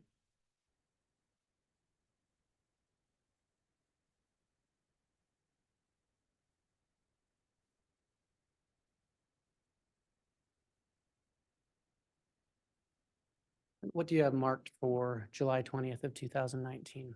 That is the day that Lori used her Bank of Hawaii card to purchase a flight for Chad to Arizona. This took place again August 2nd of 19. Lori's Barclay card is used to purchase a flight for Chad to Arizona. August 10th of 19, Lori's Barclay card is used to purchase her flight into Idaho Falls. And just for clarity, is the Idaho Falls Airport the closest airport to Rexburg, Idaho? That I know of, aside from flying directly into Rexburg. Let me rephrase that. Is it the closest airport that you can take commercial flights into? Yes. Uh, If you can go through the next couple of slides. On September 1st of 19, this being the move of Lori and the kids to Rexburg. Miss Tammy's increase of her life insurance on September 8th of 19 regarding Life Map, also being the last known date, last known sighting of Tylee. On September 18th of 19, Chad purchased another prepaid phone. On September 22nd of 19, this being the last known sighting of JJ. On October 8th of 19, Chad initiated a refinance with Wells Fargo. On October 9th of 19, the attempted shooting with Miss Tammy. October 19th of 19, and Tammy's death. On October 24th of 19, this is when Chad filed with the life insurance company Primerica. And he also, this is when he canceled the refinance with Wells Fargo. And October 30th of 19, Chad files his life insurance claim with LifeMap.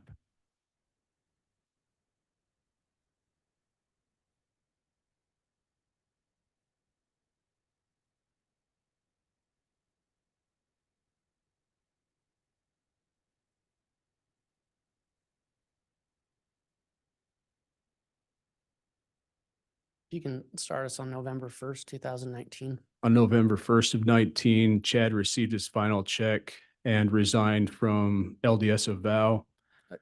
If you can pause, what is Avow? LDS Avow? LDS Avow, the Chad would write a column for LDS Avow.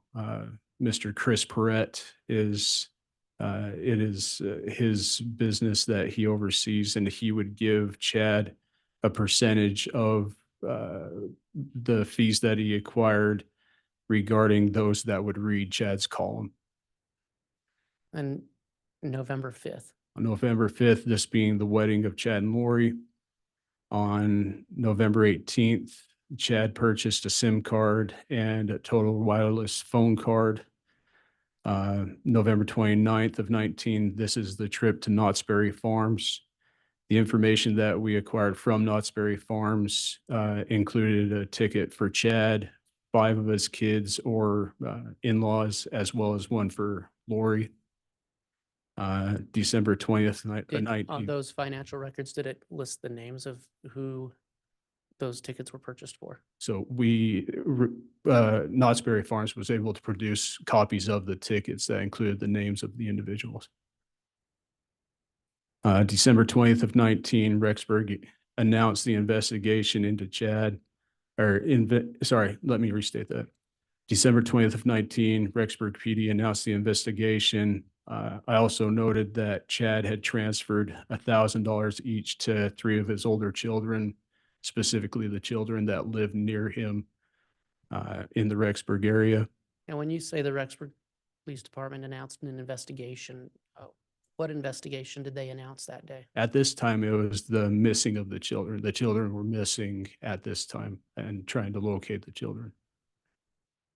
And on January 3rd? On January 3rd of 20, this being the first search of Chad's property, I also noted that there were 2 transfers to Chad's middle son, Seth, from one being from his business account, one being from his personal account with Mountain America, to the tune of $1,500 to his son, or again, to his son, Seth, that day.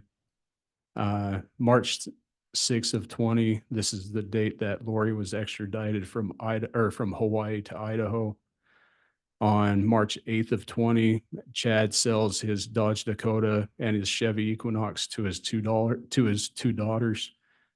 They both reimbursed him $200 each for both vehicles.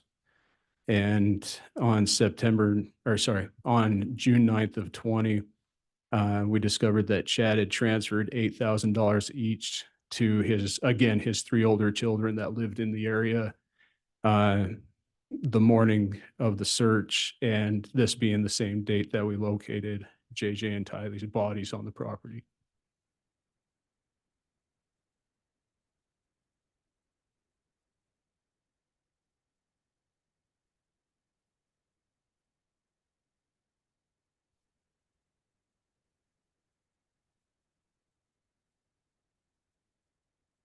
Your Honor, they're already in evidence. I'm going to ask to publish States Exhibit 77G and H.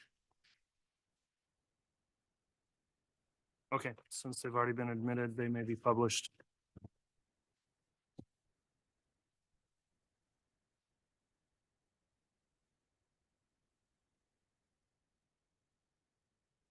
Mr. Douglas, do you recognize States Exhibit 77G?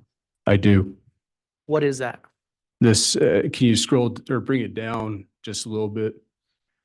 This account, end in 3007 would have been Chad's personal account with Mountain America.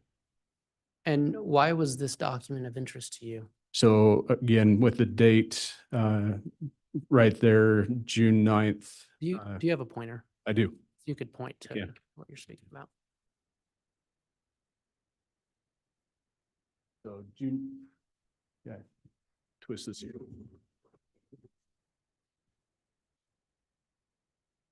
So on June 9th, there was a transfer of the $10,000 into Chad's from his Spring Creek book account that he had that we'll discuss in a second.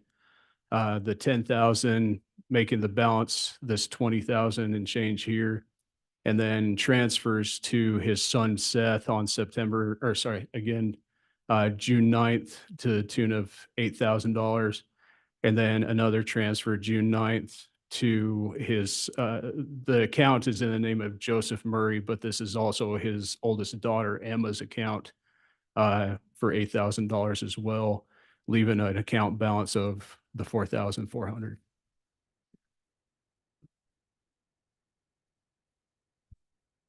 And this is still 77G, second page. Was there anything of note to you regarding your investigation on this page? So this one shows the savings account that was associated with Chad's personal account. And on the same date of June 9th, a transfer to his oldest son, Garth Daybell, an $8,000 transfer that date as well.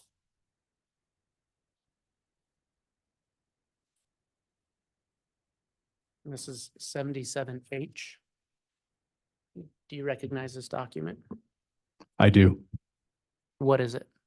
This is the transfer data that Mountain America was able to provide regarding the transfers of the 10,000 into the account that I just spoke of, and then the 3 transfers to the 3 oldest children. And it also includes the date and time of the transfers. And so I think you've already testified that the date was June 9th, correct? Correct. What time, and if you can point, I understand it's small, to the time those transfers were made. Again, put this thing here. The transfers taking place right here in this area here, right around 9:50 in the morning. And as indicated, they took place Mountain Standard Time, so it would have been 9:50 local.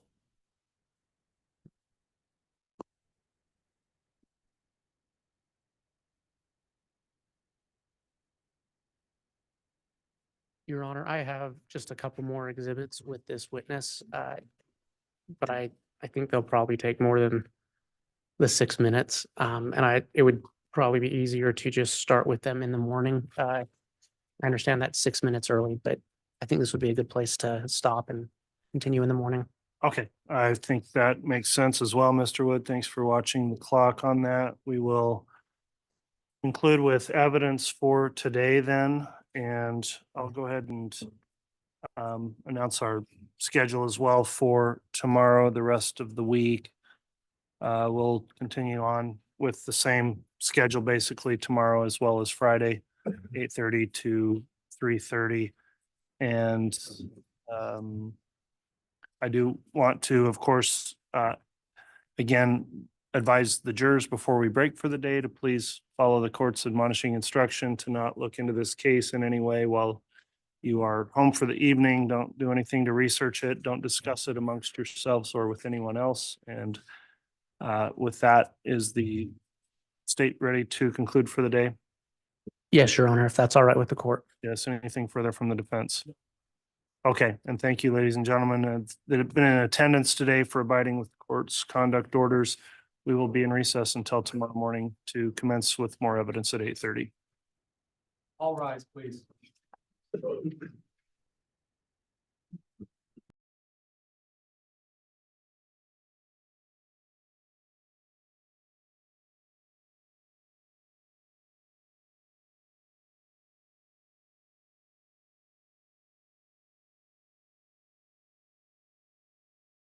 I'm a guy who lost a bet and my dignity. As if watching my team lose wasn't punishment enough. And if you have cut rate car insurance, odds are you'll be paying for that yourself. So get Allstate. Es la masa doradita y calentita. Es el relleno de mermelada sabor a fresa. O si no, el frosting. Imagínate cuando se enteren que hay de brown sugar cinnamon. Pop-Tarts. Crazy good. Well, hey, it was a bait and switch. Just because it's about a teddy bear coming to life does not mean it's a family-friendly movie. I saw this movie about a teddy bear, and it was real bad. But you just chalk it up to a lesson learned. Hey, what is this world coming to? When we can't even count on teddy bears to give us wholesome entertainment? Hey, he was cussing and doing drugs and junk. Next thing you know, hey, the Care Bears are gonna start gangs. You know how you got Teddy Ruxpin doing drugs with Paddington? You didn't notice the rated R? No, I assumed it was rated PG. We got Winnie the Pooh sticking up, stores, telling them, all right, hey, hand over the honey, nice and slow, or the piglets get it. And not only that, the stupid ending of it was terrible. You watched the whole thing? Well, hey, I didn't want to waste my money. Well, you did. Oh, what in the world? What? What's up? You want to explain this to me? Well, Willie brought these in today. What is this? Well, you're supposed to stand at these. For what? Willie said if you work standing up, it keeps the blood flowing, keeps you on your toes. Hey, the man is going crazy. If he thinks I'm gonna stand here like a prairie dog, hey, he's lost his mind. I ain't no prairie dog. Hey, look, forget it. You're not gonna teach this old dog new tricks. They do this. Hey, I changed my mind. That's pretty cool. Stop! Now, you can't bring an old dog new toys, okay? And hey, we got one here. Oh, this will